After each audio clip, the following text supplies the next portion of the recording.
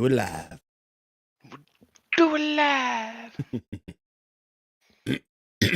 So yeah, if you can check the audio and just let me know how the audio is sounding on the stream, because I do not know what's going on with these settings. Yeah, let me check. I don't know if it's cutting out. I don't know if it's too quiet. I don't know if it's too loud. Literally every time I restart my computer, I get different audio settings.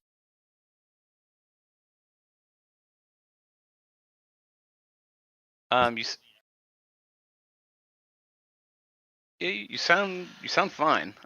There was a moment where you were turning your head away, I guess, to look at your other screen, maybe, where it was like losing your voice a little bit, but Okay. outside So of that, it seems to be working all right. yeah, we'll try to get the levels right. And if anybody notices that it's cutting out, just let me know. I do have the filters on. I have the noise gate on, but I can always adjust the noise gate, or I can turn the noise gate off altogether if I need to. We did find that the noise gate was malfunctioning, but like one of the issues right now is that I took off the compressor too, and like I'm redlining occasionally, which I wasn't doing before. I haven't done since we started. Yeah, you're now somehow, so you changed your volume earlier and lowered it, Yeah. and now you're back up to where you were before. All right, let me check my audio settings just one more time. No, so my mic is at 75 now instead of 91. Am I loud again in Discord or just in the stream? No, yeah, in Discord. I'm loud again in Discord. And in the stream, it sounds okay? Yeah, in the stream, it sounds all right. I'll just turn you down in Discord and then figure all that stuff out later. Yeah, that's just weird. I do not know what's going on. I don't know, man. Your PC doesn't like you, man. It is strange. Okay, so just the weirdest stuff changes. All right, how about that? Is that better in Discord? Oh yeah, you're definitely quieter now. Now I can turn you back up. Okay. They're strange. I do not know what goes on with the sound settings. It's like I have OBS, I have Discord, I have my microphone software. You know, you have Windows Update, and then you have your GPU in case that ever messes with anything. And it's like any of those things updates ever, and it throws off everything else, especially Discord. Discord will literally reset all my settings on my microphone. I'll have to reinstall my microphone software. I don't know why, but there's some compatibility issue where it's like it all works together fine when you get it tuned, you know, tweaked, and then one thing will change and everything will blow out. Yep. And this time around, I think it was the plugins. So the plugins got updated on like October 30th or 27th or something. And I think that's when the issue started. So I reinstalled the plugins. But ever since then, it's like, now it's like a cascade effect. Now I have to change everything else that's going on. So anyway, hello, everybody. Welcome to Takeover Tuesdays. And if we have more issues with the sound, let me know. Sounds good to me so far. Joshua Lynch. Trends continue. Selena Feline. Verso. Bye. Jacob. Chris. Liv. Dumbledore. Sabik. Mahai. Welcome to everybody. Greetings from Luxembourg. Greetings from New England. Tulsi, Hoax, Kieran, welcome everyone. David, good to see you. Okay, so I want to talk about a couple of things here.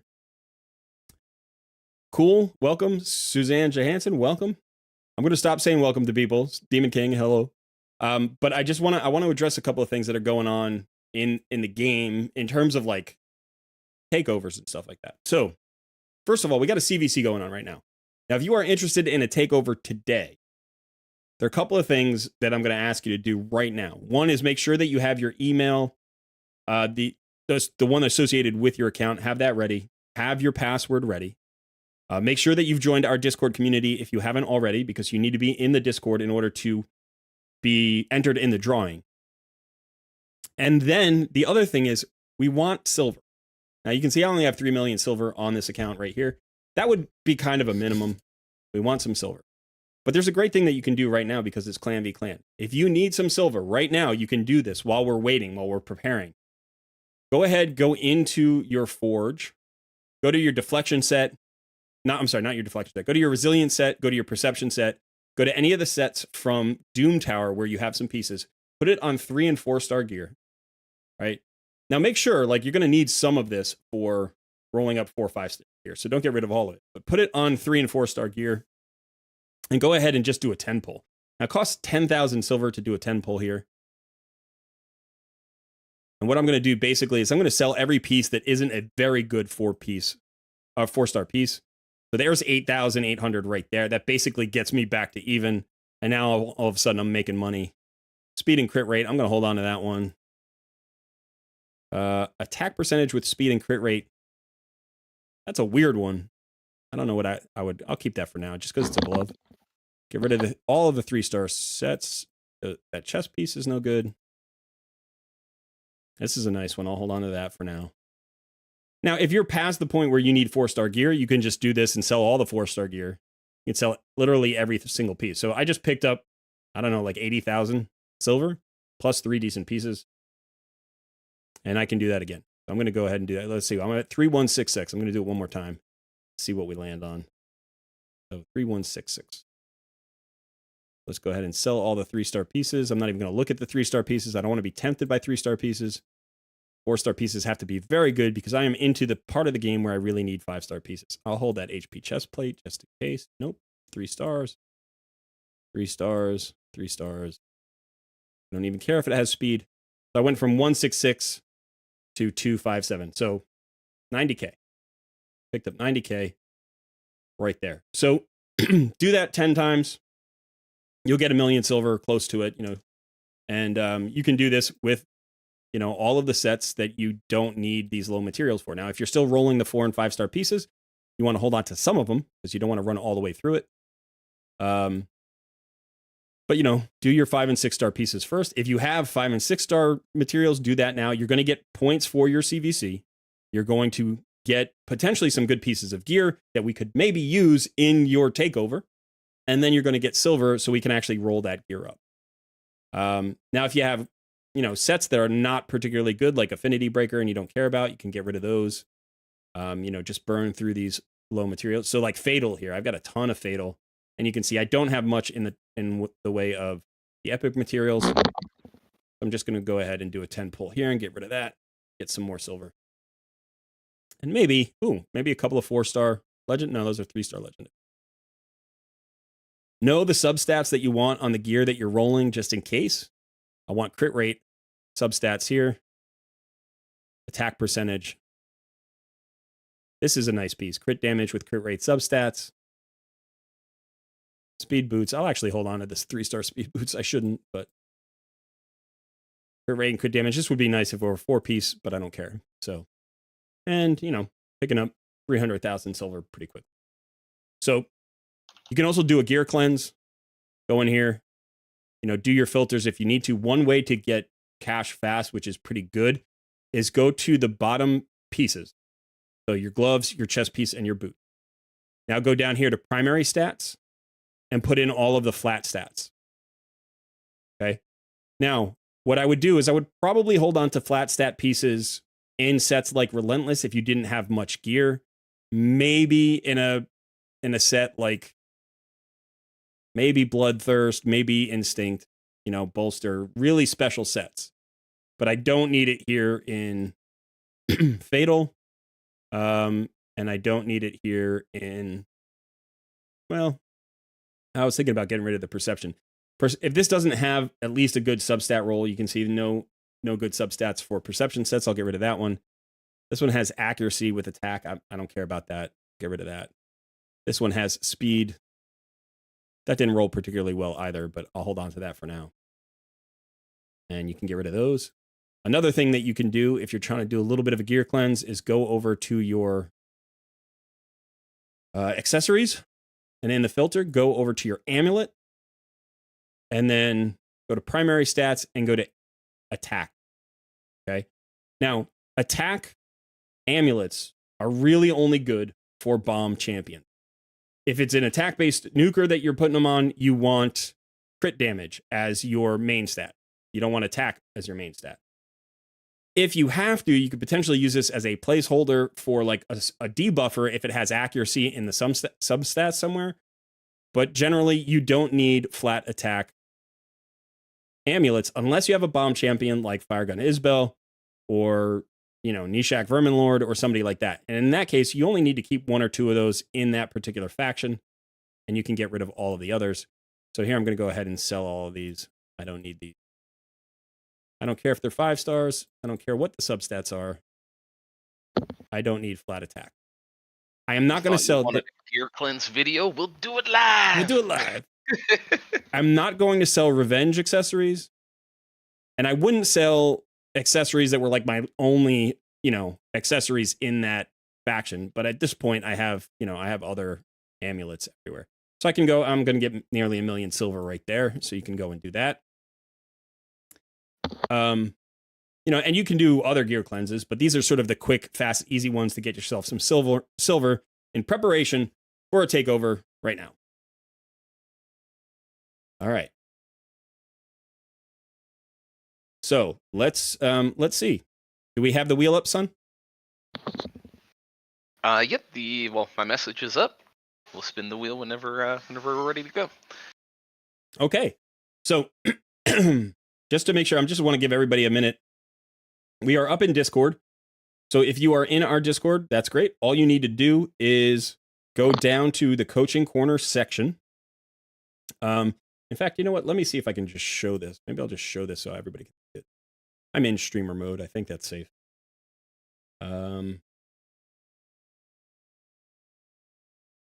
Except I don't think I have a way to.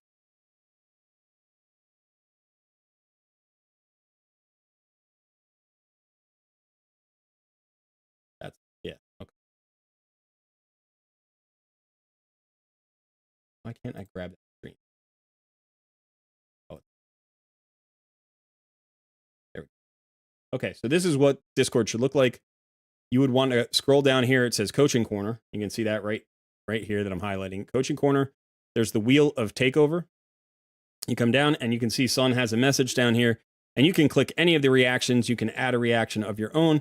That's going to enter you for a chance to win a free takeover. And we're going to pull that in about a minute. If you are just joining the Discord today, there is a 10-minute delay for you. You will not be able to react to a message instantly. So that's unfortunate, but we'll do another takeover after this one. Okay. So let me get that out of the way now.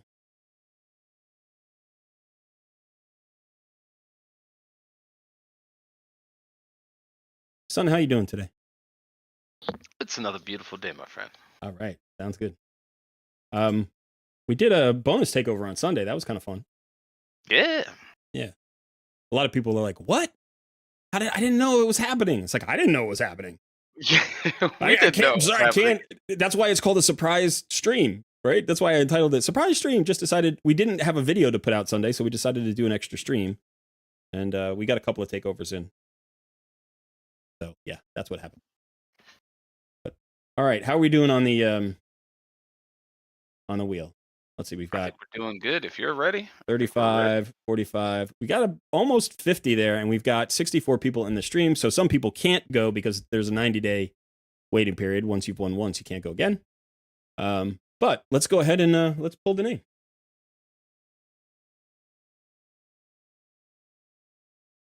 Oh, I saw a reaction get in there. At the end. Oh, there's another one. Ooh. Just that. I think that one squeaked in. I think that one squeaked in. Let's see how we're doing here. I'm going to close out my account.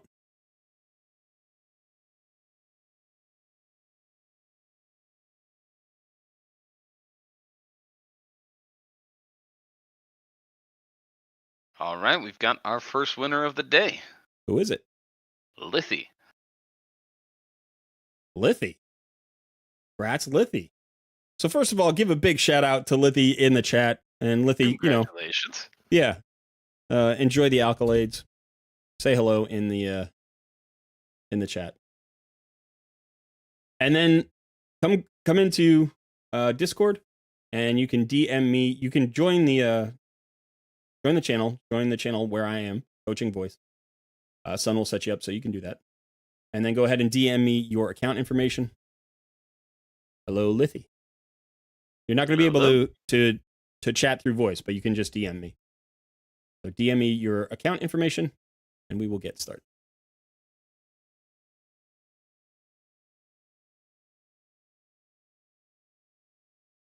By the way, don't forget to smash that like button. You're getting good at this, huh? Bonus takeover on your birthday, and you didn't even know, Karen. I'm sorry. Probably because it was your birthday and you were having a party and eating cake.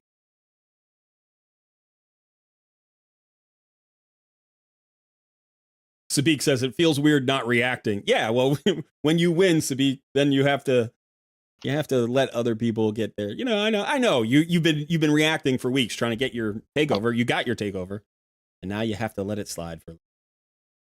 Hello, Femoral. Good to see you.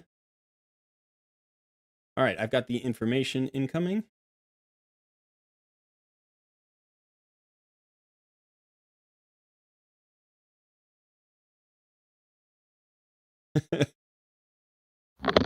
Lithy, that's the wrong information. I appreciate the thought, but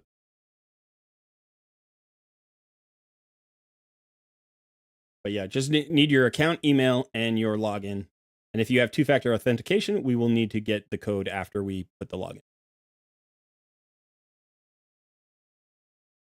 Dumbledore says, I'm 2 to 3 days away from getting Arbiter. Congrats. That's such a huge milestone. That's such a crazy milestone.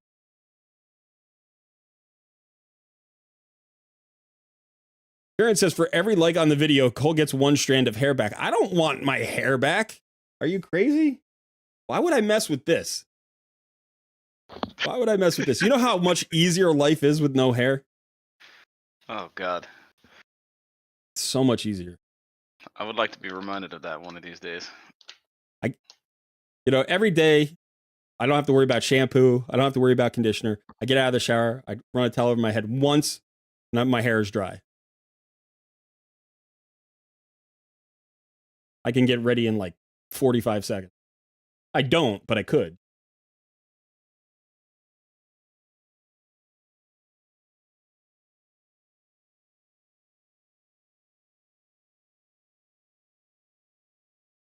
I wish my hair around the sides didn't grow at all. Save me some time shaving. Me too, B-Cherry. When you got the fringe going, like right now, it's winter time here. Well, it's not winter, it's fall, but it's getting colder. So I let it grow just like a half inch, maybe a quarter of an inch. You'd be surprised at how much warmer a quarter of an inch of hair like makes you. Just a tiny little bit of insulation up top and you get warmer. So usually in the winter, I let it grow just a little bit. But in the summer, I like to keep it closely shaved. Yeah, and Sun is down there in Florida with the long hair and the full beard. That's what they make AC for. Hectic Bushcraft says, I've been shaving my head since I was in my teens. Yes, I have a full head of hair, and no, I don't want. Oh, here we go. We got the info. Here I am. You started me talking about baldness, and that's just one of my favorite topics. I feel like I should do a second YouTube channel on how to live life as a bald man. Men's hair care for the bald. That would be a great channel. Yeah.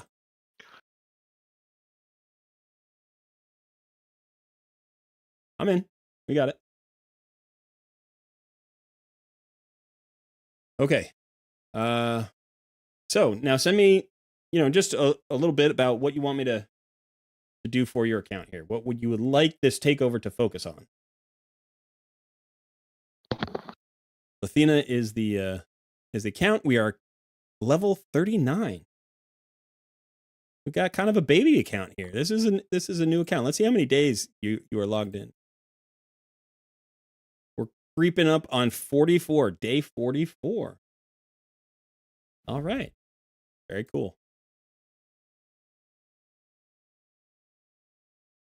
You have trouble finding your priority. Okay, fair enough. Started playing a little over a month ago. Let's take a look at the roster.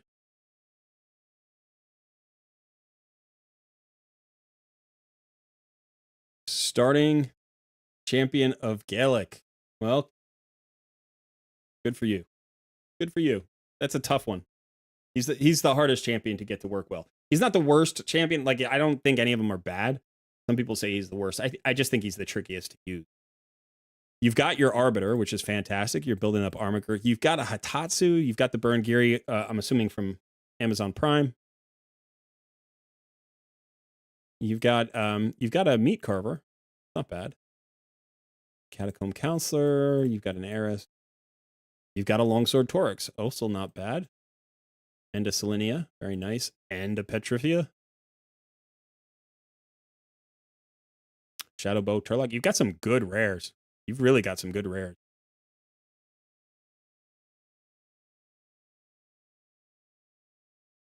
Okay, let's see. Been trying to get to gear my dudes. Gaelic had the coolest video. Okay. Learn later, he was not great. He is absolutely fine. He is absolutely fine. Gaelic is a little bit trickier to use, and there are a couple of reasons. So he's got a double hitter on his A1, which is great. Helps you with the Fire Knight. So that's good. You know, like Kale, who's the best probably starter champion or the most popular starter champion, he has one hit on his A1. This AoE is basically the same as everybody else's AoE. But it places an increased speed buff on this champion for 2 turns, which is nice. And then you have the 4-hitter on the A3, which is also great for Fire Knight. The only downside to this is it's random. However, it's not a problem against bosses. And the nice thing about this is you actually have the starter champion who can put the large decreased defense there if you have more than 2 debuffs on the boss. So like in Clan Boss, you actually bring a decreased defense. Now, it's kind of interesting because each of the starter champions brings something different. So Gaelic brings a decreased defense, Athel brings a weaken, Kale brings poisons, and Alhain brings a bow. That's what she brings. She doesn't bring anything. But yeah, so he's not bad at all. He's going to help you do more damage against Clan Boss, and he's going to be your wave content clearer. He's good for Fire Knight. Yeah, you're going to be happy. It just takes a little while to get him going. Now I'm looking at your crit rate.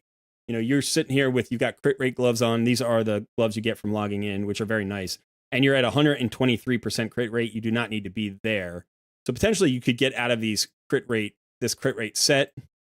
And what I would probably do is look to get him in speed boots rather than attack percentage boot.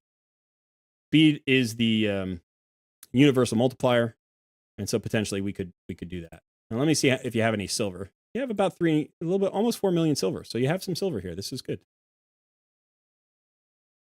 All right. So let's check out where you are in all the places. Arena, you are in bronze 2. Let's take a look. Yeah, team solid. Team is solid. You've got a turn meter increaser. You've got a nice big speed aura. You've actually got a lockout champion with Umbral Enchantress here, which is kind of cool. And that could potentially help you in the long run. And then you've got your nuker. So yeah, you're good there.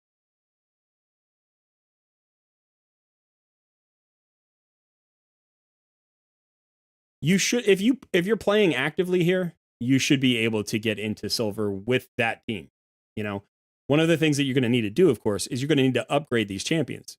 You're going to want your Gaelic at 60. So, okay, let's go look at your clan boss.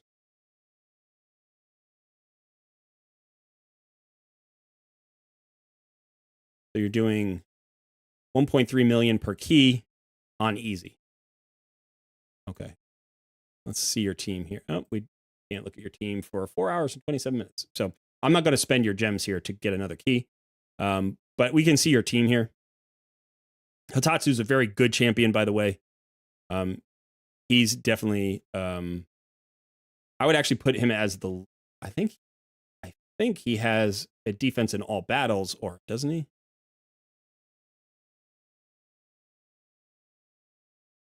Defense in all battles. Here it is. So I would probably make him your lead. If you're not going to make Haikatun your lead, you didn't have her on the team, so I would make Hatatsu the lead. That might get you a couple of extra turns, and that's going to increase your damage. But okay, and then let's go ahead and look at Faction Wars. Okay. You only have 26 stars in part 2. Your starter champion is an Orcs. You've got 8 stars in the Orcs crypt. Okay. And then I guess we got to take a look at your gear. See what your gear looks like.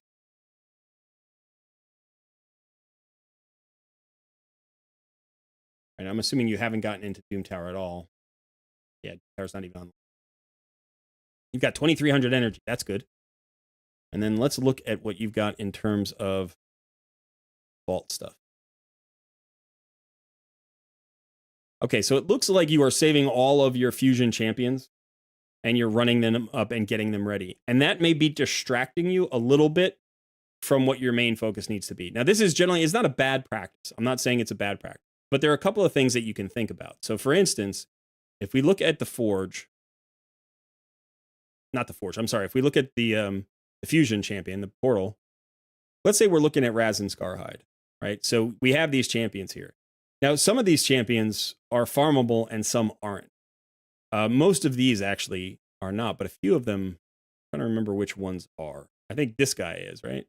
Pretty sure he's farmable. I think this guy is. Yeah, he's farmable. Gormask is farmable in Tilshire. Yeah. Some of them are farmable. But anyway, any of the ones that are farmable, this guy is farmable, I'm pretty sure.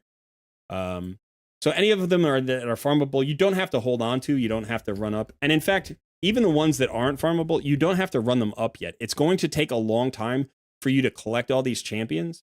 And you'll know that when you have them, like because you've got them in the vault, you can just run them up at that point because you're going to have to go through all the epics, then you're going to have to run up the epics and do all that. So every point that, like every piece of energy, every point of energy, I should say, every point of energy you put into a champion that lives in your vault here is a point of energy that isn't going into your current roster. Now, you can run these champions in faction crypts, and you should. So any of these champions that you've run up to 40, these should be part of your faction wars teams. And in fact, you may want to put some low-level, like 1-2-star gear on them to make them a little bit more survivable, make them hit a little bit harder. But that's something you can do. But you didn't need to run this champion up to level 40 and fully ascend her yet because you're not really that close to the fusion that she goes into. Now, don't worry. It's like now you've got it done and it's in your vault and it'll be there forever. So that's fine. But all of the energy that you've put into these champions, all of the energy that you put into any of these champions that you're running up, haven't gone into creating your first 6-star. And the single most important thing you need to do right now is get Gallic to 6 stars. Right? This can take, like, people do this in the first 3 or 4 days of their account. That's pretty fast. For a lot of people, it may take maybe 10 to 15 days if they're focused on it, but they're not that experienced yet. You are 40-something days in, 43 days in, and you don't have a 6-star champion. And the reason isn't because you couldn't do it, is the reason's because you chose to do these other things instead. And so, you know, that's fine. That's your new player and you're learning. But this is the goal right now. Get a 6-star champion. So if I'm looking at, you know, Gallic, I'm thinking, who can I turn into 5-star food for this champion? So you've got one here, Tracker, right?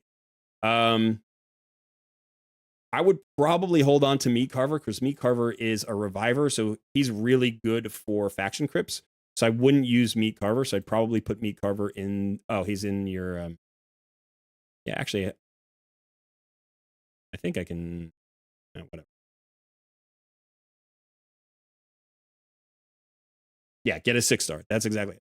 So yeah, here we've got Sentinel. Turn Sentinel, like level Sentinel up, turn him into a 5-star chicken. You know, you could do Eris. Eris is farmable, so you can get another copy of her. You don't have to. Templar is farmable. Diabolist is farmable. Rocktooth is farmable. All of these champions. Zephyr Sniper's an uncommon. That's great. She's a good uncommon, and you've booked her out, so maybe you don't want to use her. But you could run these up. So, you know, what I would say is pick the few champions that you really want to hold on to. In fact, I'll mark them for you. Let's do this. All right, so these are the ones that we're going to hold on to. We're going to hold on to anybody with a 1. And everybody else can be sacrificed to get you 6-star champion.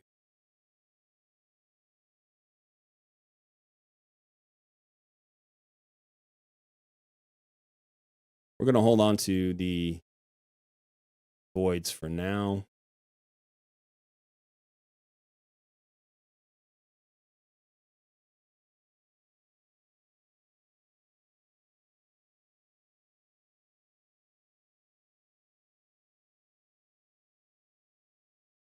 Okay, now don't get rid of any of the epics. I'm not going to mark the epic, and I'm not going to mark your 50s. But everybody below here, like Executioner, by the way, is a really solid rare, and you can run Executioner at 40 in faction crypts. You could run them up to 50. You could run them up to 60 and use them. But this is not a high priority because this is a farmable champion, right? Any champions, if you go into your campaign, let's see, where is it here? No.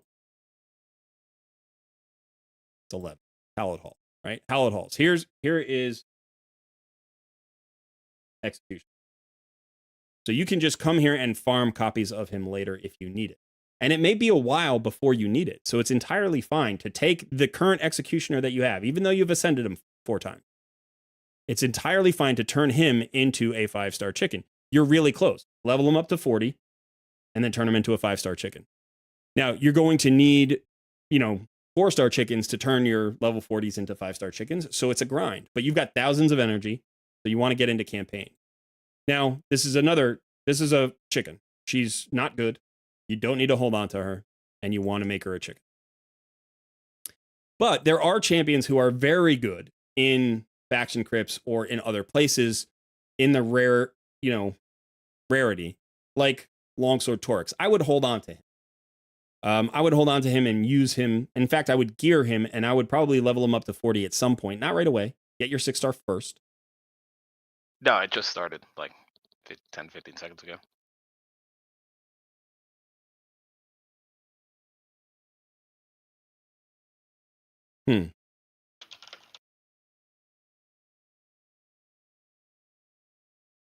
All right. I think we're going. Yeah, definitely let me know if that happens again. It's telling me that we're in excellent condition.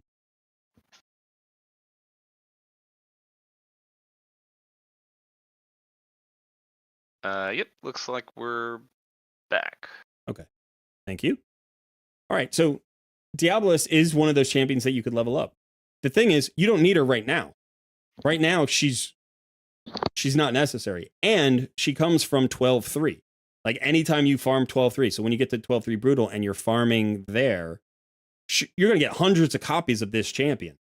So somewhere down the line, you're going to want her, but you don't need her right now. So she can be a 4-star chicken. Right? You can get her up. So here's a 4-star chicken. Here's a 4-star chicken. You might want to hold on to Shadowbook. In fact, let me mark him with a 1. You might want to hold on to him. But here's, a 4-star chicken. Here's a 4-star chicken. Panther is a void. Honestly, I don't think she's a particularly good void. She's decent for Fire Knight. So if you needed Fire Knight help, you could potentially hold on to her for a second. But these are not like permanent markings, by the way. These are just for now. I'm just saying, okay, anybody who doesn't have a marking, all of these champions can be turned into food. Now, you want to hold on to Master Butcher because the next rotation of Doom Tower will have a Bommel, and he's a good early game Bommel solution. So you want to hold on to him. This guy, Wanderer, is not a farmable rare, and he is part of the fusion. So he goes into the vault. And I'm just going to pop him into the... Oh, no, you have him leveling up. Okay. Oh, you have him in Tag Arena defense. Okay, that's... Yeah, okay. So, but he should probably be in the vault, just sitting there. So any of the fusion champions that you want to hold on to, just put them in the reserve vault. Don't level them up for a while. You can wait until you get much, much closer. Now, who's your next 6-star? That's the question, right? So we're definitely going with Gallic as the first 6-star. He's your damage dealer. He's going to provide you with a lot of value. Now you have some other champions you can start to consider bringing up to 6-star. Hitatsu, Burengiri, Apothecary, Wukong, Armiger, and Umbral Enchantress, and Haikatoon.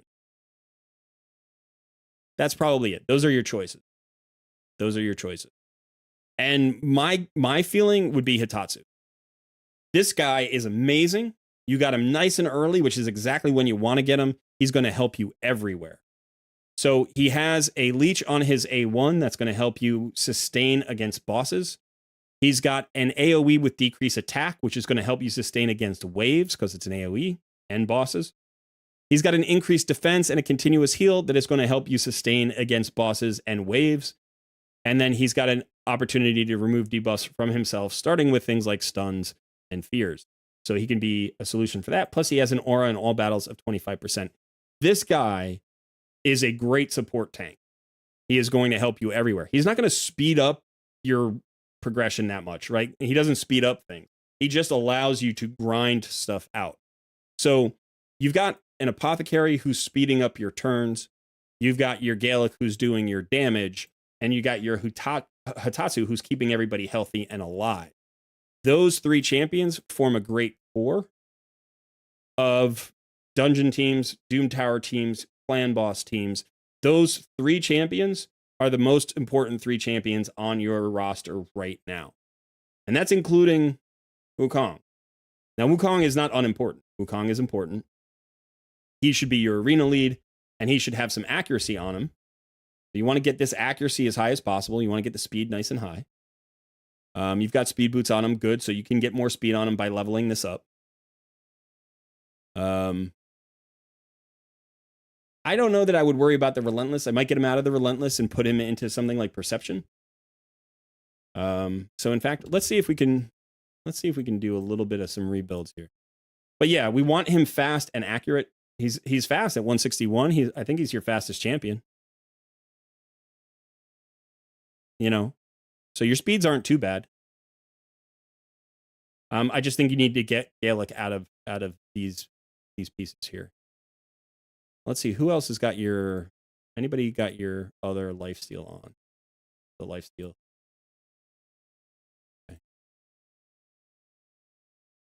Because you should have some nice 5-star speed boots in the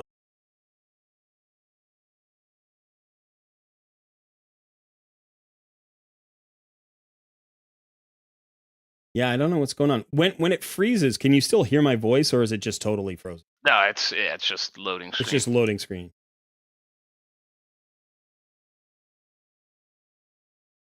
All right.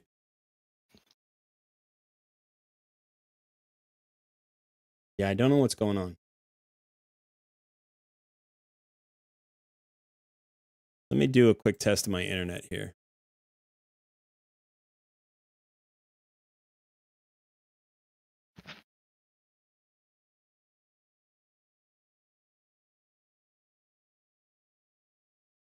Yeah, my internet looks good.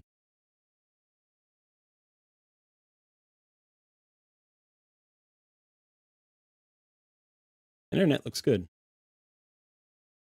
No, I generally have good internet here. I've got fiber optic. Sometimes it's a little bit wonky, but right now it looks okay. All right, give me a shout out if it happens again. What we'll do maybe is we'll do this takeover, complete this takeover, and then we'll see if we can reset some stuff and come back if that happens again. All right, so back into the gear here. Okay, so let's look at this. So yeah, what we're looking for: primary stat, speed, fitting room, and there's this boot right here is phenomenal. Right now, it gives you everything that you need. So we're gonna try that one on. And then what we want to do is we want to look for a chest piece.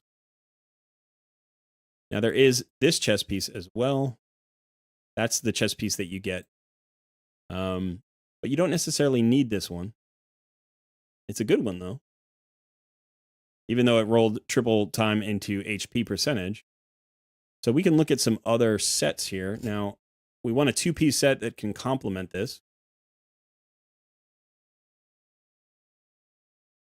Here's a divine speed set. That would be nice. This could work. So let's see if we swap that in. And then what we would do is we would just say, all right, let's look for any divine speed pieces that we could swap in. Here we've got speed and crit rate on a 5-star piece. We've got crit damage gloves. Crit damage gloves and speed. We would lose 40% crit rate there. We're not trying to lose 40%.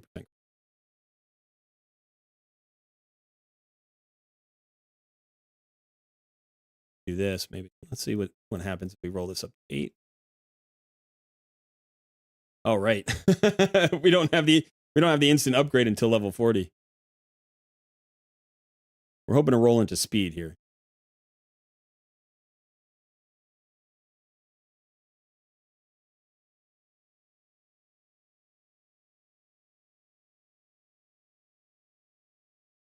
Oh, we rolled into crit rate twice. That'd keep us at 112%. But right away, you can see we just jumped from 137 speed to 172 speed. We maintained our 100% crit rate. We got a little bit more crit damage. We did lose some attack, but we haven't rolled the chest piece yet, so we're going to get some of that back. Let's go ahead and roll this up to 8. And again, you know, this can go all the way up to 16. So you're going to get more damage out of this than you were getting before. Plus, the speed really makes a difference. It's going to let you lap waves, and that's important, especially when you're in a lifesteal set. You're going to get hit, and then you're going to go, you know, twice potentially, and you're going to get all that life back. We'd love a speed substat. Accuracy is good too, because he needs to land his debuffs. And so now here, you know, you've got more HP. You lost a little bit of attack, which is fine. You did lose some defense, right? But you're going to have a little bit of a shield from the divine life set, and that should offset the losses there a little bit. And all that extra speed is going to make you much more survivable, and just hit much harder. Like you're not going to hit harder. You're going to put more damage out in the same amount of time. All right, so let's do that swap. And in fact, you know what? Let's just go ahead and let's just take it. Let's just take 12, because they should be at a.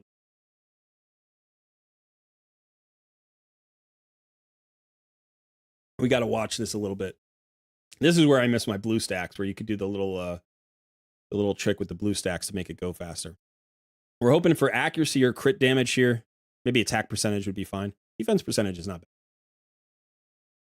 And let's see here. We're going to get another bit of attack percentage from the main stat. But again, if we could roll into speed, that'd be great.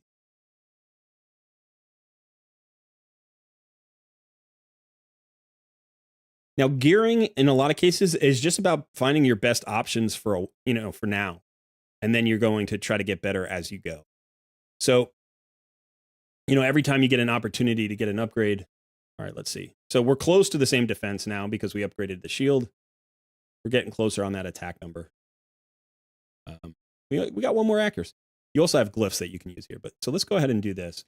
Now let's go get into campaign for a second, and let's see how this bears out in campaign. So you're running 12-3 campaign, it looks like. Okay.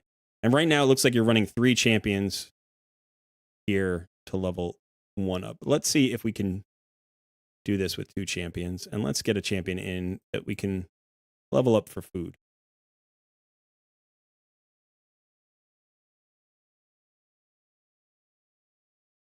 In fact, let's get a couple of these. Let's do this. Let's see how we do here with just the 2 champions.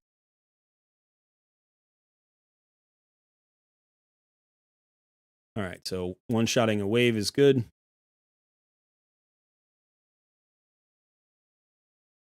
Now see how you went another turn? Now part of that is the apothecary. He's speeding you up as well. But that's why speed is so valuable, because you actually get to go twice to the waves 1. Now, in order to actually lap 12-3 Brutal, I think you have to be running at like 206 speed or something like that, 205, 206 speed. But with an apothecary, you don't have to run that fast, right? So this is 2 champions. Let's see if we can do this with 1. Let's see if we can just do this with Gallic here.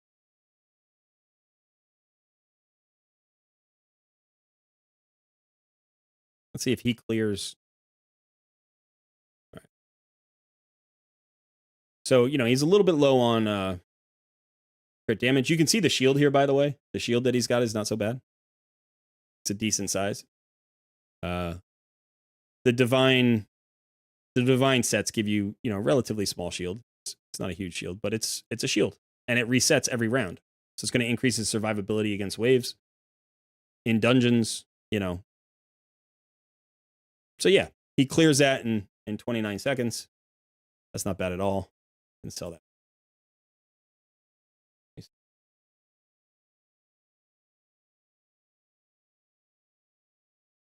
All right. So that's in a good spot. Now all you have, you have 2,292,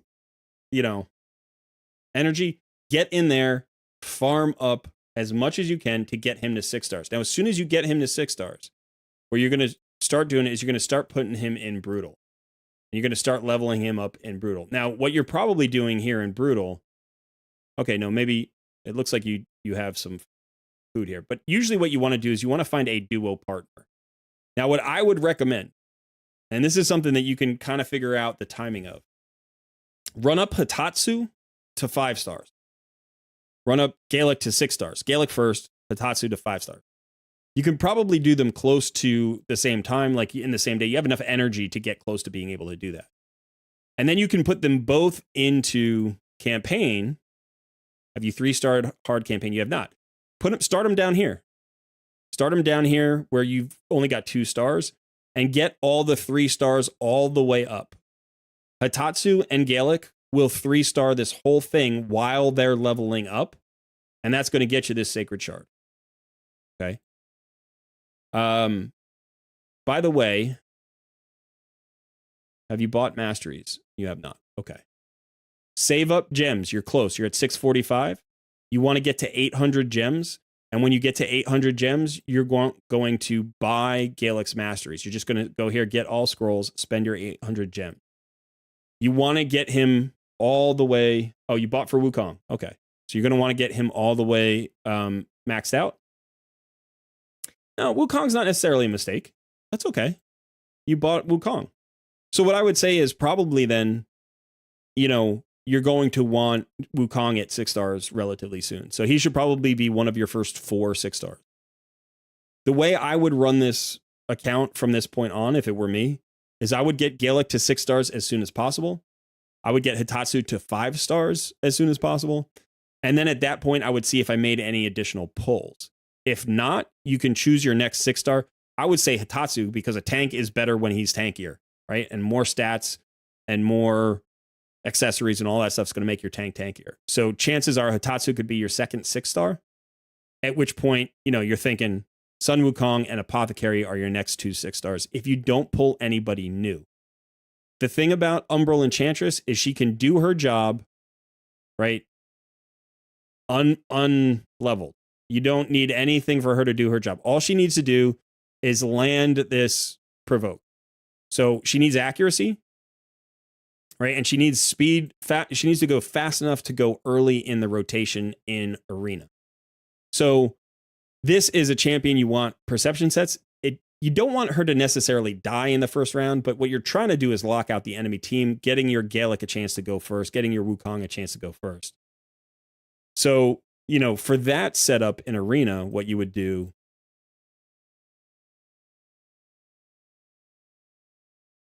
yeah, so this is the setup you want. But Apothecary should probably be your fastest champion here. And then Umbral Enchantress should be your second fastest champion. Then Wukong is your third fastest champion. And then Gaelic is your slowest champion. Now, based on what we have here, you can now see that Gaelic's at 172. So he's now your fastest champion. So you need to increase the speed of everybody, right? Now, speed boots are good, but again, think about sets that give speed as well. And for arena, for somebody like Umbral Enchantress, you really don't care about much else. Accuracy and speed is what you need.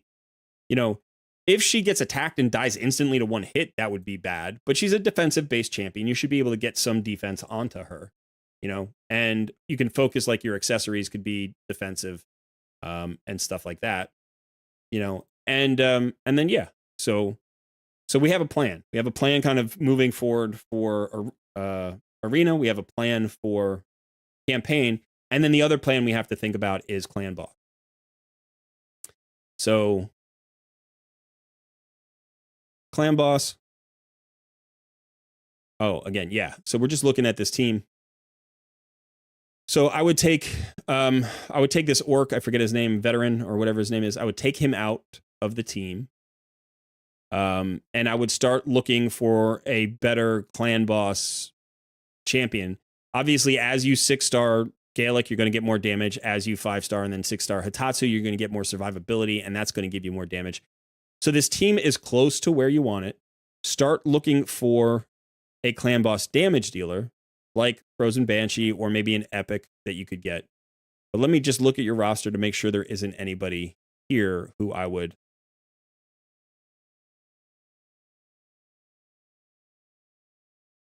I mean, you can bring Eris in. She's in a toxic set, and she's going to give you a cleanse. It's going to give you counterattacks.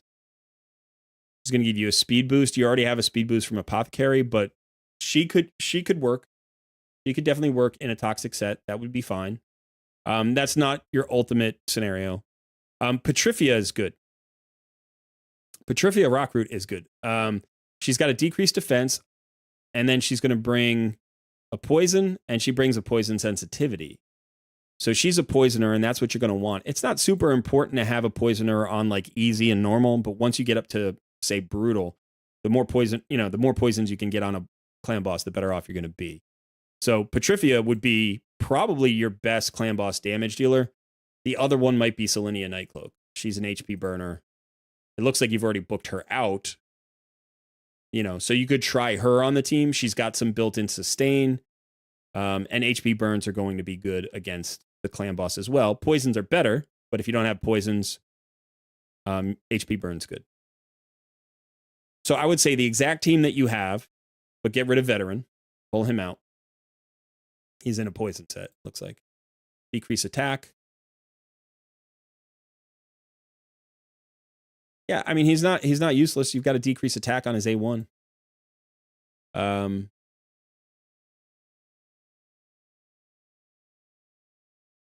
But yeah, I would say Hitatsu's going to keep you alive. Get him ascended, get him booked, get him leveled. He's going to give you a lot.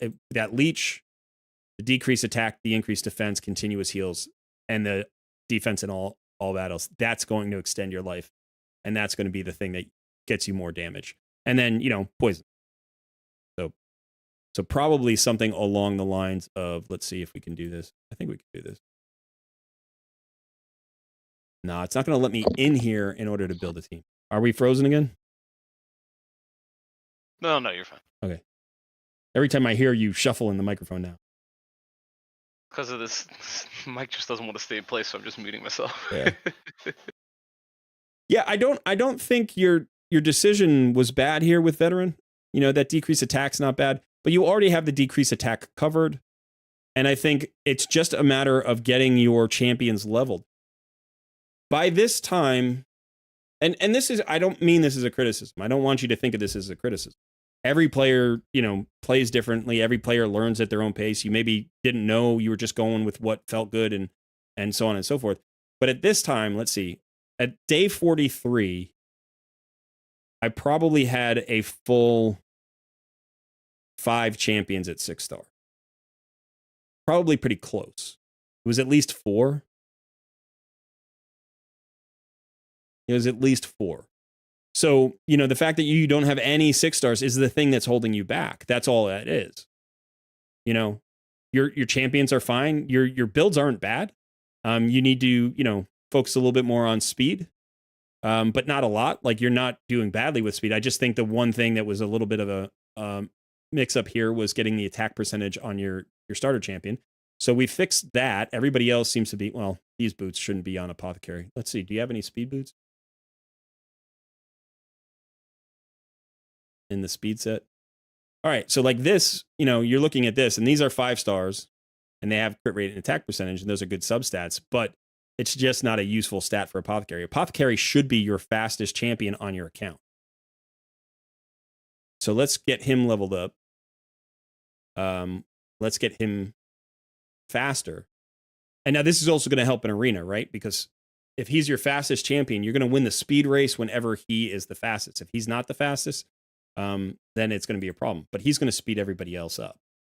So yeah, let's keep going with those boots. Now it's okay that they're 4-star boots.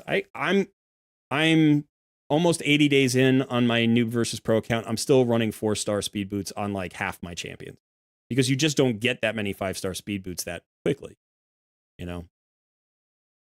All right, so this would get us up to,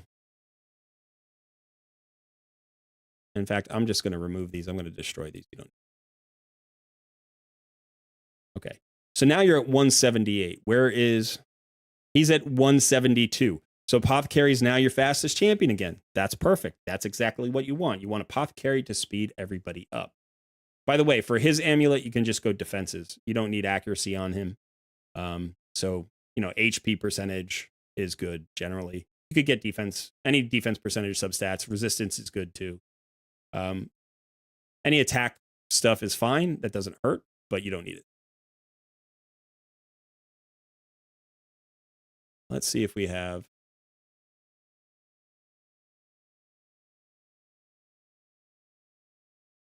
Let's roll these up. See if we can't get a little bit more speed on them.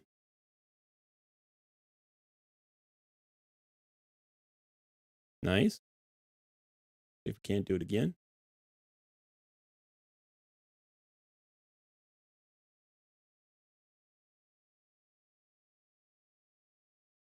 Come on. You can do it.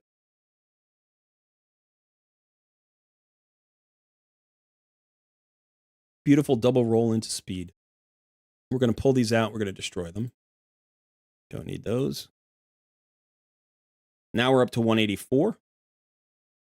You still have a lot of speed left on this. You can, this maxes out at 35. So you got 13 more speed here. Yeah, level 40 will be nice when you can get the instant upgrade. So there's another 13 speed to be gotten here, which will take you all the way up to 197. Let's see if we can't get. This is a nice piece. This is a nice piece. If we get, man, if we could get a double roll into speed here, that'd be great. The accuracy is a little bit wasted on, it's not a little bit wasted, it's completely wasted on Apothecary. But, you know, you could always potentially use this for speed now and then swap it over to somebody else later. But this is going to get us another 3 speed.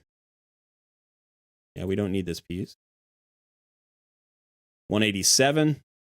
That 13 speed on the boot gets you to 200. You've got an Apothecary that you can get to 200. And again, you know, you could get speed substats on this. You could get roll onto the shield. You could get this champion to 210, 220 maybe. That's a beautiful place for your fastest champion to be based where you are in the game. Now, you can duo with him in campaign if you need to, because he's faster. He's going to heal you. You know, he's nice and tanky. You've got the right defensive percentage chests on him, defensive flat defense gloves. This is great. You know, so, all right. Now, in Clan Boss already, you're going to be doing more damage. He goes faster, which means he gets more turns, which means he speeds everybody up more often. You've got Gallic, who's already faster, and he's going to be sped up more by the faster Apothecary. So he's going to get a ton more turns, and he's your primary damage dealer. You're going to get a lot more there. Now let's look at Hatatsu and see if we can't do a little bit of a rebuild on Hatatsu.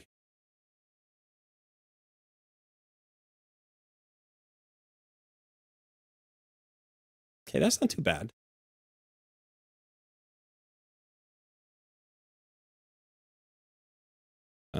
Let's look at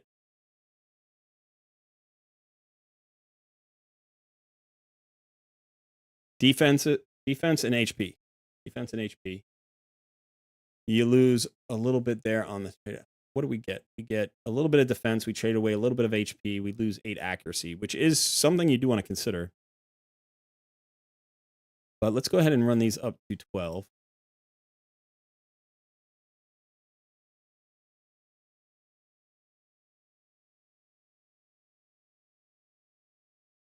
Speed on everybody helps. Speed on a Hatatsu is like, it's good, but it's not as critical as speed on Apothecary, right? because when you have a champion that speeds up the rest of your team, that champion needs to be very fast. Hatatsu needs to get his buffs up, but once his buffs are up, the number of turns that he takes is less important. So yeah, it's important, but not hugely important. I'm going to actually swap this out. We want to get a little bit more speed on him. We're going to keep those though, just in case, because they're not bad. Yeah, those are fine. These are nice because of the speed, but I would actually put this, like this could go on Umbral Enchantress maybe, because she doesn't have the speed here. So these gloves, these perception gloves, would give her speed and accuracy, and we don't care about the rest of her stats. We just don't care what her stats are. We want her to be fast and accurate. So this glove you can pull off of him and you could put onto her, and that would be fine. So again, let's look for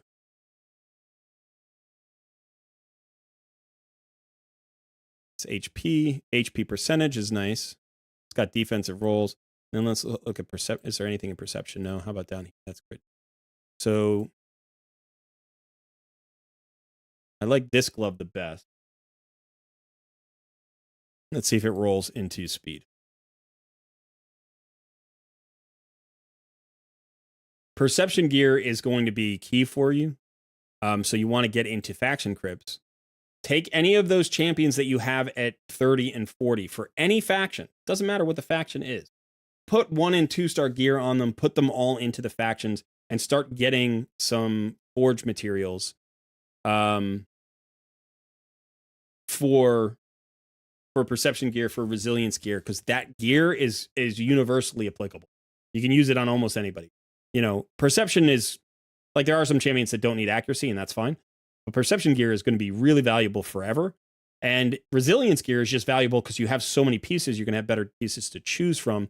And the HP and defense percent that you get as the bonus for the set is basically good early game because it just makes everybody more survivable. Even if it's a damage dealer, getting them more survivable is good. And you could also luck into like a triple speed roll, or you could luck into, extra crit rate or accuracy on them. So faction crypts is where you want to be every day. You want to focus on faction crypts. We'll do that last, and then we'll get moving on. There we go. Finally, there we go. All right, so we're gonna swap this piece out. This is going to give us. We're going to lose speed here because of the. Yeah, we're actually going to lose speed here. That's okay. This is going to make us significantly more survivable. We're going to do that. And then let's just go look at any perception gear that you have. Let's see. We have a shield. That could be good. Oh, look at that chest piece. That's even nicer.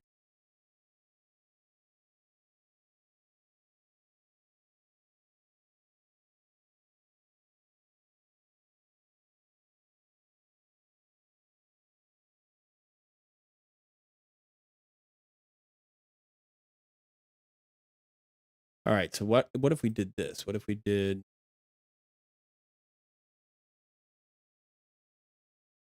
that?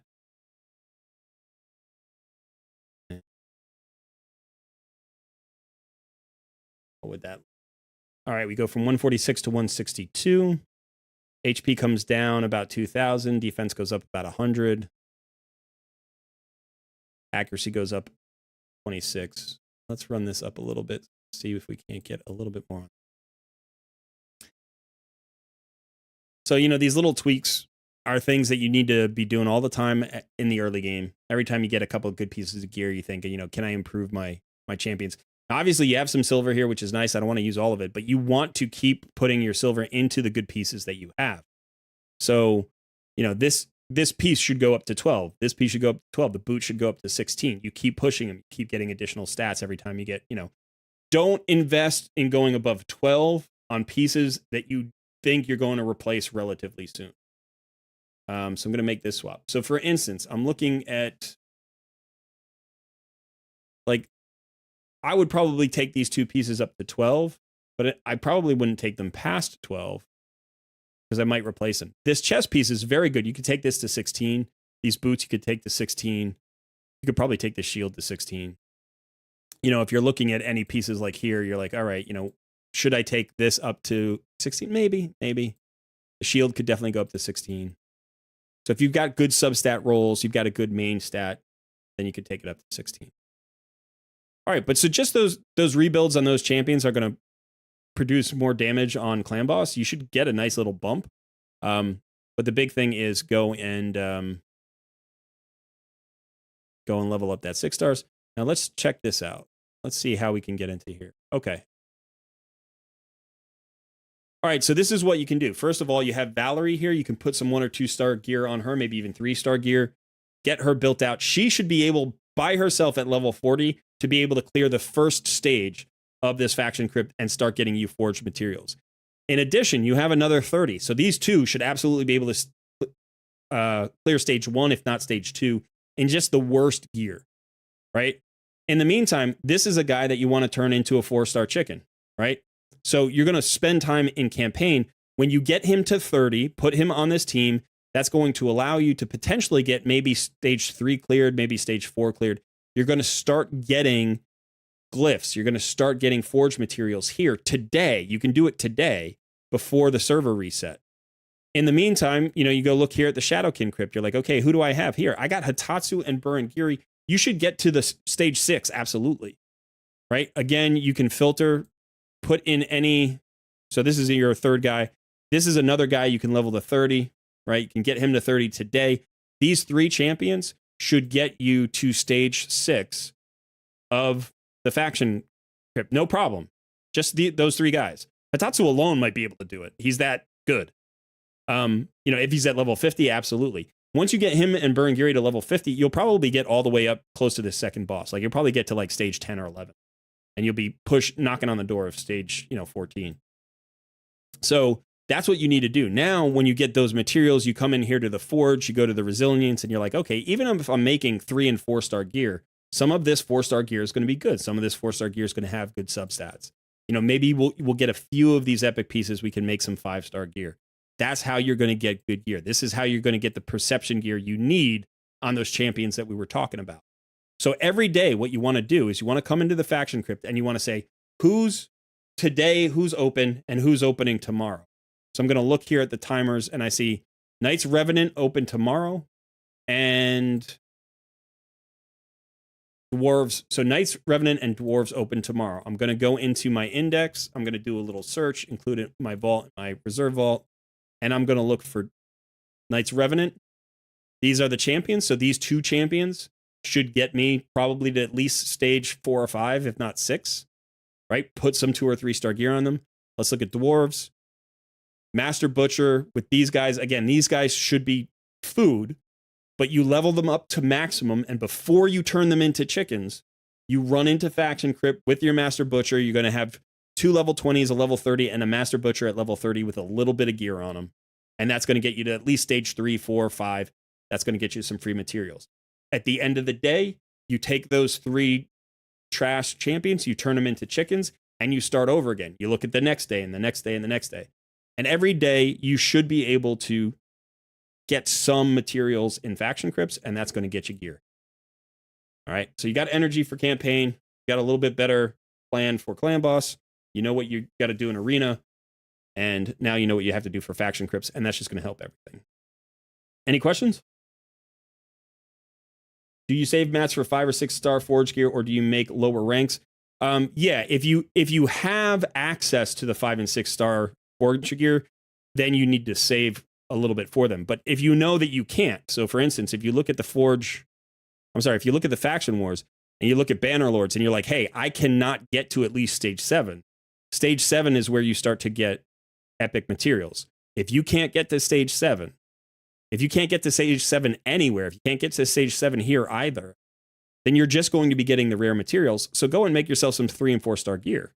It's going to be good gear. It's a minimum of rarity, right? So no uncommons, no commons here. It's going to be all rares, and it's going to be at least 3 and 4 star gear. So some of that 4 star gear would be maybe some of the best gear that you get. So use every single piece that you can. And then if there's a day where you actually get some epic materials, maybe in your starter crypt, right? Because you have the strongest champion on your roster is going to be Gaelic, then maybe when that unlocks, you're like, okay, now I got to save up for some epics. But every day, burn all of your resources. Burn every single forge resource that you can to try to get good gear to improve your roster. All right. So thanks so much, Lithina, or Lithi. I hope that helped. Gives you a little bit of a plan on how to move forward. But yeah, get your first 6-star, and you're going to be amazed at the progress that's going to unlock for you. You are very welcome. Son, why don't we reset the wheel and get everybody to react, and we're going to get another, we should get another one in here. Already reset about 5-10 minutes ago, somewhere around there, so everybody should be live. Can't believe I won exactly when I needed it the most. Lithi, this was really fun. We normally don't get an early game account like this in the first 45 days. So I think it's a really good example for other new players.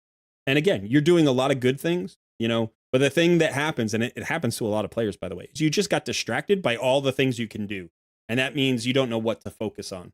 So I hope this was a good opportunity for you to figure out, oh, these are the things I need to focus on next. And yeah, and so the plan should be not only to unlock your first 6 stars, but then your second and your third and your fourth and your fifth. And once you're at about 5 or 6 stars, then you can start thinking about, what do I do next? Where do I look? What other champions do I need to build? But yeah, keep doing keep doing what we were talking about, and you're going to progress quickly. So, a couple of void shards, holding them for a 2 times event. Good job. All right. So, son, why don't we go ahead and spin the wheel? All right, so everybody, it's your last chance to get in. If you have not reacted yet, now's the time. Right. That was fun. What's also fun is when my stream works. Yeah, it's a good time when it does. I'm going to give them 30 seconds. 30, see? I said it, and now they're coming in. Those poor souls.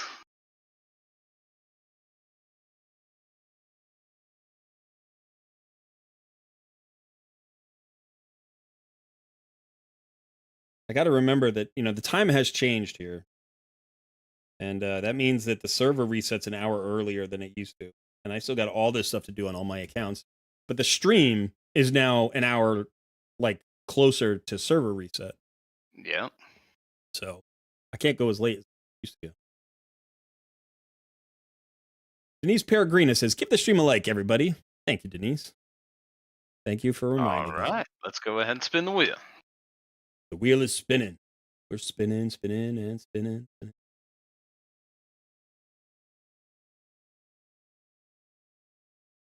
Ah, Lithi. Wow. Thank you so much. That was very cool. Very generous. I appreciate that. I want to I gotta love that a little love right there. Thank you so much. And okay, I don't know what would that be.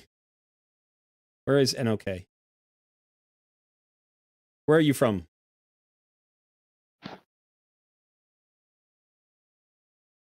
For the Norwegians out there. That's what I was thinking, but I didn't want. Is it Kuna? Is that the? The crone. The crone. Oh, where's the Kuna? I was in Europe this summer. I've already forgotten everything I learned about.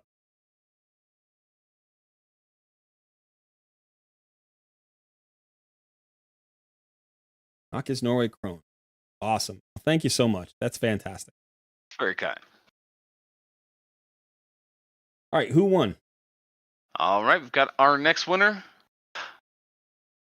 The aptly entitled Hoax. Hoax.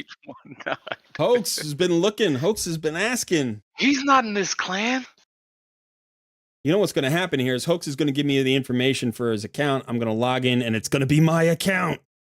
Dun, dun, dun.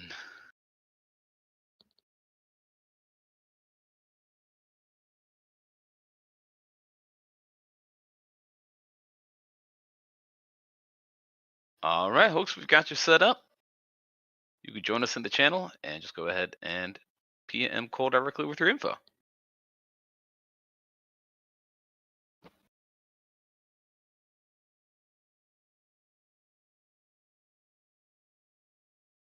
All right. Knock is the best, says Mr. Fudan. That is kind of a cool, like USD. I know what USD stands for, but there's nothing cool about the letters, the abbreviation USD.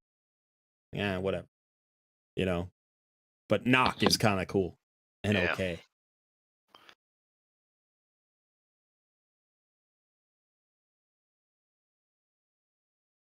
Norwegians are the one who knock.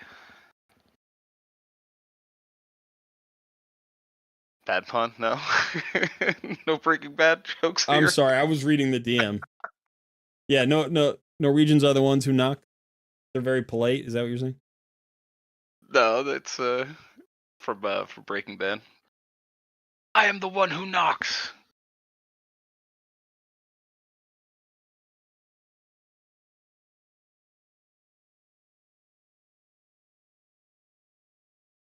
Yeah, people are getting in the chat. Heisenberg. And you would think that of me? Man, it's been ages since I've seen that show. That was a good show. All right, so Hoke says, currently having issues with Clan Boss, Brutal, and Nightmare. Also having issues with Arena. Just can't get consistent wins as I'm struggling with Arbiter missions, and it takes so long. I believe my speed is either too high or not enough. Have enough damage output. No restrictions, sell gear if needed. And I've got, oh, I'm sorry, I saw it. I didn't realize you'd sent in. There we go.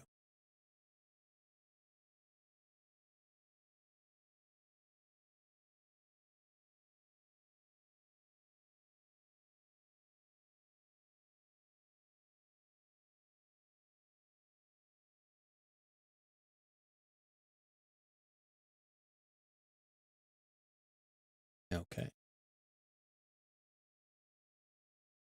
So Clan Boss and Arena. Two of my favorite things to do in Takeover. So let's look. We are account level 81. We are on the Gerda Bog Brew, but she hasn't been completed yet. So we're maybe 400 days in, something like that. Somewhere around 400 days. Click those red dots. Okay. Uh-oh. Are you one of those? You're one of those people. You don't clear the red dots in your index. Oh my God, it's going to drive me nuts. I know there are people out there who don't do that. They're just like, nah, there are too many dots to click. I'd clear every dot on my index. But okay, let's take a look. Oof. Okay, let's take a look at the Demon Lord. All right, so it looks like Nightmare, you are doing about 14 to 15 million a key. And then Brutal, you got 15. Wow, okay, so was there a change here? Oh, that's two different accounts. Which account are we on? We're on the Elhain account. Okay.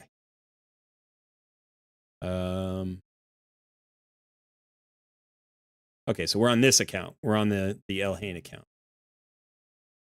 And this account is a different hoax. All right. All right, so looking at the Clan Boss team, you've got a good damage dealer in Frozen Banshee. Kale is your backup damage dealer. So two good damage dealers. One downside of this combo is the fact that when you come up against Force Affinity, your damage is going to go off a cliff because they're both the same affinity. But there's not much you can do about that, right? Like, you just have to live with that for a while. Now, you've got some heals from Scylla the Drakes, which is nice. You've got a weaken and a decreased defense from Razin, although it doesn't have 100% uptime. And I think, let's see. Ultimate Death Knight has a decrease attack. Does he also have a decreased defense? Decrease attack and a shield. Okay. And he's got Brimstone. All right, so let's look at your roster.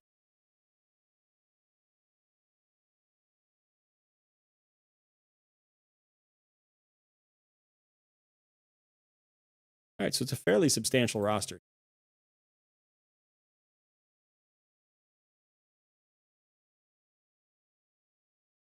So let's look at your 6 stars. It looks like you've got 27 6 stars. You just 6-starred, Tree Shield not. Okay.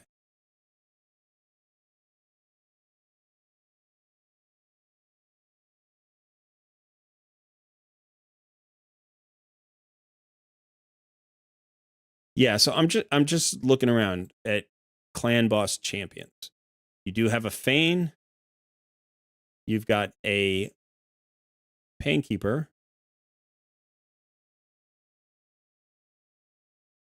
Got a Petrifia.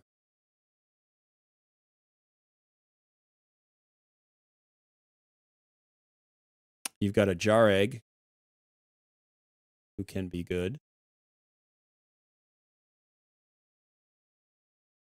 You've got a Skull Crusher and an Aothar.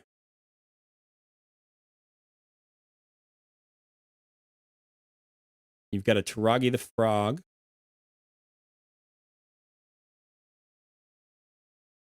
White Dryad Naya.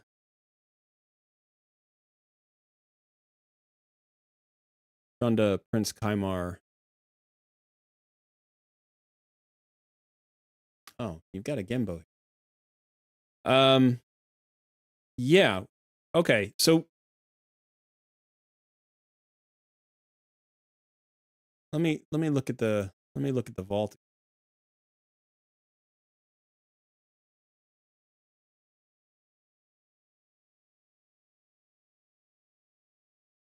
You do have Horn.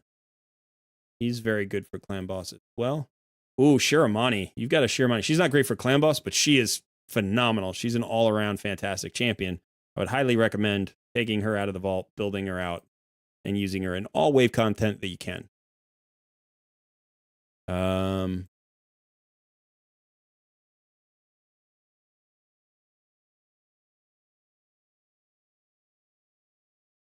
Okay. So unfortunately, you don't have many gems, and I don't want to just go buying keys. Do you have any keys? No. All right, so clan boss might be a little bit tricky today, but let's just take a look at a maybe a team that we could put together. So right now, this is your weaken and your decreased defense, but you don't have them booked, so it's on a 4-turn cooldown and it's only up for 2 turns. Even if you're going fast, there's a little bit of trickiness there. Unless you can extend those debuffs, that's not really enough. Now, he's a great clan boss champion, Razin is, and I think he's good on the team, but right now he's not giving you enough uptime, so you really need to get this book. And if you don't want to do that, let's go take a look at the state of your books here. You have no legendary tomes, and you have tons of champions who need legendary tomes, so that might not happen. The Razin might not happen. So, you know, what might be a good way to do this, I don't have any book, is we could look for cheaper options, right? We could look for epics or rares that could potentially provide what you need. So let's go ahead and just look for debuffs. Let's go ahead and look for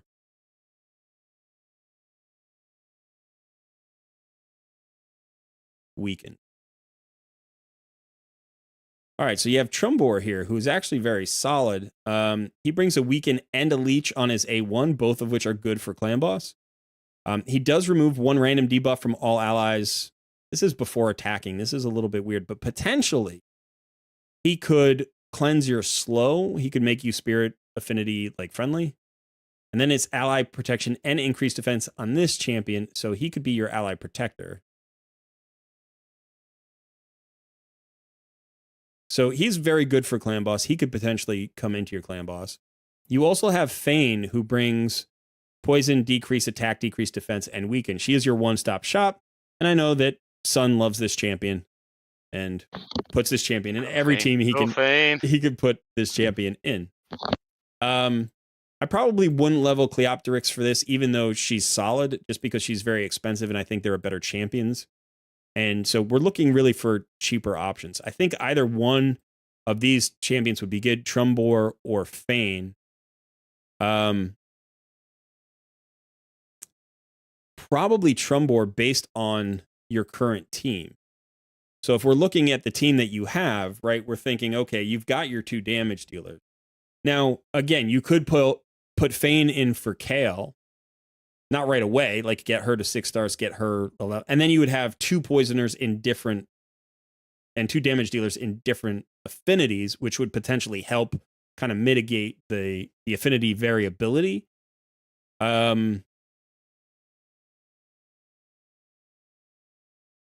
So we'd probably pull. Yeah, we got to also see about masteries. Go see about masteries.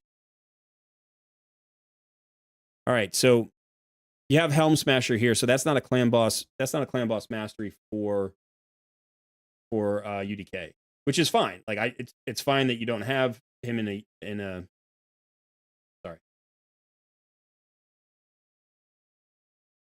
So it's fine that you don't have him in a clan boss mastery, but then we don't necessarily want him in clan boss. So we can potentially pull him. Razin does have the clan boss mastery, so that's good.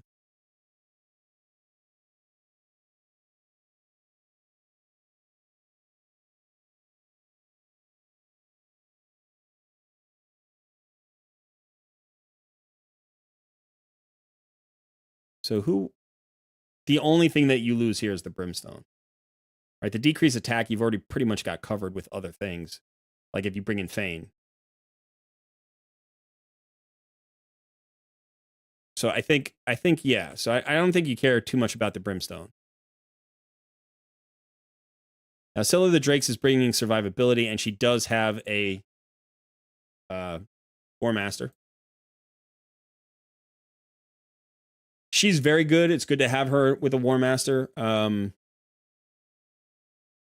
But she's not bringing a lot to clan boss. All she brings is the passive heal and the War Master. She doesn't have any other debuffs that land. She has a stun and a decreased speed. You don't want to have to rely on her revive. So the heals and that 1 increased speed buff, which is random. So I would pull these 2 champions. Now you do have Drexthar. He's full masteried, and he's going to land HP burns when he's hit. So that could be a way to create more damage. So potentially you could swap him in right away. Depending on, yeah, he's got the accuracy, it looks like, for Nightmare. Again, he's not booked, but that's okay. Hoax that say you can buy the key if you need to. Okay, thanks.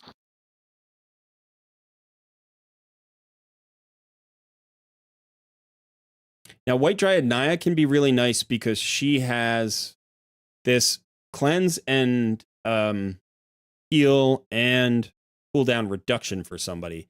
It's hard to speed tune, but you're not speed tuned right now. And so this potentially could be, something you just kind of let her use and see how it works. She also has Ally Protect and Strengthen on. You need to get her very tanky, though. You have 4K defense on her, so that's good. And you do have 46K HP. So that's not bad, but she would need substantial heal. And so if you pull Scylla the Drakes, you wouldn't really have that. She does have the passive where when she's healed, she heals everybody else, which is nice. But for masteries, you don't have her in War Master. You don't have her in the offense tree. Ragi the Frog is Ally Protect. He's very good. What about his? You have him in defense. Now, that might not matter because he lands a lot of poisons.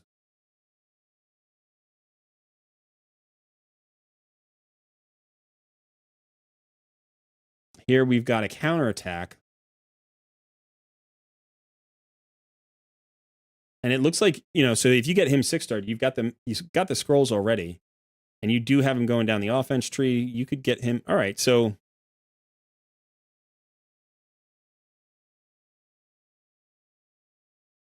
let's see.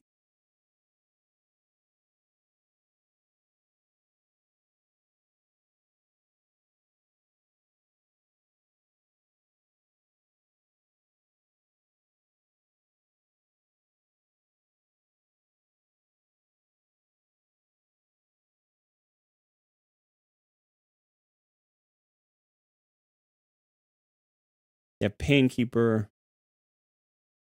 Oh, you do have Rector Drath. Rector Drath can be very good as well. And then we were looking at Chumbor, right? He doesn't have the decreased. So he has... we need Sustain. And so the Leech would help. And I'm trying to think of where else we could get... Let's look at Leech. Let's see if we can get debuff.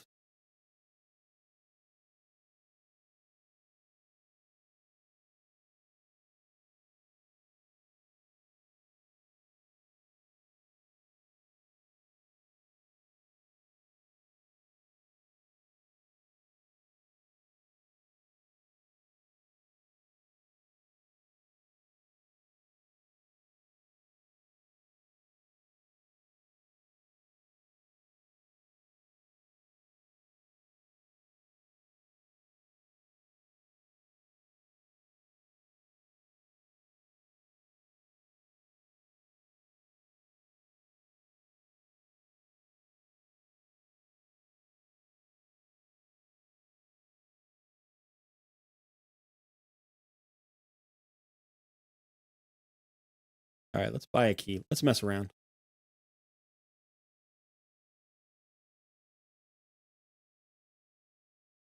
All right, so let's talk about some teams.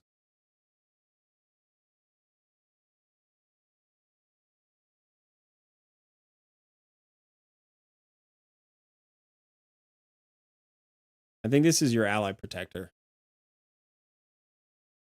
This is your primary damage dealer. This is going to give you... This is another ally protector. You could potentially do that instead. If we got that guy in there for speed...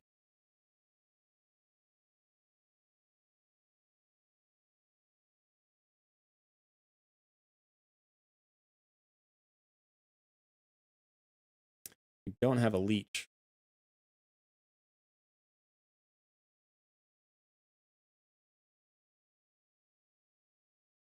We've got several ally protectors to choose from.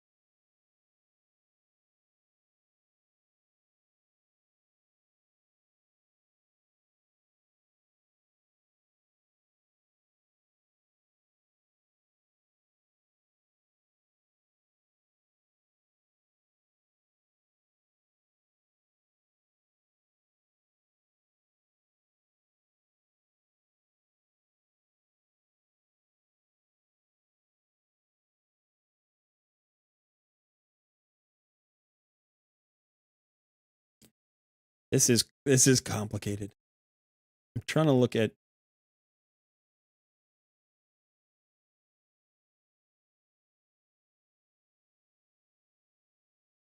See, she's a buff extender.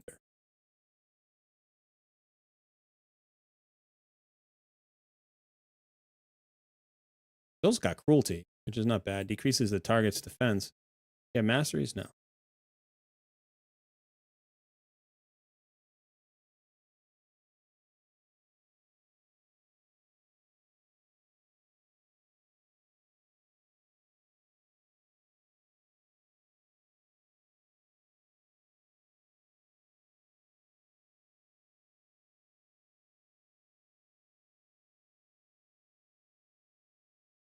All right, speed aura, HP aura, defense aura.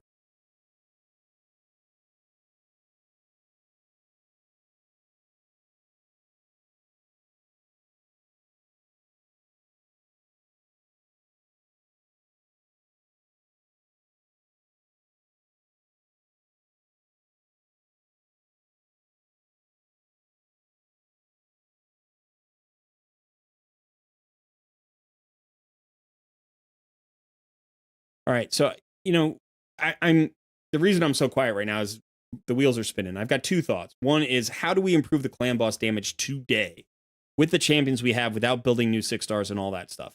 And then the second thing is, do we have a team that we can progress to that would be helpful?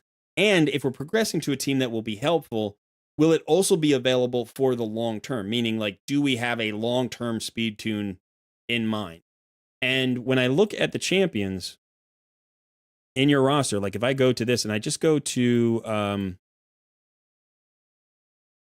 fill turn meter, right? I want to look at fill turn meter champions, and these are champions that can fill other champions turn meters.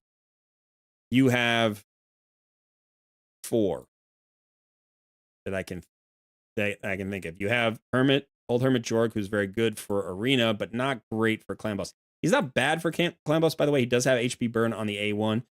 He has a revive, but it's basically this increased attack with turn meter fill. Very good for arena.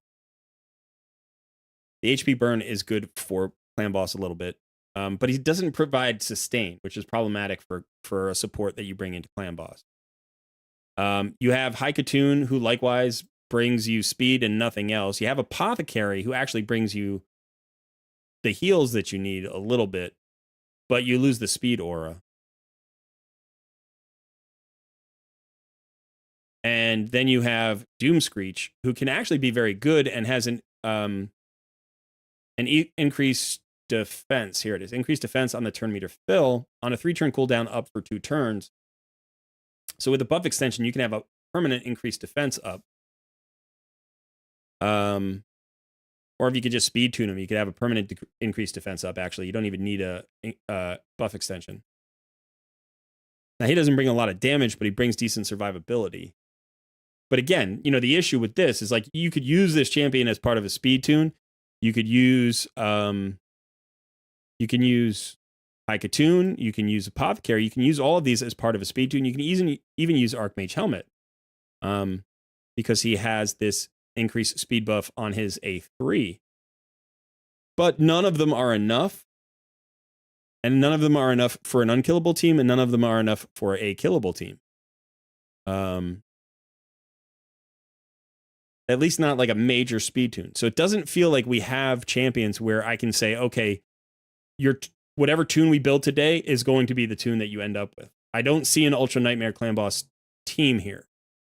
I see possibilities. I see possibilities for getting stronger, but I don't see a long-term solution yet. Now, there are possibilities for a long-term solution based on the gear improvements and, some mixing and matching and some experimentation. I think Skull Crusher is a champion that you have to look into, because AoE counterattack is one of the very few, like, single champion ways to massively improve everybody's damage. Right? Now, he tends not to be affinity friendly. He doesn't work in every affinity.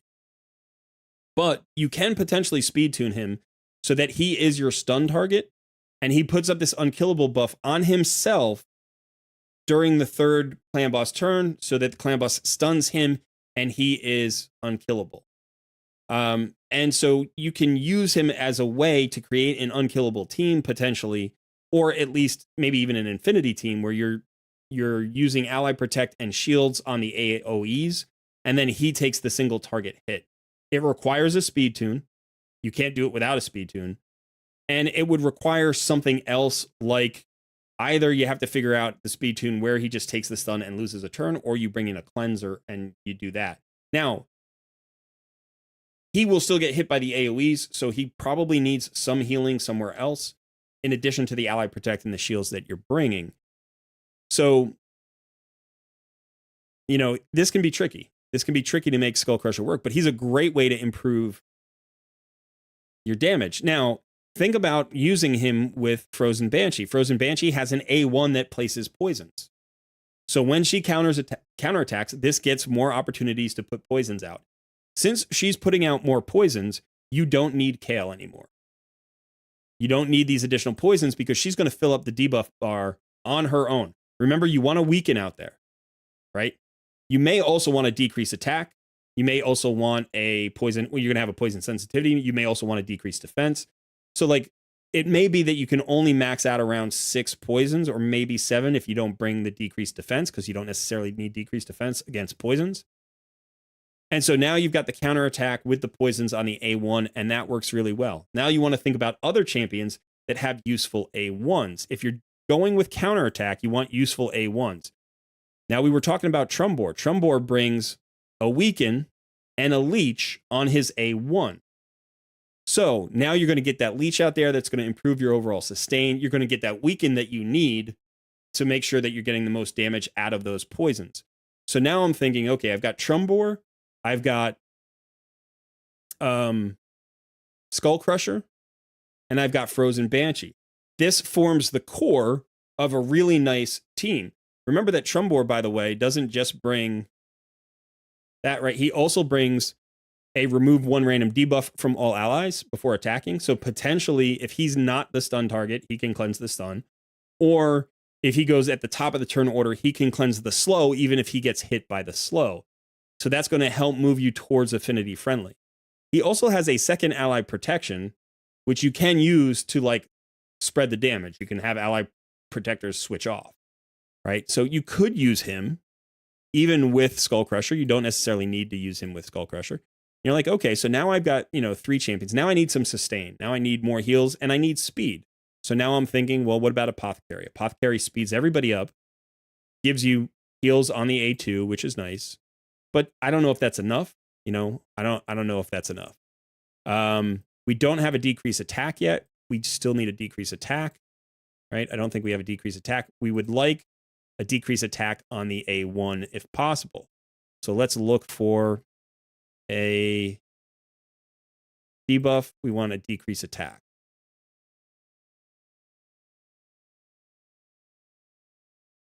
Okay, so now we've got some good choices here. I like all of our choices here. I really like Rector Drath. We said we need sustain. Rector Drath is going to bring in this Veil and Perfect Veil. Well, it's a Perfect Veil. That gives you additional 15% mitigation, which keeps your ally protectors alive. She's going to heal everybody. That keeps your ally protectors alive. She's got a decrease attack on her A1, which is going to help with the counterattack, because every time the AoE comes out there, she's going to get another chance to place this decrease attack. It's a 50% chance. She is an affinity-based champion, so, she could weak hit, but with that counterattack. So now she's bringing sustain. So potentially you could go that route. And you're looking at that team, not a single legendary on that team. But that may actually massively improve your damage in Nightmare. Now you could potentially go with like Drexthar, who's going to get more HP burns out there. His decrease attack won't work. Let's say Jareg has a decreased attack on his A1. He's also another ally protection, but he also brings an increased defense. So he's actually he's got a better ally protect. The problem here is it's on a 4-turn cooldown and it's up for 2 turns. So if you're using 2 ally protectors, he could be really good. You could use him potentially, with Skull Crusher. Now, that means you lose the Leech from Trumbor. That means you lose the Weaken from Trumbor. So I don't know that I would do that. But yeah, you could potentially go with something like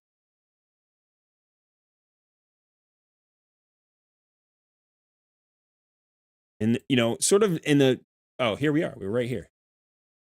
What do we say? So this would be Rector Drath. Right now, I don't know which aura you would use, honestly, because I don't remember everybody's aura here. But it's like, okay, so you have an A1 with a decreased attack, you have an A1 with a leech and a weaken, you have an A1 with poisons, you have an A1 which is a triple hitter, which is just going to get you Giant Slayer procs. And then, this guy's A1 is nothing. We don't care. By herself, Frozen Banshee can clear Nightmare, no problem. She doesn't need an additional damage dealer. She absolutely doesn't. She's going to struggle against Force Affinity, but otherwise, in all the other affinities, she can crush Nightmare by herself with a team around her that makes sense, right? Now, it may turn out that in this particular case, maybe the leech is enough sustain, and with the Apothecary, that you don't need Rector Drath to provide more sustainability. But this could just extend the life of this team. If this team could get, say it's not unkillable, but say it could get 35 to 40 rounds, 35 to 40 rounds of Banshee getting just full debuff bars will absolutely crush Nightmare. It will 1-key Nightmare, no problem. The issue with this team is, one, you've got to level up 3 champions to 6 stars. You've got to get all these masteries. You've got to gear them. You've got to speed tune them, because this doesn't work unless it's speed tuned. Like, it might work actually it might work okay without a speed tune initially because you have 2 ally protectors. So ally protect could be up relatively like all the time. You just make sure that they're relatively close in speed and they stagger their ally protects. But eventually you would absolutely need to speed tune this because you need your Skull Crusher to take your stun, right? And that's not going to work unless you've got it all figured out. So like, could this be a 1-key Nightmare team? Absolutely. But it's a lot of work. It's a lot of investment. And then down the line, you know, you might pull Demitha and all of a sudden this goes out the window and you've invested so much into this. Now you could still use like Frozen Banshee with Demitha, but most of these other maybe you would use Skull Crusher, but you wouldn't use anybody else with Demitha, right? None of these other champions would go in. So it's like, this is an interesting team to build. So in the midterm, that might be a way to get your 1-key Nightmare, maybe get your 3-key Ultra Nightmare. In the meantime, how do we improve your damage today? I'm not 100% sure. By the way, this is kind of an interesting thing. You've got Lanathril, who's the ally attack. An ally attack is another way to get more damage out there. So you could use an ally attack instead. And I think he's a shield-based champion. So he's actually got some good clan boss utility. He's undervalued. He's massively underrated by the community. If you look at his reviews, like his reviews are all very average. He's got very few greens. He's not. He's like a 4.5 in everything. He's really good. So he destroys targets max HP based on his A1. But the bigger thing is he places a shield buff equal to 10% of this champion's max HP for 2 turns on the ally with the lowest HP. And he's got a huge HP pool. At 6 stars, it's like, I mean, huge. It's very nice. There it is. 23k. That's a big HP pool. So this A1, this shield is strong. You got the A2, which places a shield buff on all allies for 3 turns on a 3-turn cooldown equal to 20% of this champion's max HP. Phenomenal shield. One of the best shields in the game. Great shield. Really, it's not as some shields are bigger, but very few shields are on a 100% uptime cycle, right? And then if there are any dead allies, places a shield buff on all allies for 3 turns equal to 30%. So it's a bigger shield if anybody's dead. This buff cannot be stolen, which is even awesome. Then he's got an all ally attack with increased crit damage, which is one of the best in the game on a 4-turn cooldown. And then this is mostly for arena. But so you could use him to get, and again, it's A1s. It's the same thing as counterattacks. You can use him with Frozen Banshee. You can use him with Trumbor. You can use him with all of those other champions. So that's another way to go. And it may be a little bit more forgiving because you don't need to speed tune him as cleanly because he's got a 3-turn shield on a 3-turn cooldown. So wherever he happens to land in the rotation, he will put this shield up and just extend the life of your team. So this might be a little bit friendlier than the Skull Crusher. I think ultimately it might provide a little bit less like of a ceiling. Like the top damage might be a little bit lower. Because you're going to get fewer extra attacks. You only get the extra attacks when you do the ally attack, which is on a 4-turn cooldown, as opposed to the counter attack, which is going to happen whenever the boss attacks because it's going to have 100% uptime. But that could be a way to go. So yeah, I don't have a clear idea about how to just make this better immediately with what you've got. Maybe Kymar. I mean, you've got some.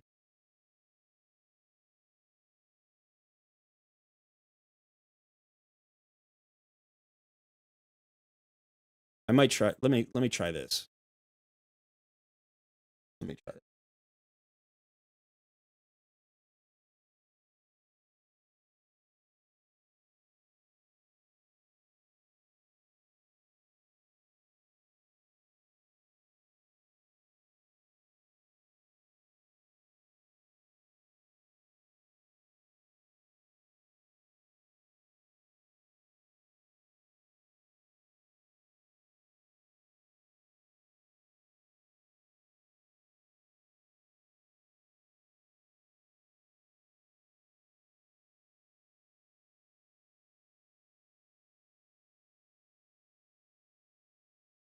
Yeah, I don't even know. I might do something like this just to get more speed out there. Sometimes it feels like, oh, hey, I have 2 damage dealers. I want to keep 2 damage dealers in. The ultimate goal usually for a clan boss team is to have 1 damage dealer um, that does all the damage that you need. Now, there's another scenario, which is like if you want the run to be as fast as possible, like if you're not doing quick battle and you just want the auto battle to be as fast as possible, you can go the glass cannon route and just try to get as much damage out there in as short a period of time as possible. But generally that requires still god tier gear, and yeah, so we've got the weaken out here. That's nice.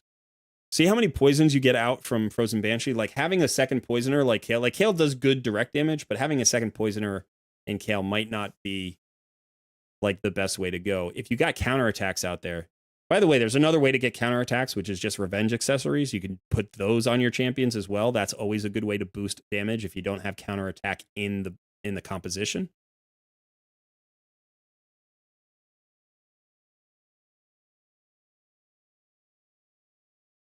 But speed matters, right? The more turns you take, the more you fill up the debuff bar.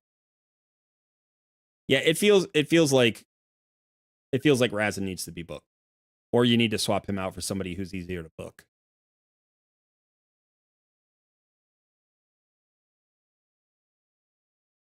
So like the damage here is under 500,000 per turn, and we're not going to get enough turns to matter. So this is not going to be an improvement.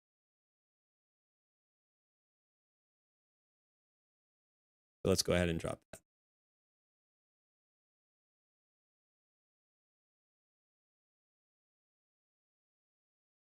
Okay, so one of the things I want to say is like just looking at the roster, seeing what we've seen so far.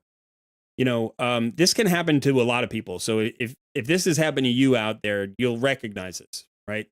What we've got great champions. I mean, this roster is really nice. The 6 stars that you've chosen for the most part are phenomenal.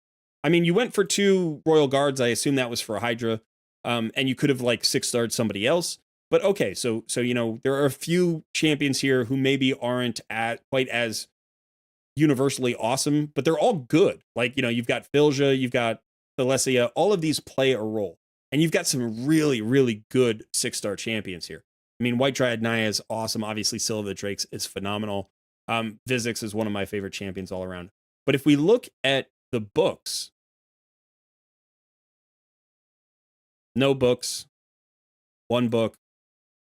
Fully booked Deliana, no books, no books. Some books on Artak, no books. Fully booked Syl, that's good. Fully booked Trunda. If you have a fully booked Trunda, she should be everywhere. Because she hits hard enough to be everywhere, so she should probably be on the clan boss team. Like, it doesn't even matter. She plays an HP burn, right? No, she doesn't. But, it's like she hits so hard. Okay. Kymar, not booked. Cornelia is almost booked. Not booked. Fully booked. Some books. Fully booked. Some books. So you've got a situation where you have been building champions who are good champions, but you haven't been optimizing the value that you're getting out of those champions. Right? Like, your rares are fully booked. That's good. That's because it's easy to fully book rares. But like the epics are not fully booked. They're all partially booked. Now here you've gotten 3 books into Magnar.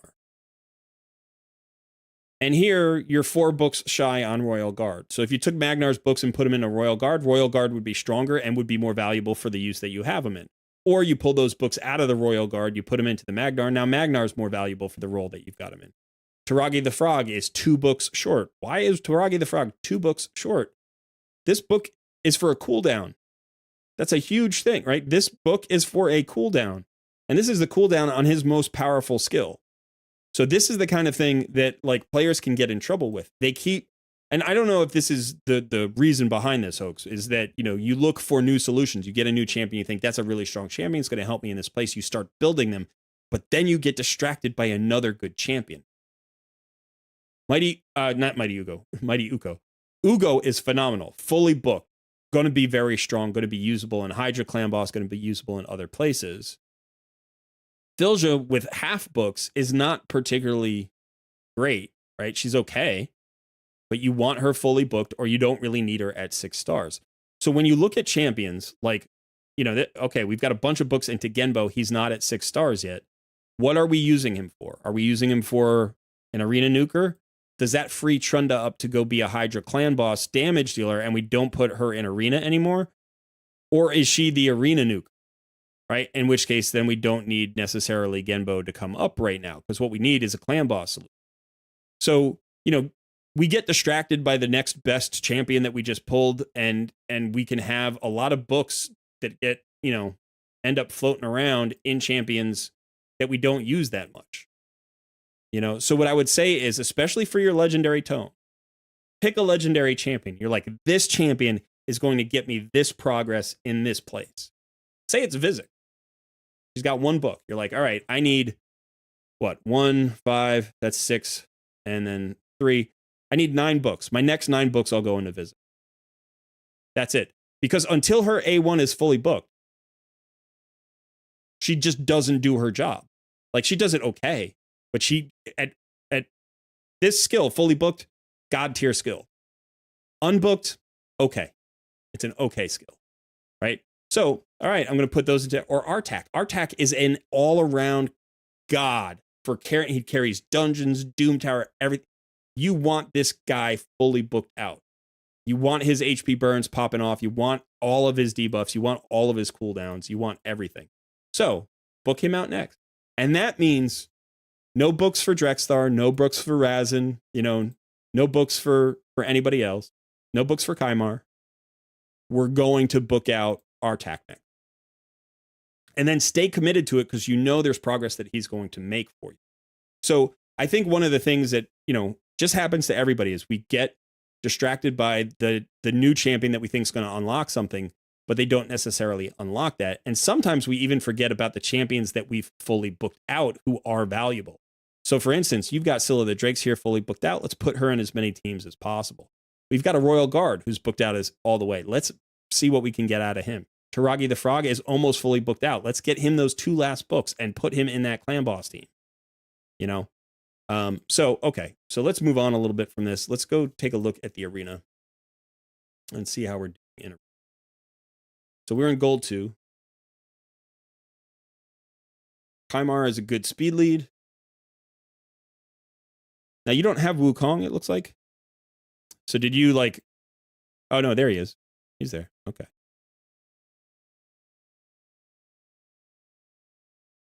All right. Well, first of all, you have Trunda. Yeah, let's see. Is there a Trunda team? There's a Trunda team. Magnar teams. So here's the thing. You have a 6-star Trunda. She can absolutely carry you to Gold 5. You have a 6-star Magnar. Can absolutely carry you to Gold 5. You can even swap them out from time to time, for each other, if they're both properly speed tuned, because they're different affinities, and that can work great. You have a Genbo who can absolutely carry you to Gold 5, but you don't necessarily need to build him up. He's mostly booked, so you could. He's Void Affinity. He's going to be the most flexible of the 3, and he does something which the other 2 don't, which is he ignores Unkillable. So he can be really useful against Leoria's team. But I wouldn't necessarily do that if, Magnar is you've already invested in Magnar, you've already invested in Trunda. So if we want something like this, now all we need is we need to get a increased speed buff. Let's see who's faster. Let's see who is the fastest. So here's Apothecary at 176 and Haikatun at 228. So Haikatun is a lot faster, and she doesn't have her banner yet. So you could get her even faster.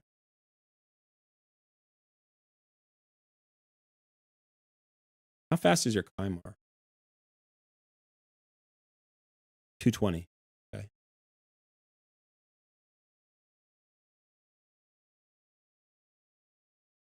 I might do this. This isn't bad. All right, good speed aura. You got a speed booster who's your fastest champion, going to speed everybody else up. You can use the AoE to potentially, prevent them from going and busting in. You can strip their buffs and then you can blow them up with Trunda. You don't have an increased attack on this one, but this could be really good for at least the time being.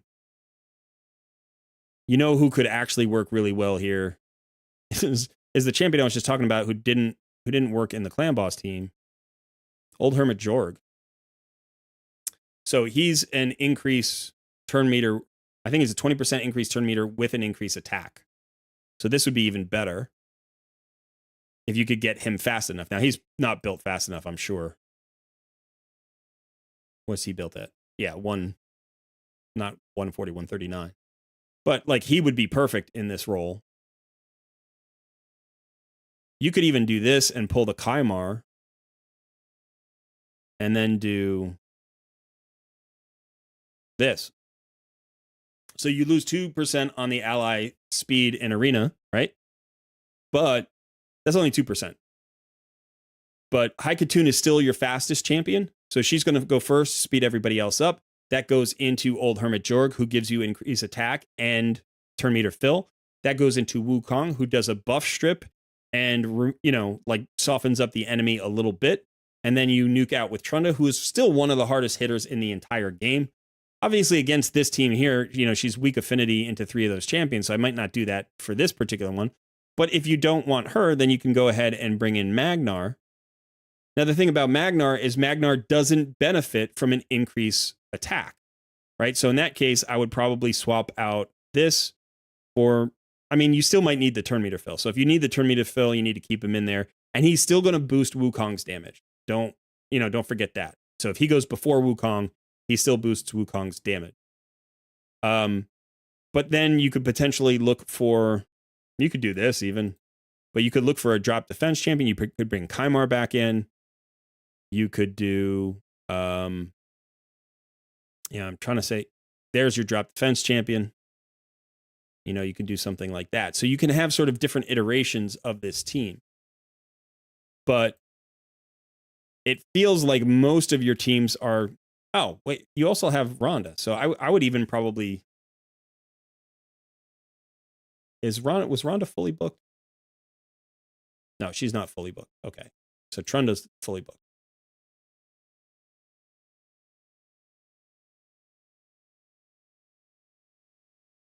Let's see how fast Wukong is. 205. That's not bad. That's actually right around where you probably want him. Let's see how fast Trunda is. 186.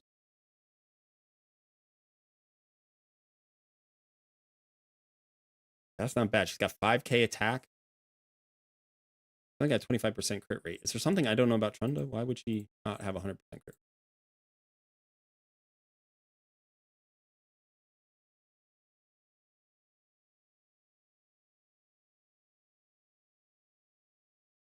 Okay.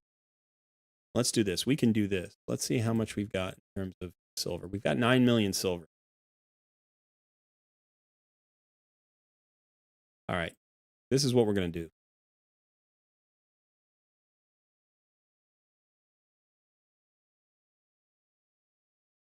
All right. We've got Wukong at 205. How fast is... If there's anybody you don't want me to touch, anybody whose gear you don't want me to pull because they're in a team or something like that, tell me now, because I'm going to start rebuilding people. I'm going to start moving stuff around. He's at 220.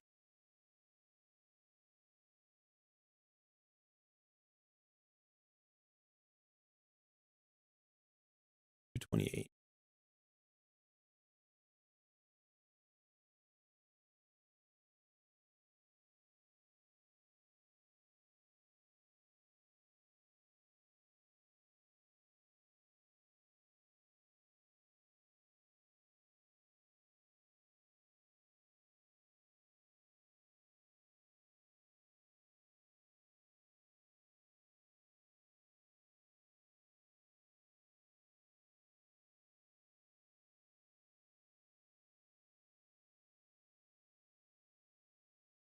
All right, so the first thing I'm going to do is I'm going to rebuild this Trunda, because if we run out of cash, then at least we can make her better, right? So this crit rate of 25% doesn't play for this. So we need crit rate substats.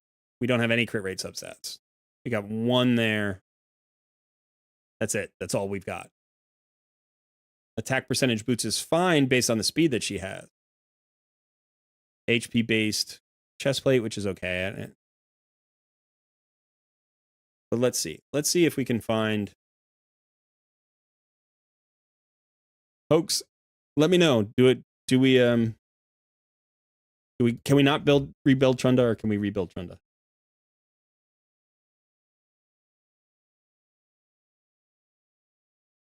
No restriction. All right. All right, so let's go ahead and let's start by looking at chess pieces with attack percentage, crit rate substats.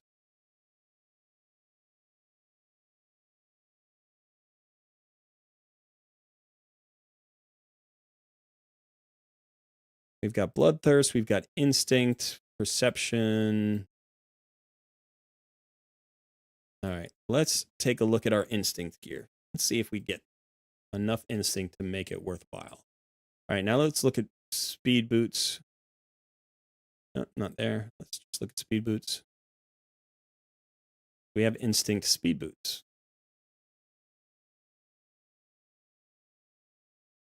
Do not.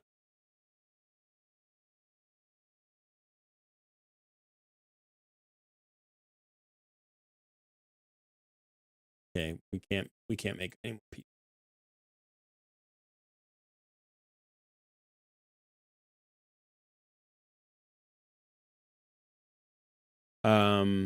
So let's look at gauntlets in the instinct set. Crit rate 50%.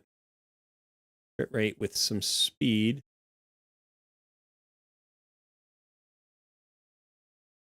Crit damage with crit rate substat.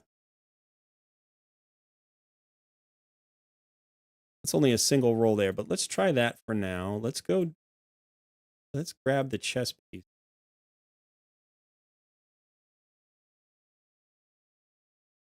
The one with crit rate. This one. Let's try that. Let's upgrade this. See if we roll into crit rate. Well, we're going to need at least one roll into crit rate or it's not going to work. Okay, so if we can get two, that'd be very helpful. Not quite.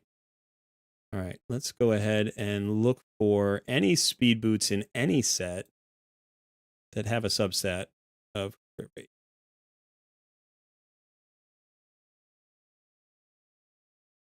We have crit damage, which could be really nice. They didn't roll, though.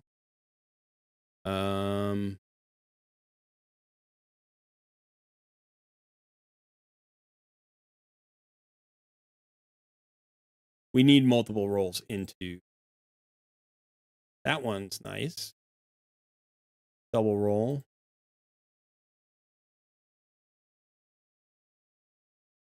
That's a double roll at 13%.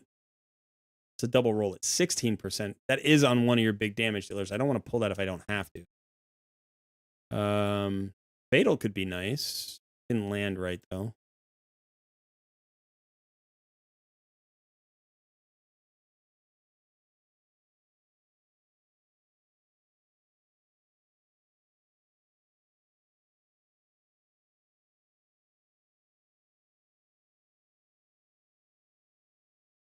Single crit rate, single crit rate.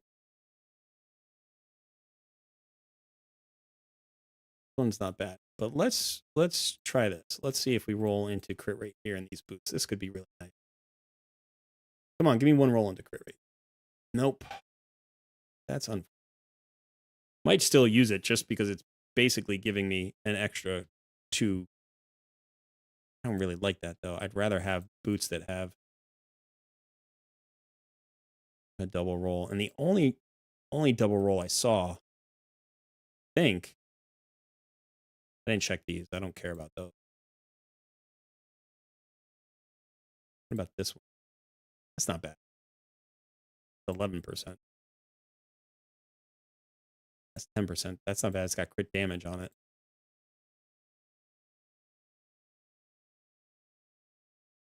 The only double rolls I think I saw were here. Yeah. Oh, there's 17% on.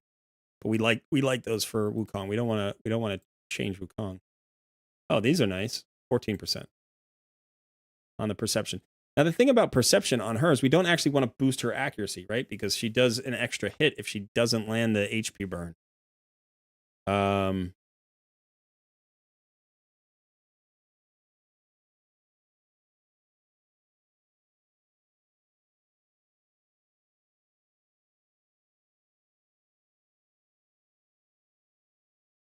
Yeah, there was one. What was I thinking?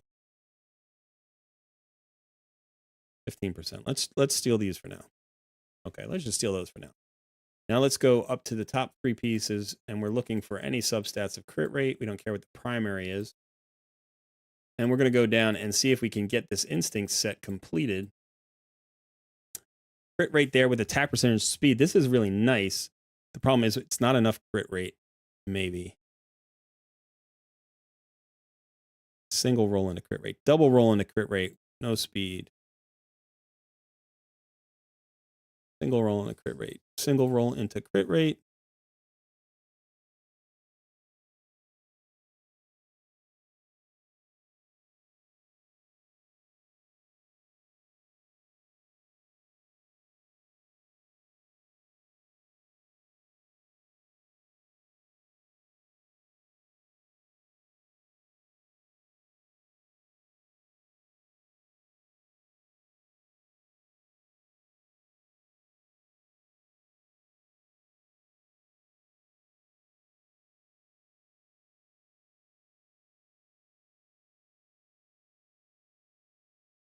Yeah, we're not going to get there. All right, so let's see if we have crit rate glow.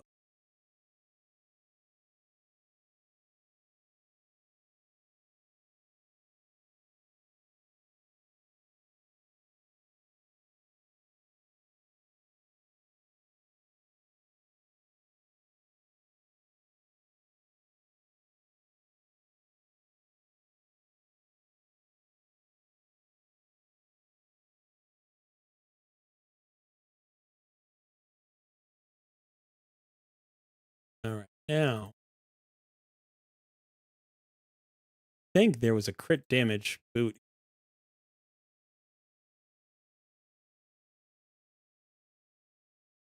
I can use the gear of one of the royal guards potentially, but I'm trying to see if I can make this work here, and I think I might be able.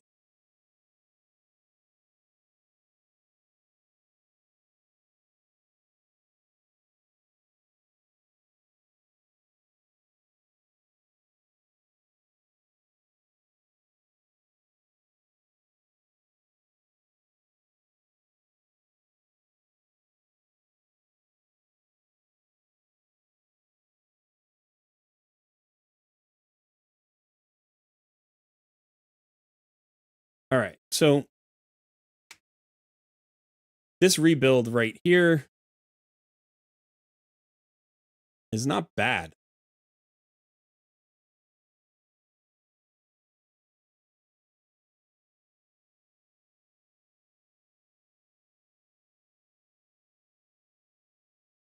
This is not bad. Yeah. All right, we're going to invest in this all the way, I think. I'm going to take this up and see how it see what it looks like. There's a good roll. How about some crit damage here? Crit damage, nice. Don't mind. I don't know, it doesn't matter what we get. HP is fine. Okay, so now a little bit more defense. We've only lost 700 attack. We have lost almost 20,000 HP. Our speed's about the same. Now we have 100% crit rate. We have almost the exact same crit damage. We've lost the accuracy, which is what we want to do because we don't necessarily want her to land that HP burn. Now let's go ahead and look at what she's got going on here. So her amulet, crit damage with accuracy. If we could find a crit damage without accuracy and drop her accuracy some more, that would be good. But it's fine. We'll leave that alone for now. What about the ring that she's wearing? Triple roll into attack percentage. So that's good. That's probably what you want there. Yeah, We're going to keep that. What about the banner that she's running? Accuracy with the triple roll into attack and some speed. So that's a little bit tricky because, again, we might want to drop her accuracy. This could be potentially better. But we're going to lose a bunch of attack off of that. I mean, we're going to lose 400 additional attack off of that. Oh, here's one. There we go. Let's roll that one.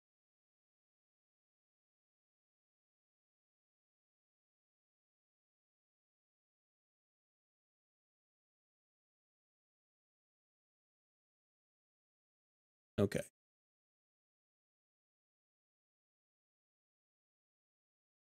So, yeah. We're getting a little bit more speed here, losing a little bit of that accuracy, actually a chunk of that accuracy, which is nice. Okay. Let's go ahead and start glyphing out some of this stuff. Got a lot of glyphs. We're going to use them. We're going to use those 4-star glyphs. Ooh, no, we want more than that. Want more than one. There we go. 4. Fence.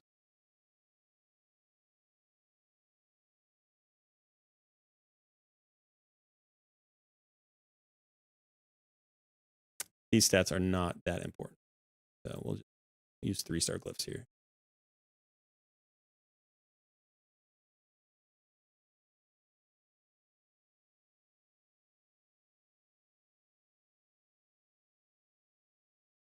You can give me better than minimum. There we go. That's better.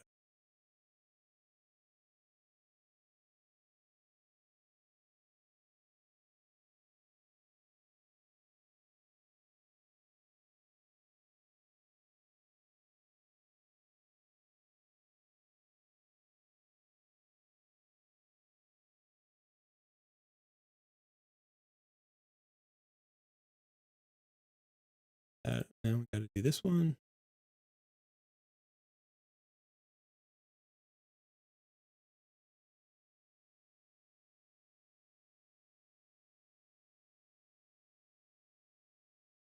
Oh.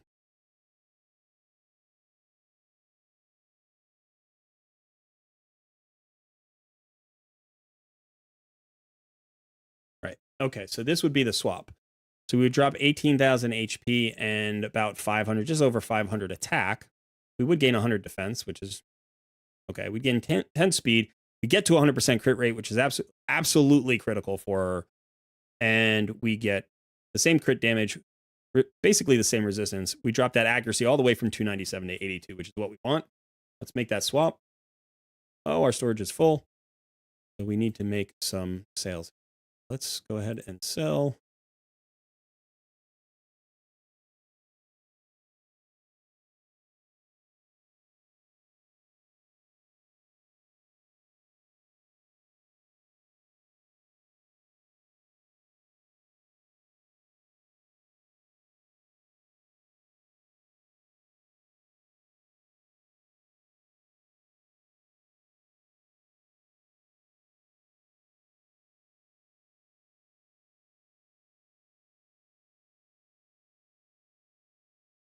All right.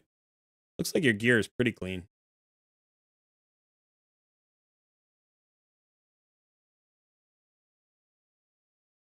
Yeah. You missed some artifacts from campaign. That happens to me too.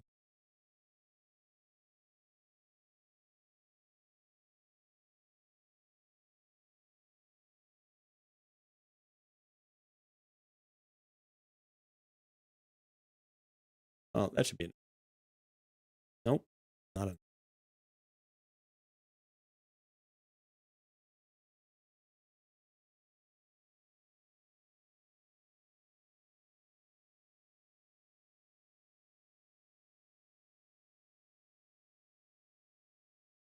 If that's a.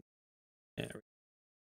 All right. So now you have to remember, in addition to all of the swaps that we made, we now have 20% ignore defense.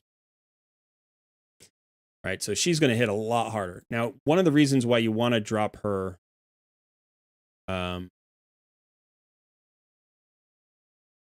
This attacks all enemies. Places an extra hit on enemies not under stun debuffs. So you don't want to land this stun. If you don't land this stun, then you get the extra hit. And this hits extremely hard, so the double hit is what's going to blow everybody out of the water. If you land the stun, then that's fine because they're stunned, but then you don't land the extra hit. So if you're trying to nuke them out in one go, then you don't want this. You don't want the stun. Now, it's okay to have like some accuracy on it. Like you might stun some champions and double. Actually, let me just double check the way this works. Places an extra hit on enemies not under stun debuffs. So you can like place an extra hit even if you land a stun. You know what I mean? But so this is just one of those builds where you're like, you can have tons of accuracy and build her as a stunner, but like that doesn't help you in Hydra, right? Because in Hydra, like you're not going to have the stun anyway. You don't need the accuracy for it. So you can just build more damage by avoiding the need for accuracy, right? Because every stat that you put into, like every point of stat that you put into accuracy is something you can't put into crit damage or attack percentage, whatever. Okay, so let's see. So now we've got that, and let's do one more thing. I want to try to get... I think our Wukong was in a good place, right? Where was Wukong? It was at 205. And we've now got Trunda at 196. So they're going to be very close together. But let's see if we can get some turn meter fill here.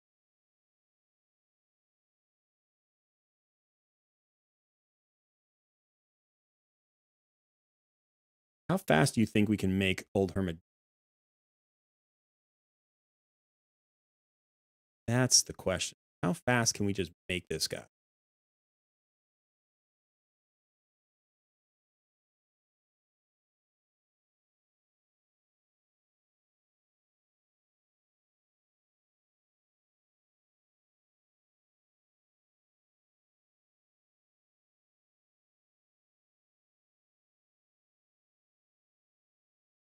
Doesn't matter about anything else, right? Let's just go ahead and try that. Okay. So now we want...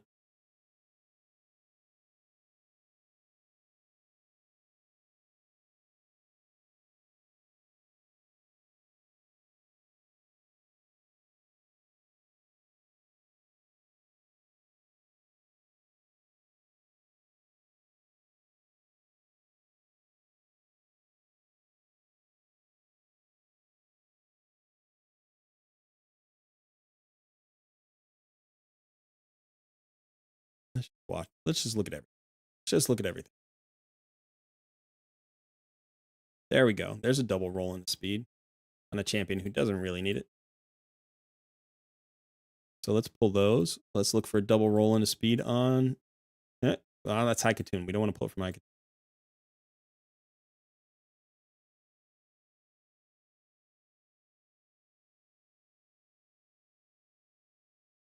Let's roll this one up. Roll into speed. Come on. Speed one time. Nope. But that's fine. Put that on him for now. That way we don't have to steal from anybody else.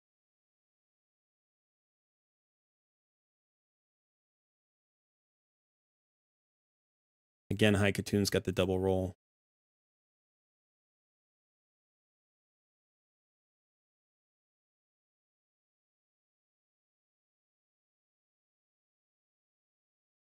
I didn't see any double rolls.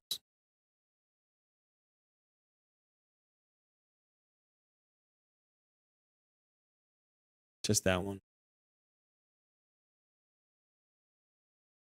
Just do that for now. I'm going to also check divine speed in a second.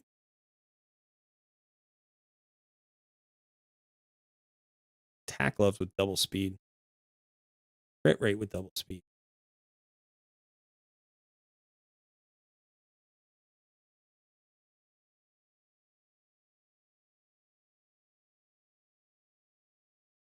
I don't really want to take from Cal.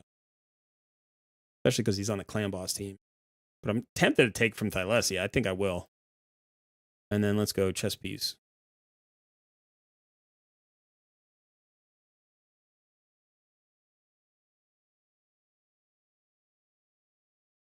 Let's roll up these. Get me a speed roll.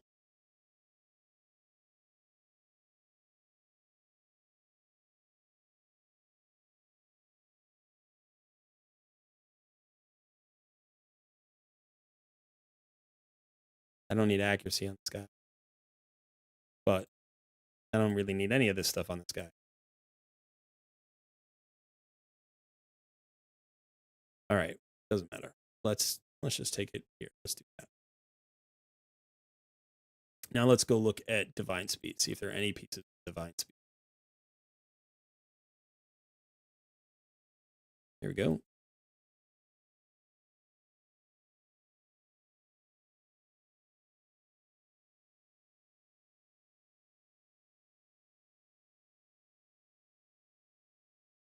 No. So the fastest we're getting him right now is 196, but we've got the boots that we can upgrade. Let's take those to 12.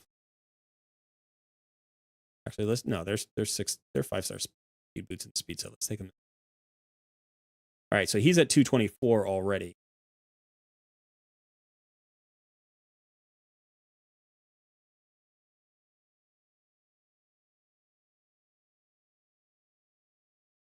And you can get a banner on him. You can glyph this out. You can get him over 250 easily. You could get this guy to like 260 or 270. And this could be your fastest champion, or you could do High Katoon as your fastest champion. Either one works. It doesn't really matter which one is faster. You want them both as fast as possible.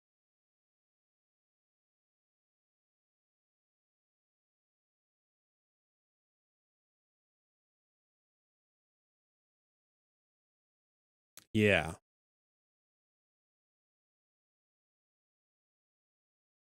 Let's do this for now. Oh, storage is full, right? We got to undo all that. Okay.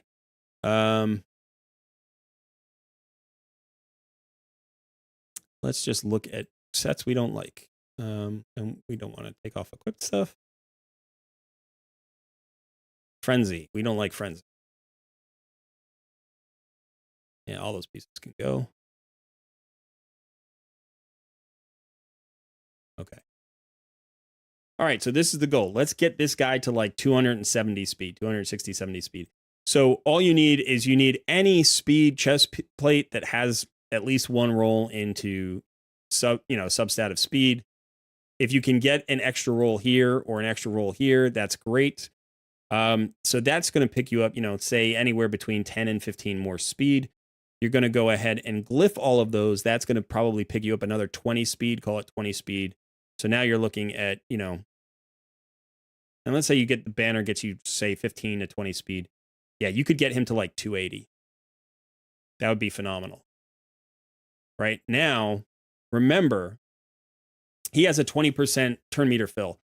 Your fastest champion should have the largest turn meter fill. So it's actually better for him to be faster than High Katoon, even though High Katoon has the speed buff. So he's going to fill turn meters by 20%. Let's say you land him at, let's call it 280. Let's call it 280. Then whoever is second place needs to be filled to 280, Yeah, I don't want to pull High Katoon's gear because I want her to be very fast as well. So what we're going to do is I'm going to show you the team. I'm going to show you the team and I'm going to give you the speeds and you're going to get there this week and you're going to start crushing an arena. You're going to be fine. You're going to be fine. So this is the team that we're going to use. I'll show you the team. Doesn't matter who we're. Okay. So let's do the team. All right. So you're going to have Sun Wukong as your lead.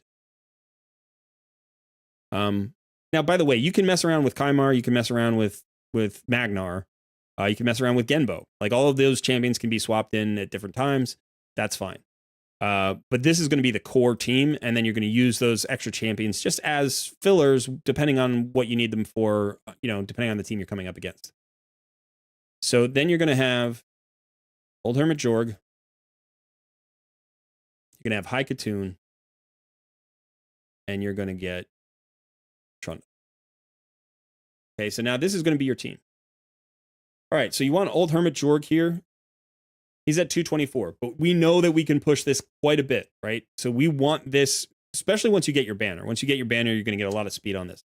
But you want to get this guy to, 270, 280, 290, whatever you can get him to.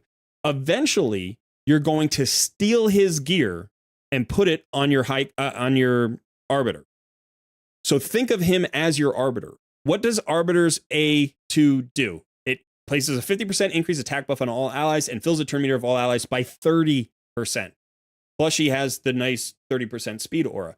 But with Sun Wukong's 28% speed aura, you basically have an arbiter right now on your roster. Her name is Old Hermit Jorg. This is your arbiter. It's your poor man's arbiter. If you had a Runekeeper Dazzdirk, that would be your arbiter. An increased attack with turn meter fill. That's all you need. Now you just need to get to a speed where he's doing the job, right? He needs to be the fastest champion on your roster. So let's say you can push him, and you can push him quite a bit. We already know you can push him quite a bit.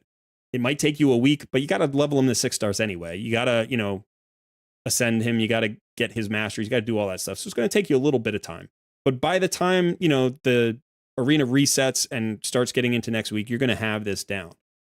So now you're going to get him to, let's say, 280. Let's just call it 280. That will be enough to get you at least in a gold 3, if not gold 4 or 5. So let me see if I can show this again. I've shown this before, but I want to make sure that, yeah. All right, so here's the calculator. So basically, this is a 20% fill, right? So what you do is you just divide 280 by 1.2. So your High Katoon needs to be running at 234, right? Any fraction, you need to be over that. So you need to run at 234 for High Katoon. High Katoon is currently at 228. All she needs is 6 speed. If you get Jorg above 280, you'll need to get her more speed, right? Does that make sense? Like the faster he runs, the faster she has to run in the second spot. Now, let me bring that calculator back. Now she's going to give a 15% turn meter fill. So that means Wukong, who should be your 3rd fastest champion, is going to be getting 35% turn meter fill. So you take the 280 that your fastest champion is running at, you divide that by 1.35 because he's getting 35%, right? He's getting 35% full. And he needs to run at 208. He is currently running at 205. So he's very close. You're really close to this speed tune. By the way, Trunda also needs to run at 208. Okay, so Sun Wukong and Trunda should be basically 1 speed away from each other because they're both getting 35% turn meter fill. So you will need to get more speed onto her either by maxing out her glyphs or getting one other piece with a better roll. That's all you really need. You need 12 speed on her, right? So, and by the way, if let's say you only get Jorg to 270, then you don't, right? Like if you only get him to 270 or 265, then you don't need Trunda as fast just yet. So whatever speed he is, let's say you get him to, instead of 280, let's say you get him to 265. You just take 265, you divide it by the percentage fill, which is 20%, so it's going to be 1.2.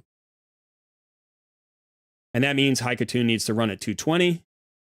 And then if you do it by 35%, so it's going to be 265 divided by 1.35. 196 is where Trunda's going to need to run, where, by the way, she's at 196 right now. So, right, she's there. So that means you can run him as fast as 265 and not disconnect this team. This team would be connected all the way up for Jorg to 265. It would work. Above that, you're going to have to start to get High Katoon a little bit faster and Trunda a little bit faster. Sun Wukong is good until you get up to about 275, 280. And then he's going to need to get a little bit faster. So let's say our first goal for Jorg is 265 or 264. Make it 264 because then you don't have to do anything else. And then everybody else is already speed tuned. At 264, this is a perfectly speed tuned team with a 264 Jorg. Now, remember that you still get the benefit of the 28% aura on top of that. So that's just his build speed is going to be that 264, but you're going to get that faster team. So now when you go into the arena and you look at a team and you're like, well, this increased ally speed in all battles by 24%. That means you're getting more speed aura. If you're getting 28%, you're getting more speed aura than this team. This team doesn't have turn meter fill. Right? So, sorry, I should have just plugged that team in. So this team is only 106K. It's going to be stronger once you got them fully built out. It's probably going to be 140K, something like that. And you're going up against 156K. Now, this team is all about tankiness and survivability and revives and all that stuff. So it's an annoying team. But you're going to win the speed race against this team. Right? You're going to crush this team in the speed race. Because even if you don't go first, Like, unless their Scylla the Drakes is their fastest champion, like, you're probably fine. You know, and in the meantime, you can also you can look for other go first teams that are maybe, you know, not as strong as you or not as powerful as you, or you can go up against a team like this. All right. Now this team is not scary. This team is not scary. Nishak is scary, but the team is not scary. Drexthar has an AoE provoke. You've got some AoE damage here. You've got an AoE stun, but you're going to go first. So if you're looking at this team and you say, let me pull my team in here. I'm gonna nuke out Nishak. He's dead. Right? Which means Scylla the Drakes, by the way, she doesn't use her revive on her first ability like ever. She always uses her stun for some reason. So she's not gonna bring him back, right? Drexthar, probably dead. They don't have a defensive aura here. They have an accuracy aura. Right? Remember that you can put up the block debuffs from Wukong. Right? So you don't have to worry about any of that. The biggest issue here is if Nishak has a stone skin buff. If he has a stone skin buff and you don't remove it with your Wukong, then you're dead. Because Nishak will nuke out your team in one shot. You don't have a cleanse here. You know, you have a revive, but your reviver's not going to live. So, you know, this is not a problem for you. You can start to do teams like this. You know, now, the other nice thing about this team is it's fast. You win fast, you lose fast. You know, you'll come up against other teams and you just either win the speed race and win the whole thing, or you win the speed race and you nuke out most of their team and you just have to mop it up a little bit. Or you don't win the speed race and you just lose fast because you get nuked out. Or potentially have a situation where like the Nishak has a stone skin, you nuke out their team and then he nukes out your team and you're done. And it's over fast. You don't stare at each other for 3 minutes. You know, it's a 30-second fight, win or lose. But you're going to win more than you lose. Okay, so I think we've got a plan for Clan Boss. All right, we were looking at this team here. You know, something like that potentially, but that's a long investment. Or you can just kind of iterate on the one that you've got and keep pushing. I don't think there's an easy solution there, so don't feel like you haven't thought of something. You know what I mean? We talked about it all today. It's just, that's just the nature of your roster right now. But if you have a champion that you want to invest in, complete the investment.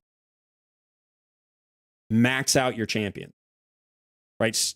Try to force yourself to not get distracted and start, you know, thinking, oh, I got another new champion. That's going to be a solution. It's not.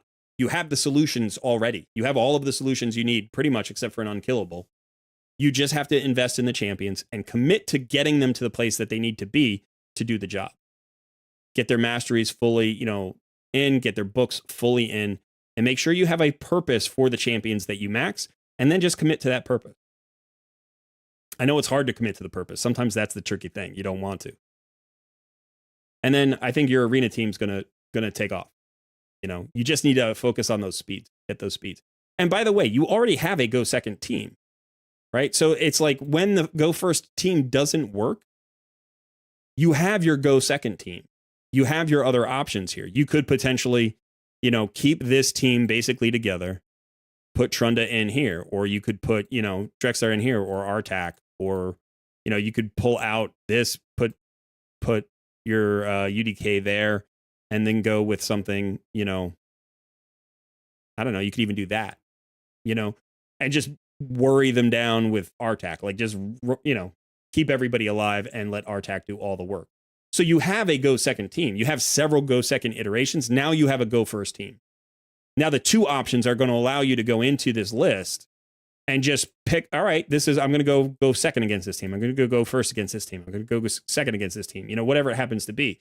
You're going to learn, and by having two teams available, by the way, you always avoid Tormund with your go first team. You can't go into Tormund with your go first team, but he could be good for your go second team, especially if you have somebody who's got like a block debuffs buff or a cleanse, you know. And so you have your go first team, you have your go second team. That's going to help you in 3v3. They don't use the same champions. That's going to give you an extra 3v3, you know, team. It's going to help. All right. Any questions? Is Wukong's accuracy high enough?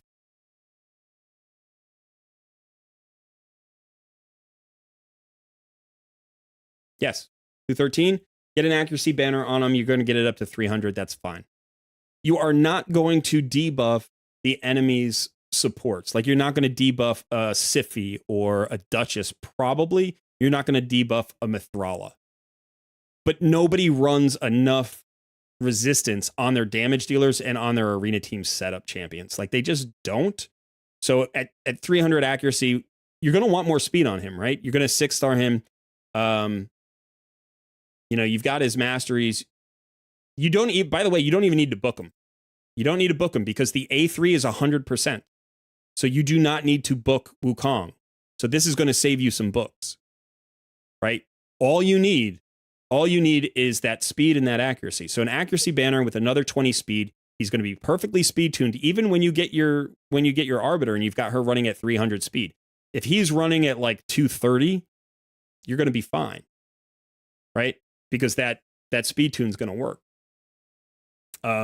So yeah, that's what I would do. So I think he's fine. He's got enough accuracy. He's got the right gear on him. Just make sure you get that banner with the speed. Accuracy with speed right there. Perfect. That's all you need. Drop that on him and you're fine.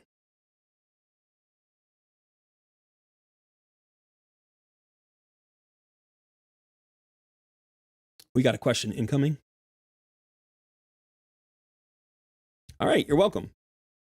Yeah. I spent some silver today. That felt good. A little bit of the rebuild on the Trunda. By the way, I know that that's going to potentially mess with where you use Trunda. Like, remember that, right? Like, if you were using her primarily for her stun, like in Doom Tower or something, you might need to think about another way to do that. Potentially, what you could do is you could get Artak into a stun set. You do not need the crit damage that you've got on Artak. You're running this flawless execution. You don't need that on Artak. His direct damage isn't nearly as significant as his HP burn damage. So the speed is good here, 193. You could push it a little bit higher. I like to run him around 220 if I can get him there. That's a comfortable speed for me, is 220. The crit damage doesn't matter. Crit rate doesn't matter. Accuracy does, but your accuracy is great. And his HP matters, and your HP is great. So, can I reset the masteries for him? I'll let you do that. I'll let you. Yeah, but one of the things about, like, if you lost the stun from Trunda, you're not going to get it off as often because of the reduced accuracy. You could put Artak in a stun hit, and that would potentially make up the difference. Also, don't forget the stun from Archmage Helmet. So he's really good in Doom Tower with this A2 here. Because if he crits, he will do an AoE that has what it looks like 75% chance of a stun there. So that's pretty good. Also, White Knight, Dryad Naya, you can put her in a stun set. She's great with the slow. So you want her accurate if you're going to land the slow. But potentially you can get her accurate and also put her in a stun set if you're using her in Doom Tower, and that can be really good as well. So you have other options there. Obviously, Scylla the Drake has an AoE stun. So you can look for a replacement there. All right, let's just click that red dot. No shards. Okay. All right, Sun. You there? You.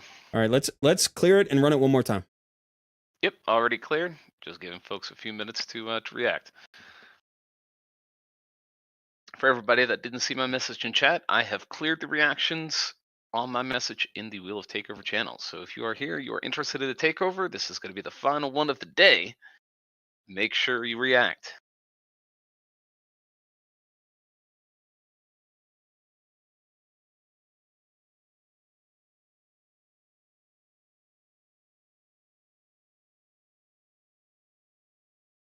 What about me? Do I get to react? Huh?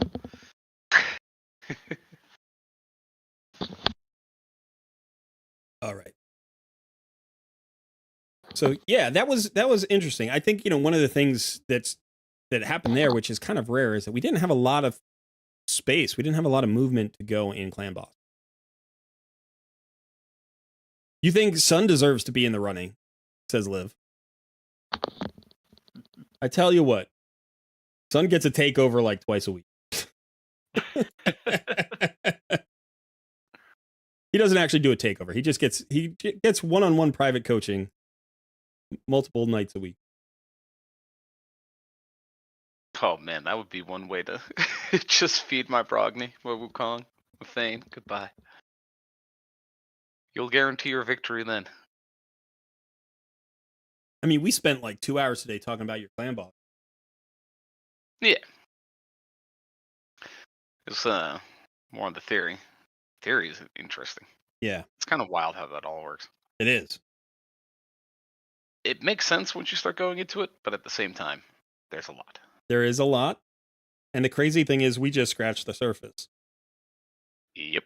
You know, like the people behind Deadwood Jedi's site are so phenomenally deep into the theory and the math of speed tuning. And people like Saphira too, you know, from HH Gaming. They just know so much more than I do. And the truth of the matter is you don't need to know what they know in order to speed tune a team and be good at it. You need to know what they know in order to invent new speed tunes. You know what I mean? Like to just completely build one from scratch. Like be like, oh, this will work. How do you know it'll work? Well, because the math works out. You're like, how do you know that? It's like, well, I did the equations. It's like, oh, okay. Like the way I would figure it out is trial and error. You know, like I would take a speed tune that already works and I would mess with it and tweak it and try to design a new one off of that. But just creating one from the ground up, like, you know, and there are, I don't know, 20 contributors or 30 contributors to his website who have done that. They've just completely designed tunes that didn't exist before they discovered them, you know, and it's like, that's crazy. I mean, in a good way. Are we ready to spin? I think we're ready. Let's do it. All right, everybody, this is your last quick chance. I always see some right before I hit it.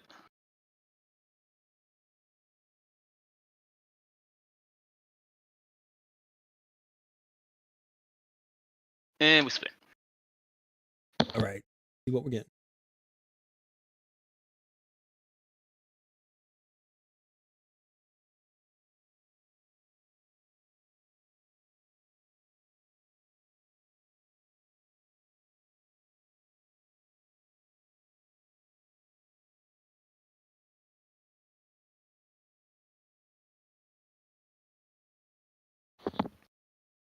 All right.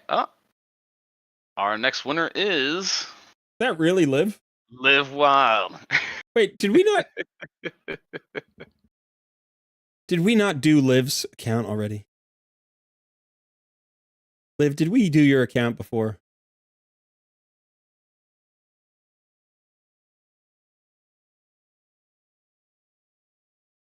I think we just did your account recently. I'm not sure. I don't think so. We didn't do your account recently? Who am I thinking of?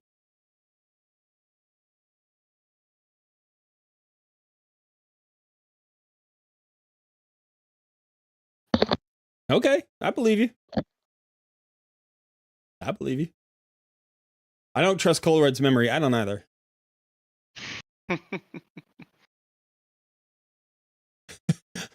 Mr. Fudan, I know you've done one before. But that's great. Congrats, Liv.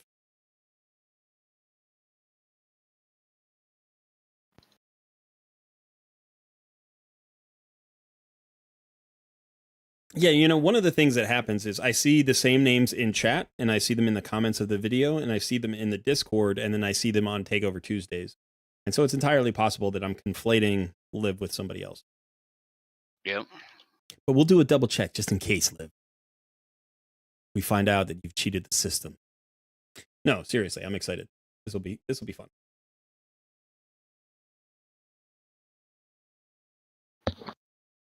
Jacob leaves. He's like, I didn't get it. Got to go to class now. He would have blown off class if he had gotten the takeover, but see you, Jacob.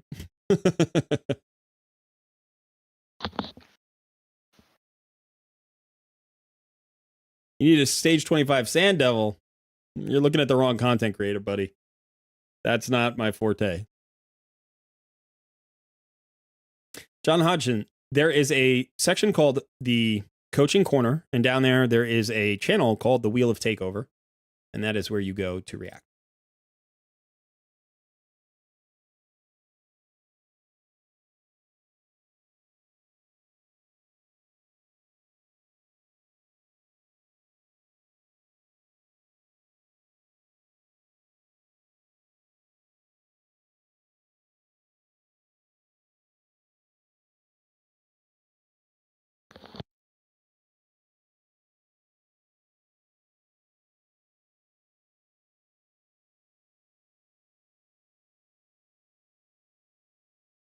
Okay, so Liv, just to make sure.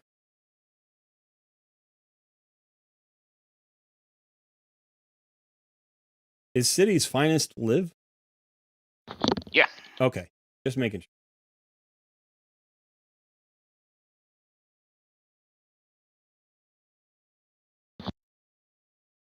All right, let's get going.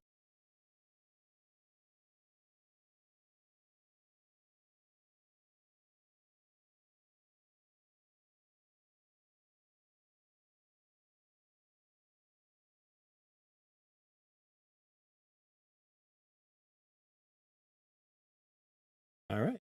I'd like to get an unkillable comp to work if at all possible. Free reign on my account to do whatever you need to do. Okay. Well, that is a clear request, and we will see if we can make it work.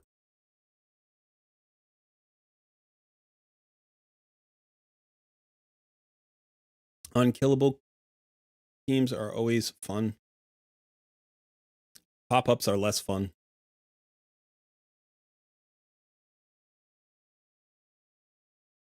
Red dots are, I don't know. They're... All right, so let's first of all look at the team that you've got going. All right. You've got Newt. You've got Geo. You've got Mithrala. Oh, you've got some good champions. Wow. Got Raz. I've never done a Raz team. We might do a Raz team today. All right, so let's take a look at this account. Level 85. The vault here. Do we have a lot of stuff hiding in the vault? Not that much. Not that much hiding in the vault. Okay. Let's take a look.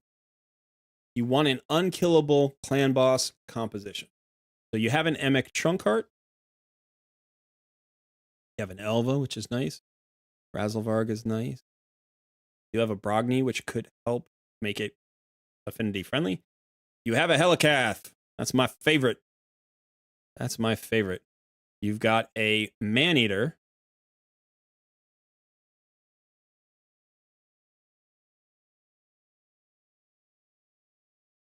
You've got a Painkeeper. You've got a Deacon. You got a lot. You've got a lot of good pieces. We should be able to find something for you.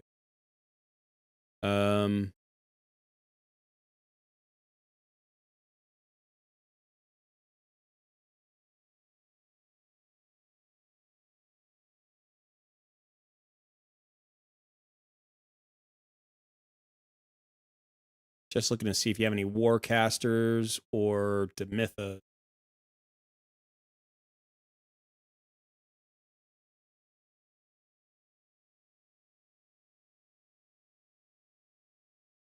Okay, let's look in there.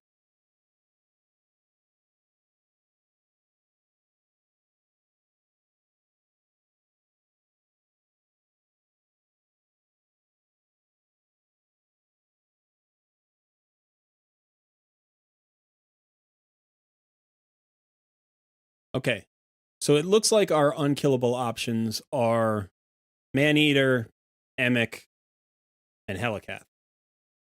Did I miss anybody? Is there anybody that's hiding that I didn't see? It looks like those are the unkillable options.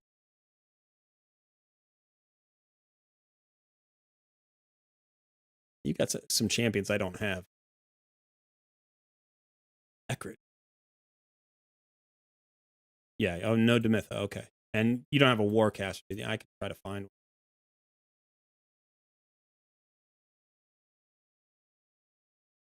You got a Skrank here.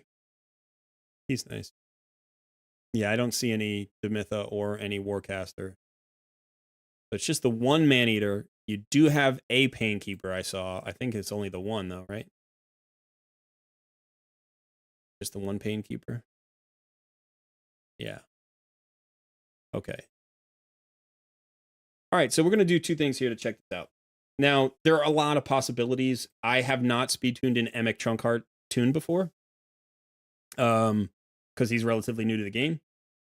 We can try that. We'll see if there's a tune. But the first thing that I'm going to do is I'm going to pull up the El Hades optimizer, and we're going to look for some comps.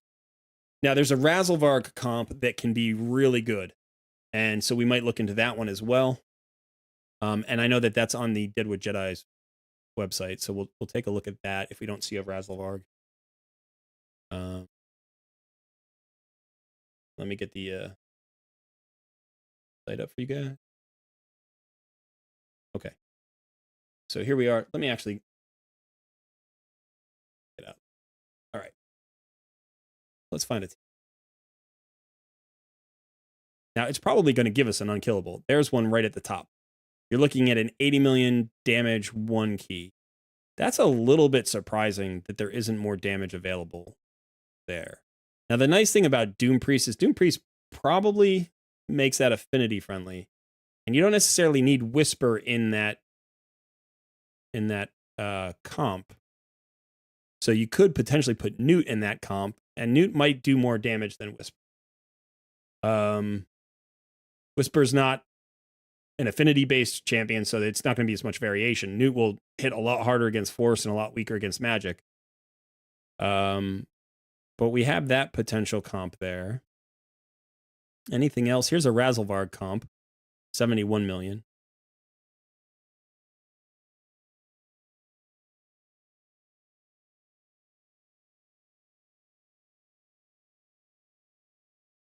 Here's one with Underpriest Brogni that's probably affinity friendly, although this might be fairly slow. I don't know how Emic tunes to make it unkillable all on his own. This is actually a killable comp here with Razzlevarg. That's just a lot of damage.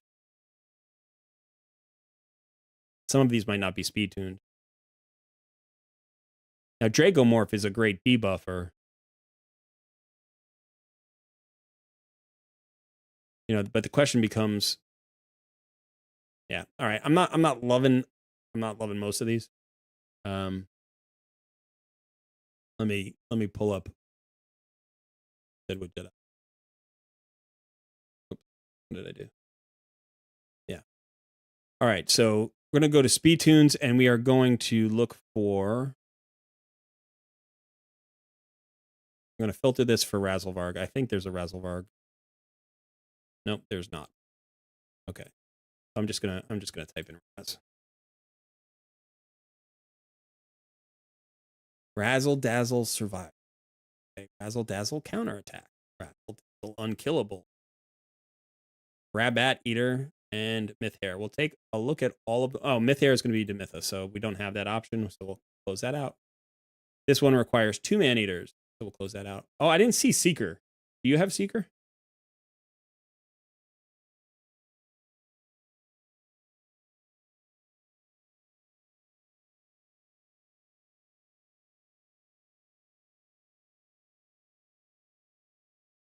No Seeker.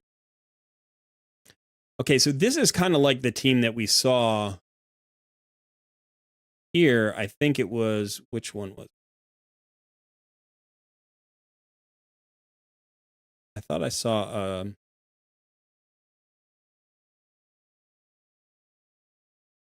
no, it's Sepulcher. This is yeah, okay. This is Sandlash Survivor. Now this is a killable comp. But it's a 1-key Ultra Nightmare. So here's the question. Would you prefer me to just focus on unkillable comps and not worry about killable comp? Or are you more focused on 1 key? Do you have a preference? Do you care? You just really want an unkillable composition? Because we can do that.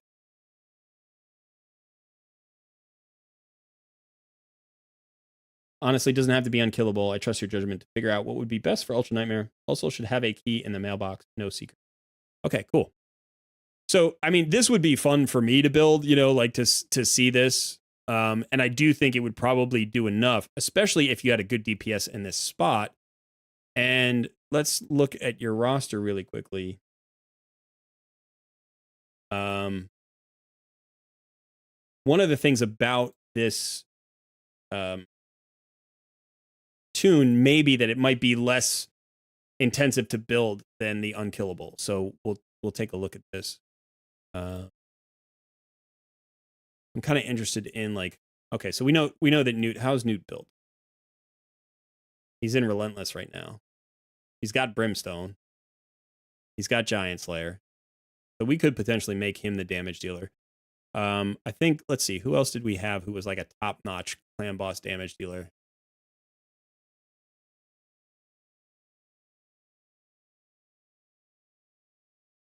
Let me just check your Jacob Morph, how he's built for a second.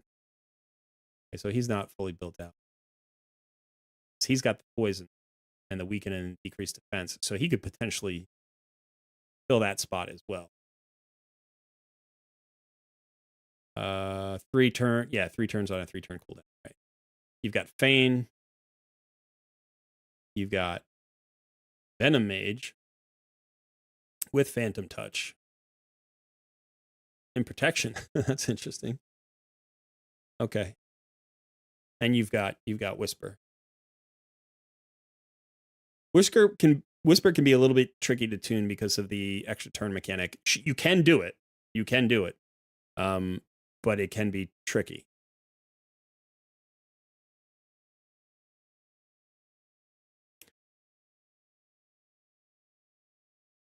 You don't happen to have Dark Hail, do you?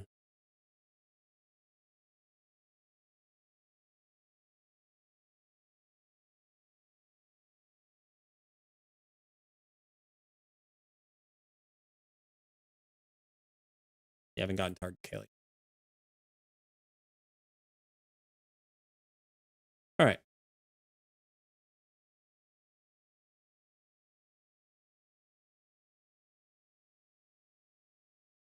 All right, so for this tune, this looks, it could potentially be full auto affinity friendly, but let's see. This is arguably the slowest 2-1 ratio team in the game.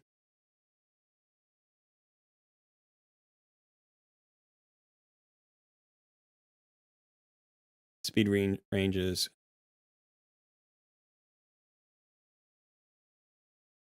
It says Ultra Nightmare will sync on turn 6. There is a skill setup, so it's not a full auto. So I would prefer not to do a team that's not full auto. Now there's the Razzlevarg Unkillable, but that would require a second block damage champion, which we don't have. Okay, so more likely what we're going to do is we're going to do an MX speed tune. Now the problem is I don't know if he's put the MX speed tunes onto the website yet.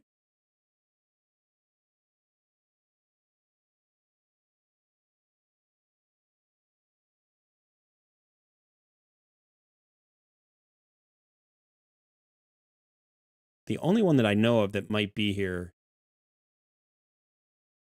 is the Maneater one.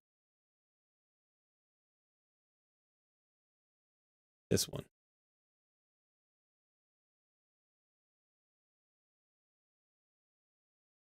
Now the issue with this one is it does show it as a 2-key Ultra Nightmare comp. It says with the possibility of 1 key with really crazy gear.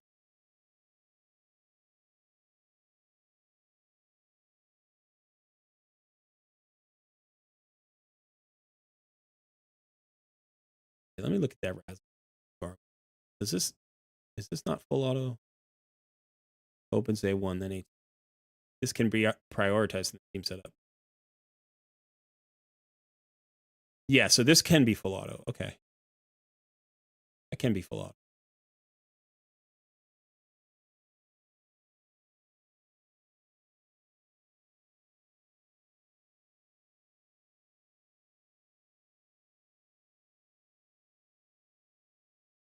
And this is a 1-key Ultra Nightmare. So I'm leaning towards this, and also because I've never built before. But honestly, this feels like it's a 1-key full auto affinity friendly composition. Brogni often makes compositions fully affinity friendly.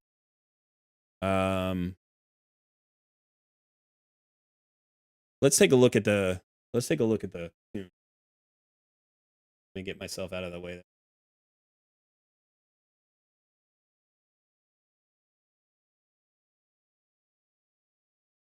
Okay. So looking at this tune, oh, I would love to have Corvus the Corruptor. Why does this have Corvus the Corruptor?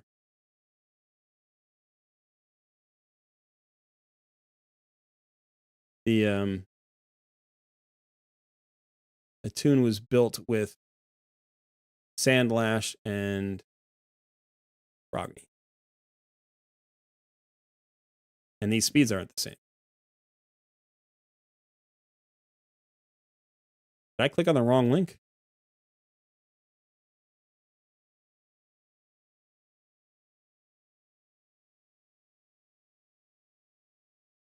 Wait a second.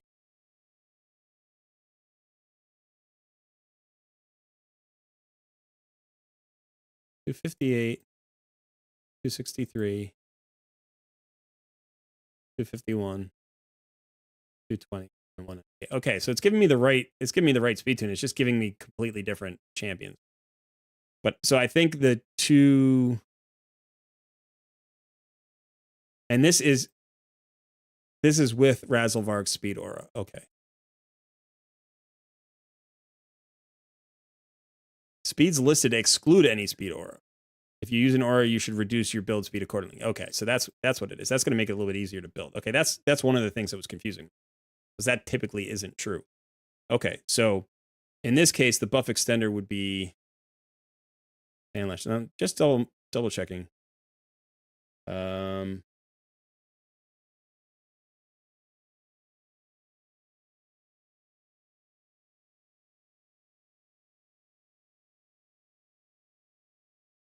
Increase buff. We have Sandlash, but we also have Godseeker and Neri.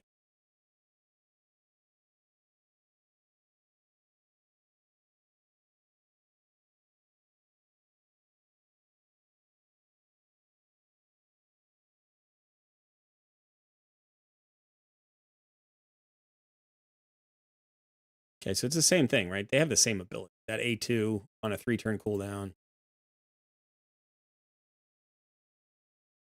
Decreases duration of all buffs on all enemies. And increases duration of all buffs. So it's buffs and buffs.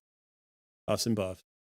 So either one of these would work. Since Godseeker Neri is already built and she's 6 stars, we'll put her in place. Because I don't think that either of the skills, I don't think any of this matters. So I think it's just that buff extension you need. So we've got Godseeker Neri, so we'll hold on to her. But she's 6 stars and she's fully booked out. So let's just do that. So we'll put Godseeker Neri in that spot. That's the 260. Sorry, that's the 263 champion. This is Godseeker right here. Okay. And now the block debuffs is Brogni.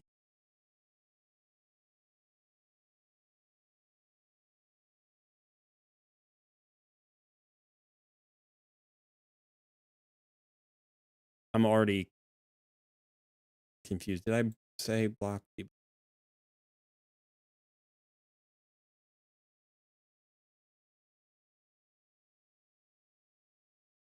Okay, and you have Brogni, and he is all right. His A2 is fully booked, but his A3 is not. And so you're gonna need his A3. Okay, so you have, sorry, you have a book. You have no book. All right, but we're still gonna build this tune with Brogni. It's not gonna tune until you get a book.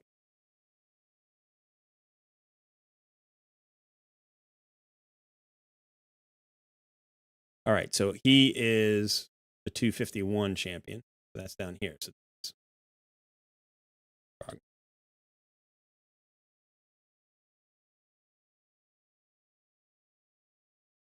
we need a 251.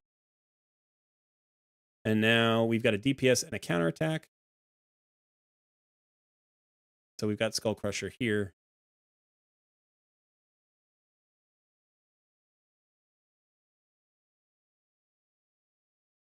Do you have...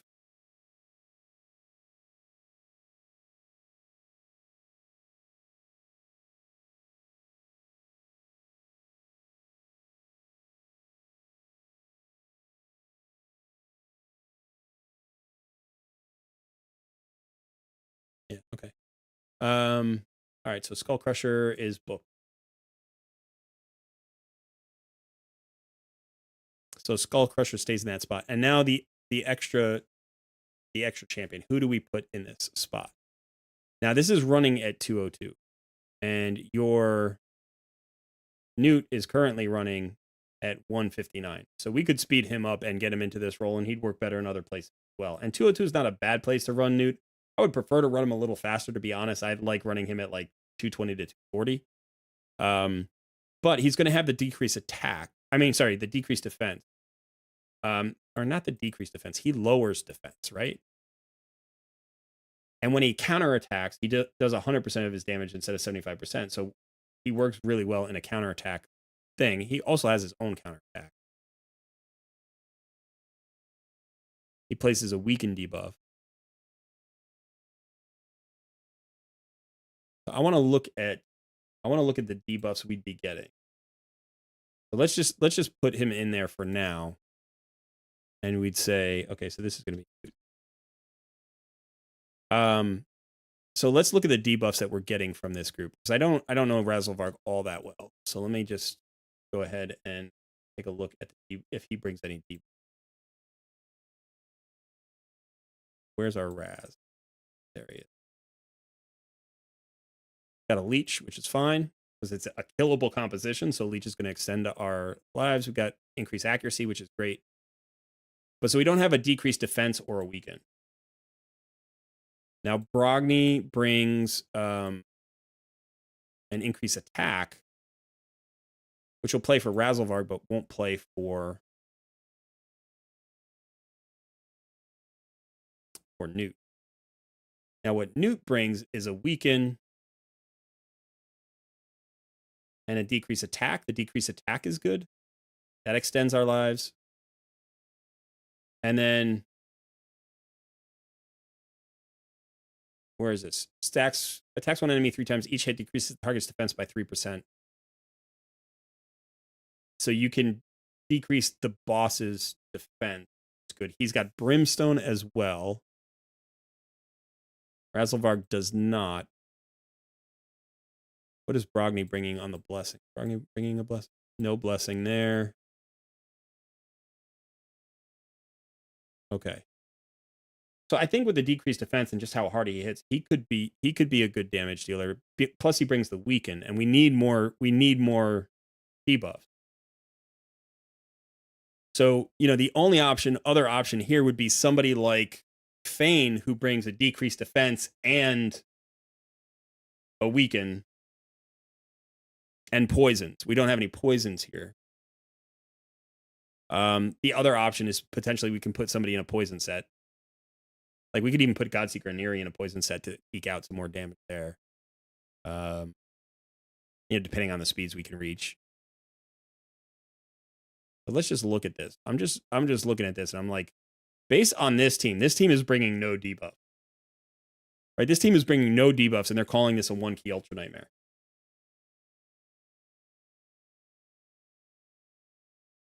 Clan both team focused around crazy speed around counterattack to go incredibly fast and great damage.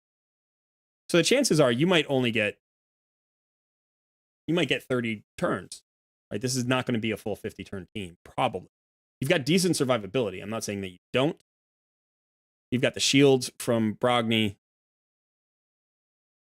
You've got the ally protect from Skull Crusher.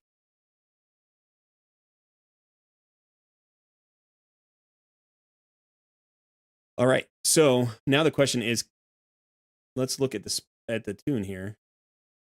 Make sure that the tune is doing what it says it's supposed to. So what I'm looking at is, when does it come into tune? It comes into tune. It's not in tune. Why is it not in tune? You know why it's not in tune? It's not in tune because it's a Razzlevarg tune, and I don't know if that actually works in the calculator. Jeez, let's look at it.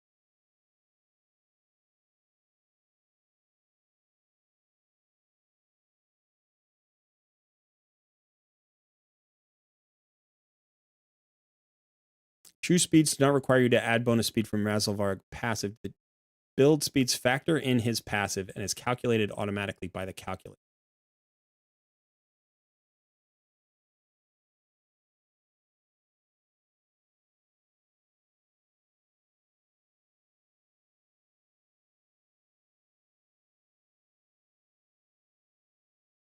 Okay, Razzlevarg's skills here are in the calculator. Buff Extender has a 1-turn delay on their extension ability. So the buff extender is here, so she needs a 1-turn delay on buff extension. That's going to affect the speed tune, so that's why that's off. Buff extender has a 1-turn delay on their buff extension ability. That's her A2. So we'll do that, and that changes the tune, and it's in tune. There it is. Perfect. Just needed to change that one skill because the buff extension is going to extend the increase speed buff, and without it, it falls out of tune. But with it, look at that beautiful tune. Holy cow. That is a crazy nice tune. It looks like it comes into tune instantly, actually. It does, except the final tune doesn't happen until turn 5. Are you looking at the clan bus calculator right now? Yeah. Oh, it's not on screen. We're just looking at save team presets on raid.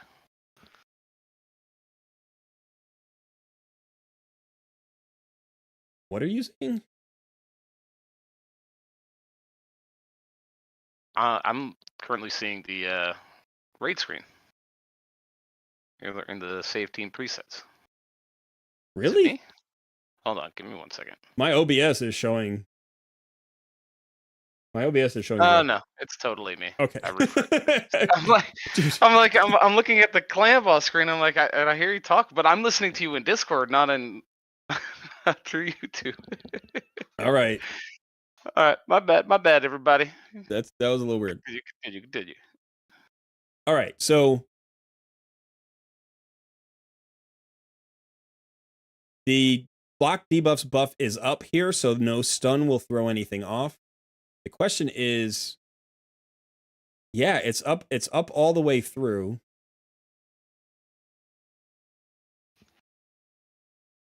Skull Crusher could take the stun. That's the question. Does Skull Crusher have to take the stun? Because Skull Crusher looks like... Wait, where's Under Priest Bargaining? The A3 goes up there. It's fine. Where's the other Under Priest? Where's the A3? The A3 goes up here. Godseeker Inari extends. So everybody has the block debuffs buff up when the slow comes out. So that makes it spirit affinity friendly. Beautiful for spirit affinity. It works for void. You are golden. Okay. So this looks nice. This looks entirely doable. And you have all of these champions. So now the big question is, do we want to start building?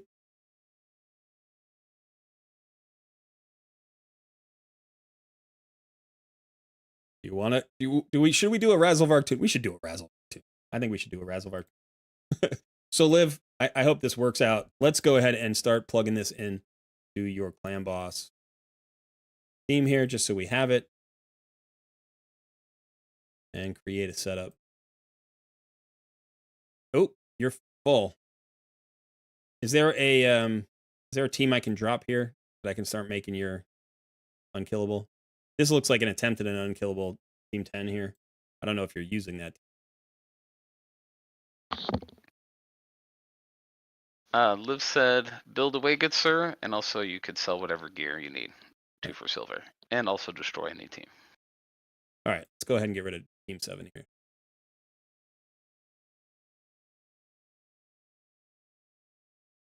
All right, so we're going to have Raz in the lead. I'm going to do this according to speed, actually. This will make me if I do it that way. So let's. All right, so I think Brogni is the second fastest, or is Godseeker? Godseeker's the second. No, Godseeker's fast. We need Raz. Okay. So yeah. So now it's going to be Godseeker. Is. And then it's Brogni. And then it's going to be Newt, and then Skull.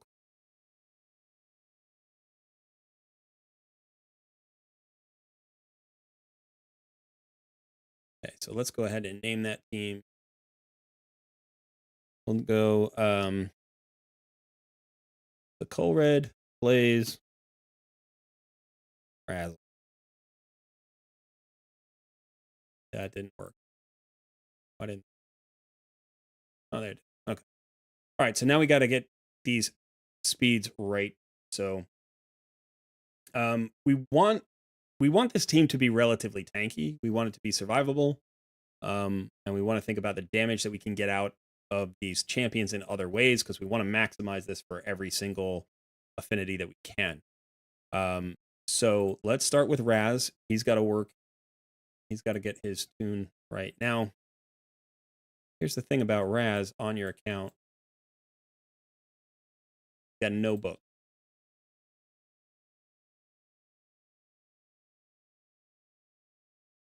So this tune is not going to work day one. Like you're going to have to get this A3 book. You don't have to book the other two. Actually, no, you don't have to book the other two. But you're going to need at least the 4 books, and you're not going to land them perfectly. So here's the question. Do you want me to build this since it can't work day one? Or do you want to go for something that can work today? Because I don't know how long it's going to take you to get your books. And it's your call. I think it would be fun to build. I think it would be a good way to do it, but yeah, you sure? You sure you want to build this one? Because I'm looking at the books here. You need 1 book for Brogni. You're going to need 4 books at least for Razzlevarg. Your Newt is fine. Everybody else is fine. Everybody else is booked, right? So Godseeker was booked. I think, yeah, this guy's booked. Skullcrusher's booked.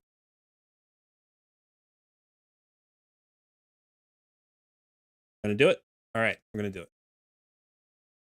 All right, cool. So Razzlevarg.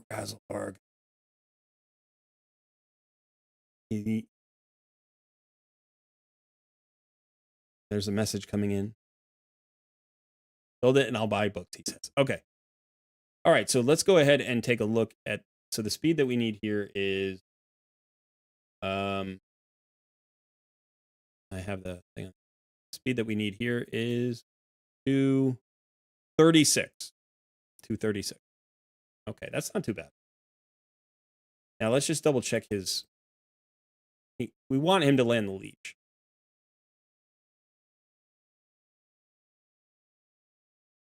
So we want him to have, for Ultra Nightmare, I think you need, which is always a good thing to do. You can go here to the raid stages tool on hellhades.com. Just put in the fight that you're doing. We're doing Clan Boss. We're doing Ultra Nightmare. And it'll give you all of the stats. Now, this here is his resistance, and this is the accuracy we need to overcome the resistance. So we don't care about the accuracy line. We care about the resistance line. We need 250 accuracy, because that leech will play.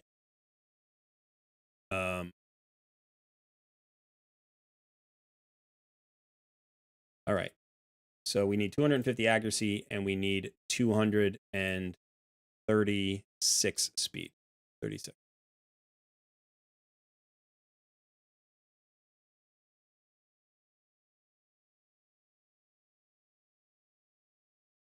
I'm looking at speed boots in. We also want 100% crit rate.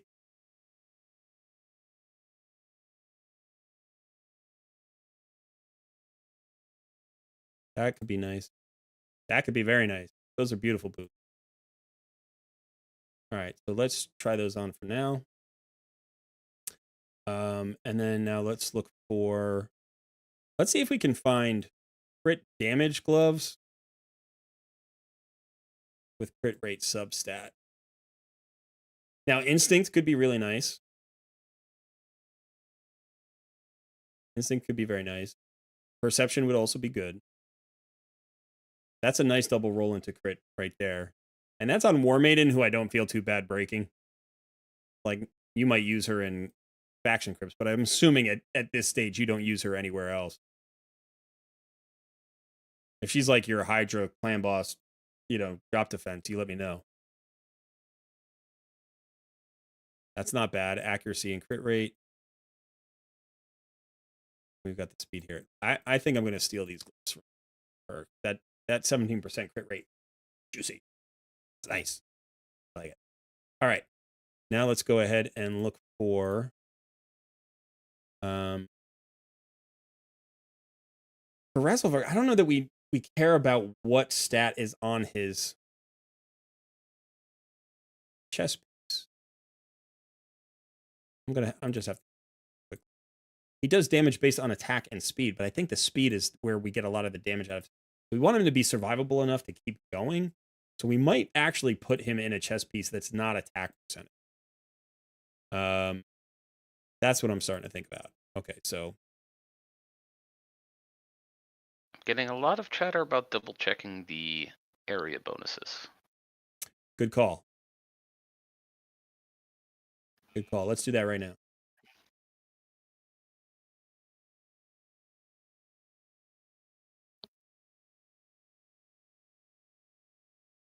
We do have 2 speed. Thank you for the call out. We do have 2 speed in the Demon Lord, so I gotta make sure that we account for that. So let me get my notepad here. All right. Thank you for chat. That was awesome. So we actually want him at 234. We're going to need Godseeker at 242. We're going to need Newt at 200. Need Skullcrusher at 177. And we need Under Priest Brogni at 231. I'm actually just going to go here for a quick second. I'm going to play with these speeds to see if the tune breaks. The tune breaks up at 242. So we have a little bit of leeway, and then we can go down. We were at 234. It looks like it breaks down at 229. So we do have a little bit of leeway. So those two speeds shouldn't throw it off. But that's always good to check. And then let's see, same thing here. Oh, that does break it. Does that break it? That does break it. So we can't go above 244. And we can't go below 242. We have to land on 264. We have to land on 264. And here's the thing. That's tricky because we have to do that with the sets as well. We have to have the right sets and land at 264 exact, or I guess it would be 244. We have to land at 244 exactly, which means we have to land at 242 exactly. Whoa, that has no leeway. Okay, and then I'm assuming that everybody else has leeway. Yeah, they have leeway. So I can go faster on. Skullcrusher. I can't go slower. And I have a little bit of leeway, but not all. Okay, so Godseeker has to be exact for 264 speed. She has to land on 200 speed exactly. Okay, that's going to be. I should take a look at the masteries to make sure before I build anybody that the masteries don't mess us up either. So that's a good call. So masteries. 30% chance of increasing turn meter. You're going to have to undo that. Can't have that. Can't have the turn meter fill.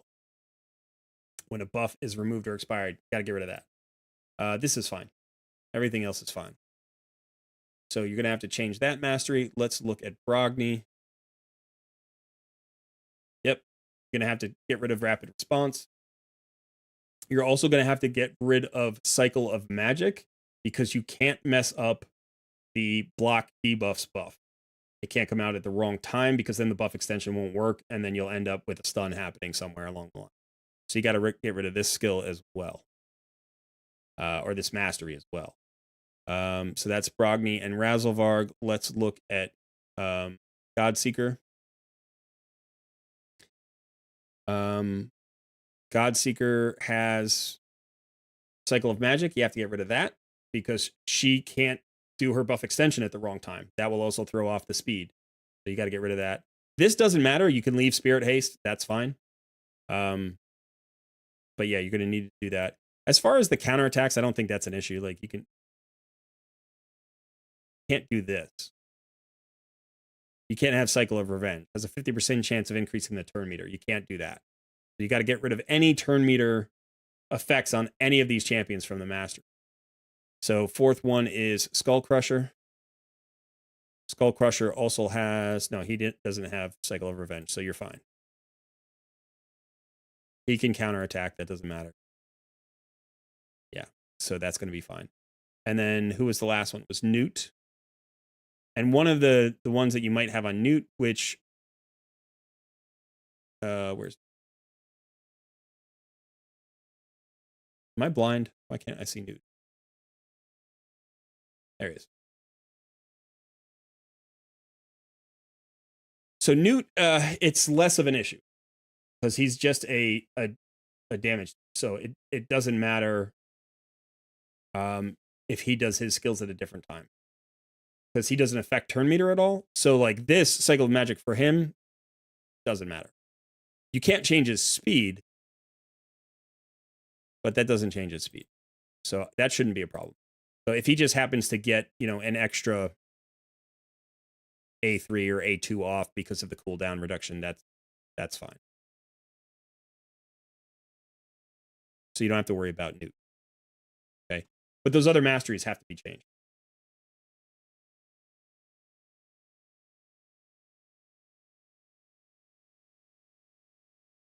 If you want, let's see. Yeah, so you still have a free reset here, so you can do that.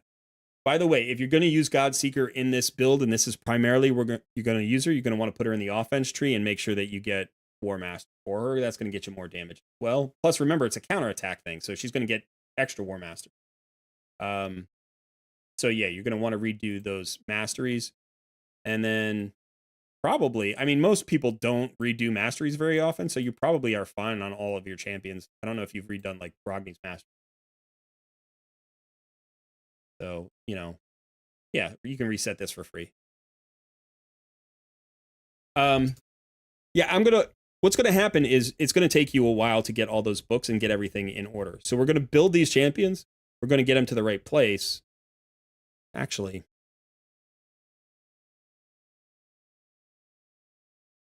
what do we think about Brogni? What should Brogni's masteries be?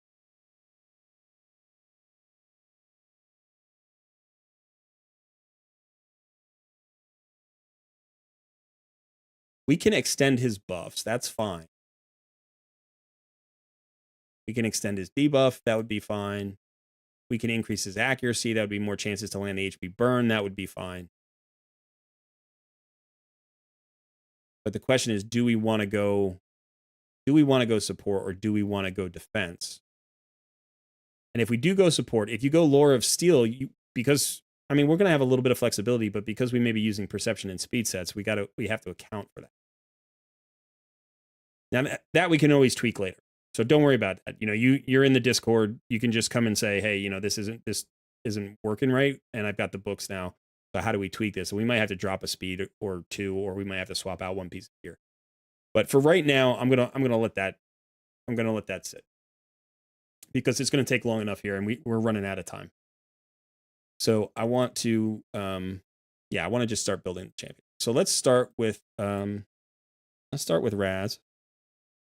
And so we need to get him to 234.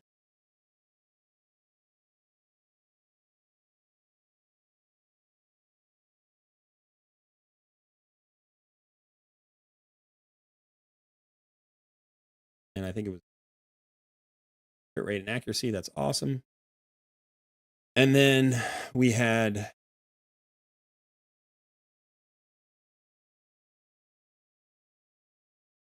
okay. So that was our starting point. Let's go ahead and run these. 800K. That was nice. Hey, we landed in accuracy. Also decent. Wouldn't have minded landing 1 in it in crit rate, but that's fine. Okay. What do we need to get to? 234. 230. All right, so now we can start thinking about stuff like this. Like, do we want to get into an instinct set? We don't want to go too fast, right? That's the thing. We can't go too fast. So we're thinking about cruel sets for damage. Let's go ahead and get rid of it. So the sets we're thinking of for damage for clan boss would be potentially, let's see, where crit damage. Crit damage is 1, so we can open that up.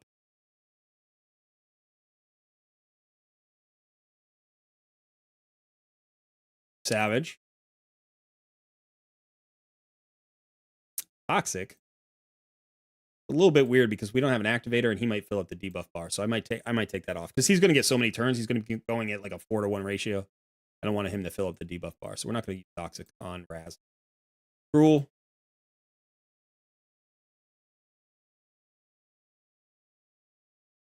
Probably not offense.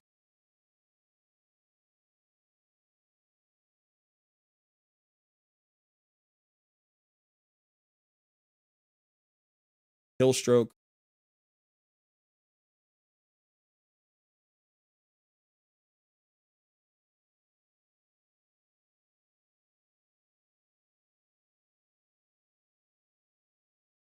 And instinct. I guess those are the sets that probably that's what okay. So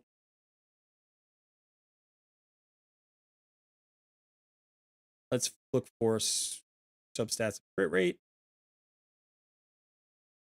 And let's start looking at Savage first, just in case. Crit rate accuracy, HP crit rate. Didn't roll in a crit rate. Chess pieces, defense, but it has a double crit rate with an accuracy roll, but no speed. And what we don't want to do is we don't want to get stuck without speed because it looks like there's no speed substat rolls here. Like, yeah, we just have a few pieces. That's not bad. That's a very nice piece, even though it's flat attack. I'd prefer it were something.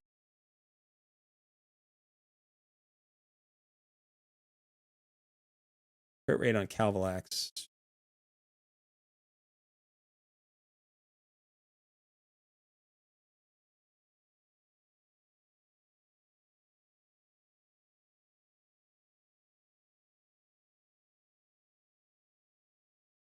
Yeah, I don't think we're going to get the speed we need here. All right, let's take that off. I just want to double check the banner. Okay, we don't have any speed on the banner. So it was good that we checked that. Let's look for speed on the banner. That's nice. That's nice.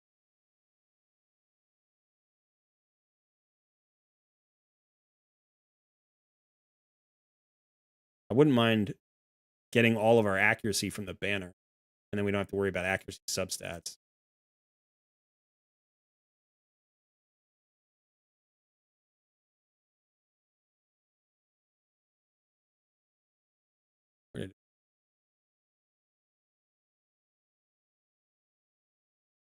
We have none. We have none in the Skinwalker faction. Okay. So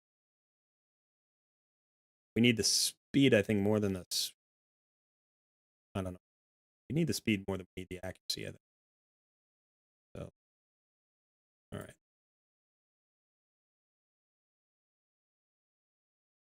For right now, let's just try that on. Gives a little speed. Okay, and then let's go ahead and get back to the chess piece. which can really be any chess piece with a crit rate roll.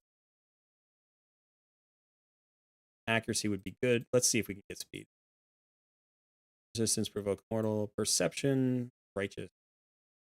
Not a lot of damage sets there, huh?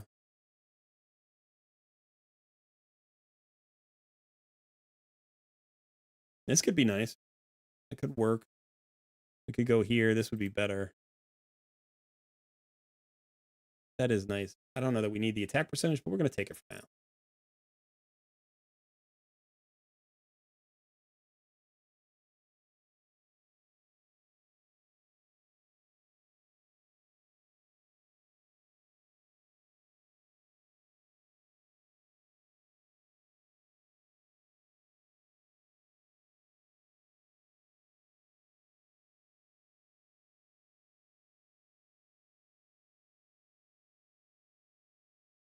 That's a nice, isn't it?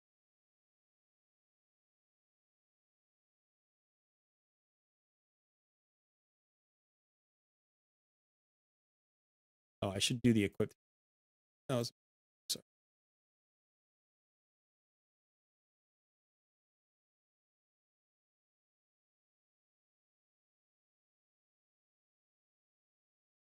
That's a very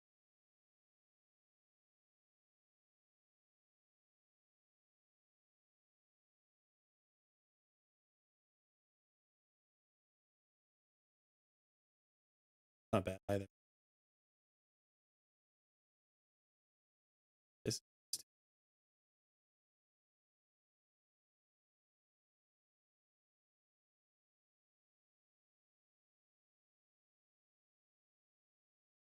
all right, we need 250 accuracy, right? So I think we're there on the accuracy. We can probably get the rest through glyphs. All right.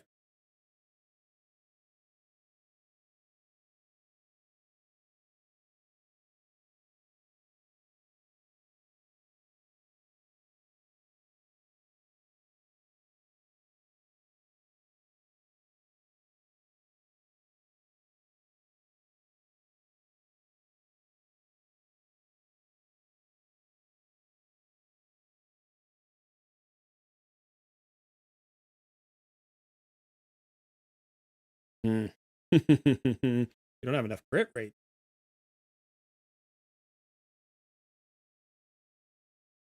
17.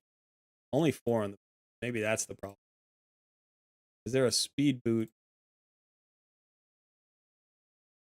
that has a roll sub that somewhere?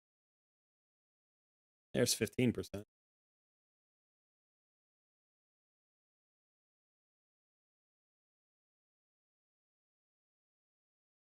That's a lot of crit rate for. Or no, that's defense. Sorry.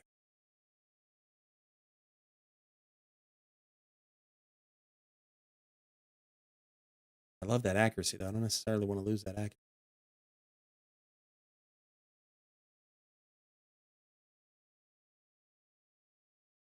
And it has crit damage.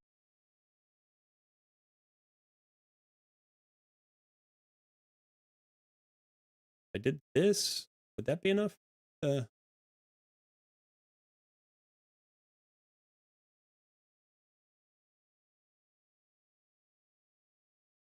was somebody who had like a 19, an 18 there. That'd get me to 99.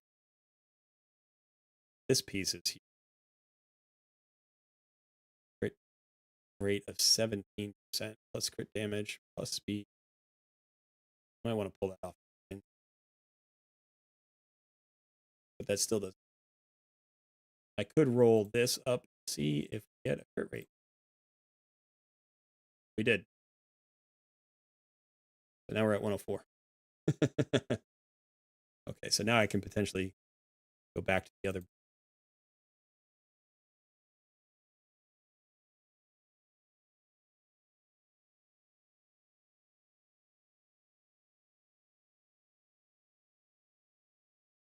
Yep, that's so 215. We need to get to 234 speed. The question is, are we fast enough here with this? I have to upgrade this, to upgrade these to C. Oh, we could also get crit rate there and crit rate there.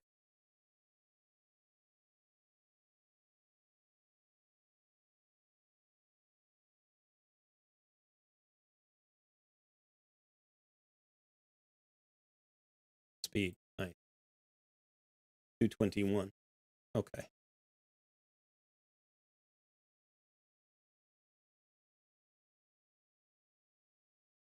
$234. We need 250 act. So that's glyph, but not a lot. That's not 1, 2. We're gonna get 3 speed glyphs. All that 12. That would put us at 233. And we need 234. Let me double check the speed. On the website, can we go down 1? We can go down 1. Okay, so we can reach the speed. We can get it. So let's go ahead and let's do this equip. All right. And now let's start glyphing out these. Ooh. Oh, we don't have many speed glyphs. Uh-oh. We might not be able to glyph this speed. All right. On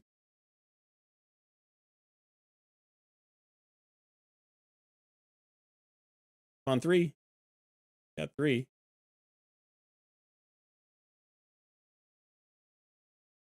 We're going to have some trickiness here without the speed glyph.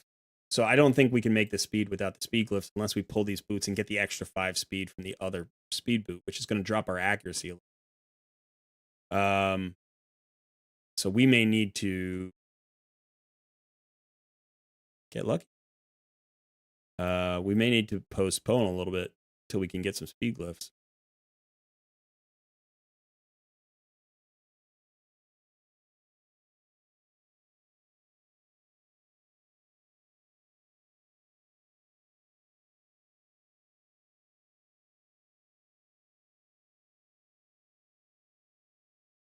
Okay, so how close did we get?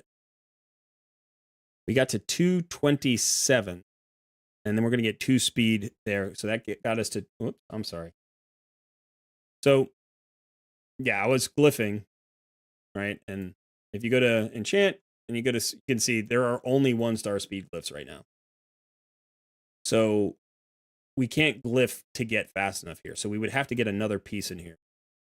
Potentially. But what I want to see is if this is going to be fast enough at 227. If I go into the speed tune, I don't think it's going to be. But if I drop this down to 229, right? Because we're getting the extra 2 speed from the area boss, whatever. It holds. It does hold.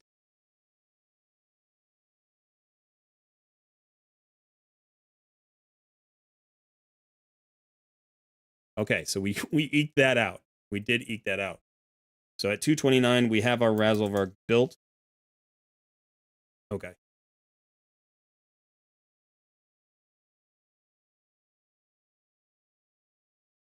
All right, so Liv, this is feeling like, all right, let me go ahead and put this in. Let me double check this just to make sure that we have the right thing. So we have 3 perception sets. No, we have 2 perception sets. So we have to put those in here.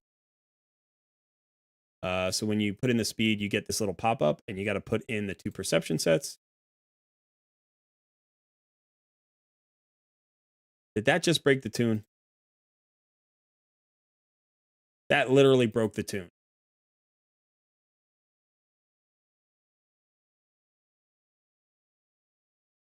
I need 1 more speed to make the tune. So I can run at 250, but I can't run, or I can run at 251, but I can't run at 250.99. That's how tough that is. Now, one of the things that we can do is we can also check in the masteries. We have Lore of Steel. Let me make sure I put in the Lore of Steel. So let's see if that unbreaks it. No, that won't. That actually goes the other way. So I need to get 1 more speed onto him somehow. And so that's just going to be a glyph. That's just going to be 1 glyph. Or, you know, if you have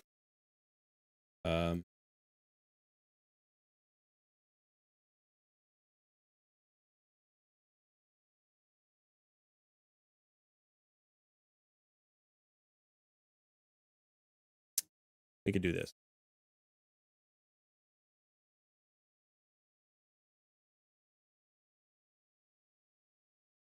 Right. So if you get 300 medals, you could do that. It's easier to get glyphs.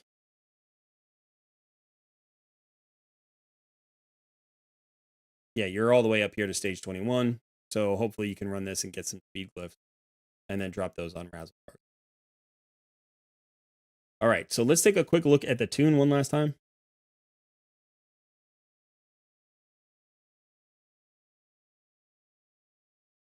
All right, so we know that we're getting 2 speed from the area bonuses, which, by the way, I highly recommend you don't put speed in the clan boss area bonuses. Like, now that you've done it, you should put as much speed as you can get into it because you may as well. But this messes up the tunes a little bit, you know? So in a lot of cases, you can get more damage out of like ignored defense or out of crit damage, or even you might want to accuracy first. So rather than spreading one bonus in every level, think about the thing that you can specialize in that's going to give you the most advantage in that particular area. And because speed tunes are so finicky, adding speed to that is only necessary if you have a tune where you clearly aren't fast enough, right? Like if you aren't fast enough, then you can put speed into that area bonus to get the speeds that you need. But in most cases, right, it's going to be like you're going to be fine getting these kinds of speeds. I mean, when we look at this speed tune, like the highest speed here is going to be 244 that we need to build onto a champion. We should be able to do that, especially if we have glyphs. Like I could definitely do that on the Razzlevarg. I could change the gear and get that speed. I don't want to because I completely built him now, and all we need is 1 speed on 1 glyph, and we'll get there. So I'm just going to let that wait, since you already have, you know, time where you have to get the books for Brogni and Razzlevarg anyway. You're going to get a speed glyph in the meantime that gets you 1 more speed. By the way, you can get more than 1 speed. So if you get 3 speed or 4 speed or 5 speed, that's all going to be okay. You know, so that'll get you there. Then what we have to do is hit these speeds on these other champions. None of them should be overwhelming. So let's go ahead and see if we can get the speeds onto Godseeker and Neri. And then, like, I'm just going to look. I'm just going to see if we can do it, because I suspect we don't have a problem doing it. But, and then we'll just see, like, so, you know, start here with the boots always. She doesn't need accuracy, so you don't care about that at all. You could put her in. You could look for somebody to put into a Guardian set, because that could actually spread the damage around and like keep your team a little bit more survivable, because it's like a mini ally protection. She doesn't need accuracy, you know, so you could potentially put her in a Guardian set and then see, you know, like she might be tricky to reach the speeds in a Guardian set. Like you might not have the speeds to get to 44 in a Guardian set. But you could potentially think about putting her in a Guardian set. You could potentially think about putting Brogni in a Guardian set. You know, so that could potentially give you a few extra turns, just getting that extra 10% damage mitigation. But I think the best champion for it would be Godseeker Neri. So if you can get her in it, then you would be in good shape. So let's go ahead and look at the other. One sec.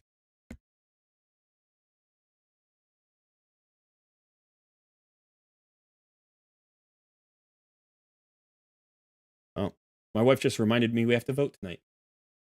So we have a time limit on that. Okay.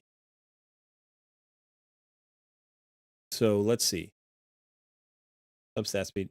What were we looking at? We were looking at Guardian gear. Guardian is all the way down.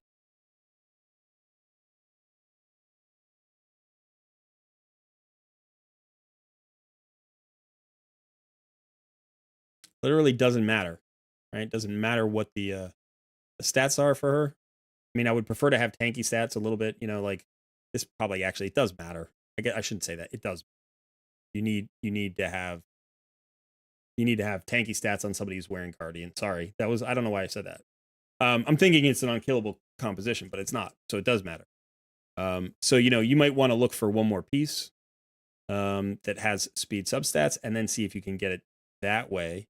Let's see. What else would we go with for her? We would probably go with something tanky like Defiant would be really nice. Defiant would be perfect. Now, if we have speed there, this is nice. This is a nice piece on her.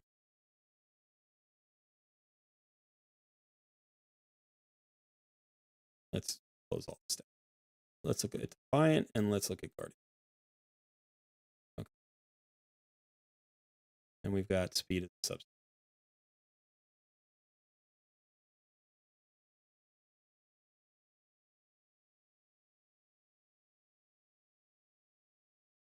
Yep, stealing that. Absolutely stealing it. Oh, she's actually got really good gloves as well. 17, 3. So we could keep her glove. Let's just do that for now then.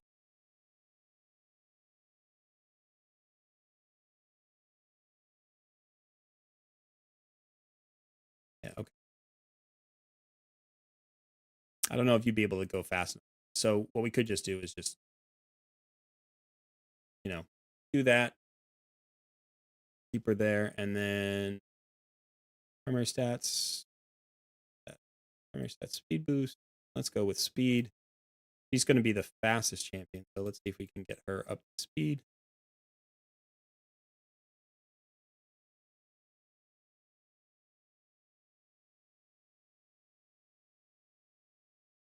I'm just going to see what happens if we get her in 45. And then we want substats.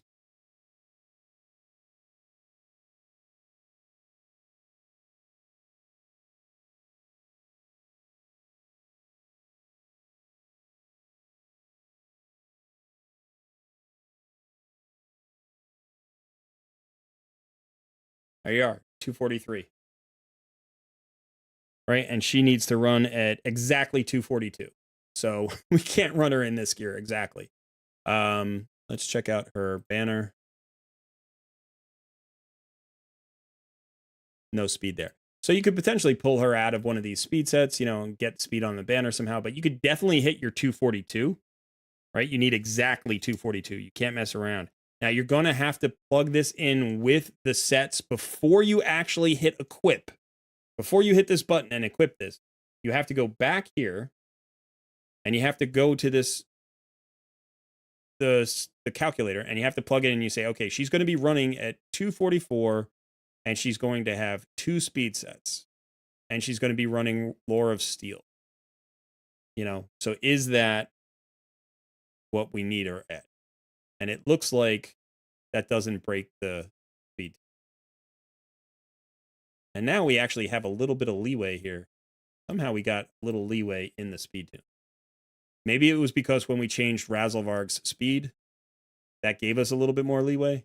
But now it looks like maybe you can't go down, but you can go up 1. So you have 1 additional point of leeway you didn't have before. So it looks like, if you build her this way, you can potentially build her at 242. Remember, you're getting 2 speed. So you can build her at 242. And what do we have her at right now? Or 243. And we have her at 243. So you could swap this gear in at 243 and run her like this. And in fact, she's decent here. 40, we lose a little bit of HP, we lose a little bit of defense, but you get the speed that you need. You basically didn't let me get myself out of the way there, sorry. If you look at her stats, barely changed her HP, you didn't change her attack, you barely changed her defense, just dropped about 400 defense there to get the speed that you needed. Same resistance, same accuracy, you don't care about the accuracy.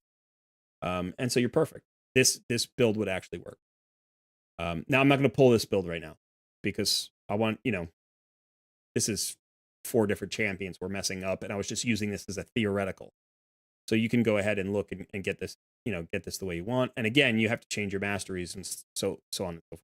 But it feels like this is the speed tune. and we've got Razzlevarg where he needs to be. So unfortunately, I have to go vote. So I can't sit around and do any more of the rebuilds here. But if you want to know the name of this is called the Razzle Dazzle Counterattack. It is here. It is available for everybody on Deadwood Jedi. You know, and I'm happy to help you tweak it in Discord. So, you know, as you get your books and you start getting ready and you start gearing up, if you have any problems with the calculator, if you have any problems with the tune, let me know and I'll help you tweak it. You have any questions?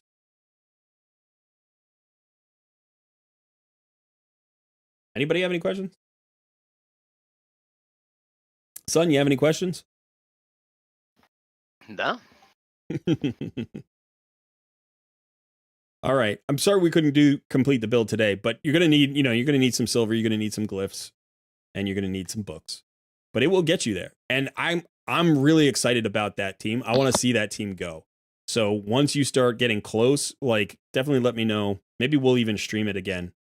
Because I've never done a Razzlevarg speed tune, and I'd love to see that work. So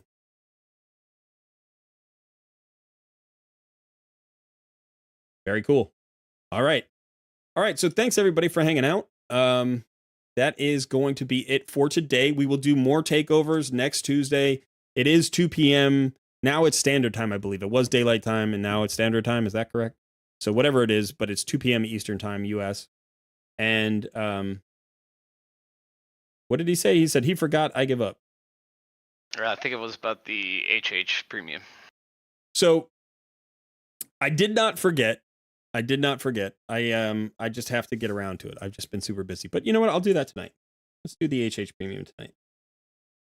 I'm not going to forget. Yeah. So, yeah, I was just trying to look at chat. I don't need to stream chat. All right. You know what? I like being big.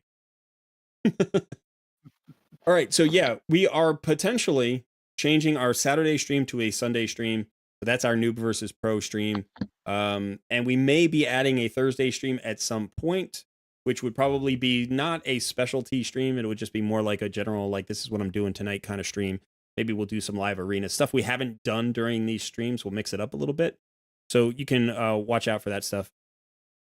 But yeah, we'll let you know all of those changes in advance if we can. So for right now, we are planning to change it on this weekend from Saturday to Sunday, but we don't know. And Tuesdays will stay the same because we like Takeover Tuesdays because that alliteration is satisfying and we build our lives around alliterations that are satisfying. Amen. So, yeah. All right. So thanks to our Takeover account holders. That was awesome. I always appreciate the trust that you put in me to not mess up your accounts, especially accounts that you've invested so much in. We had sort of a later game account and an early game account today, and that's always fun. Yeah, and that's it for now. I'm going to go vote. Son, why don't you say goodbye? Have a good one, everybody. Thanks so much. We will see you in another video or stream very soon.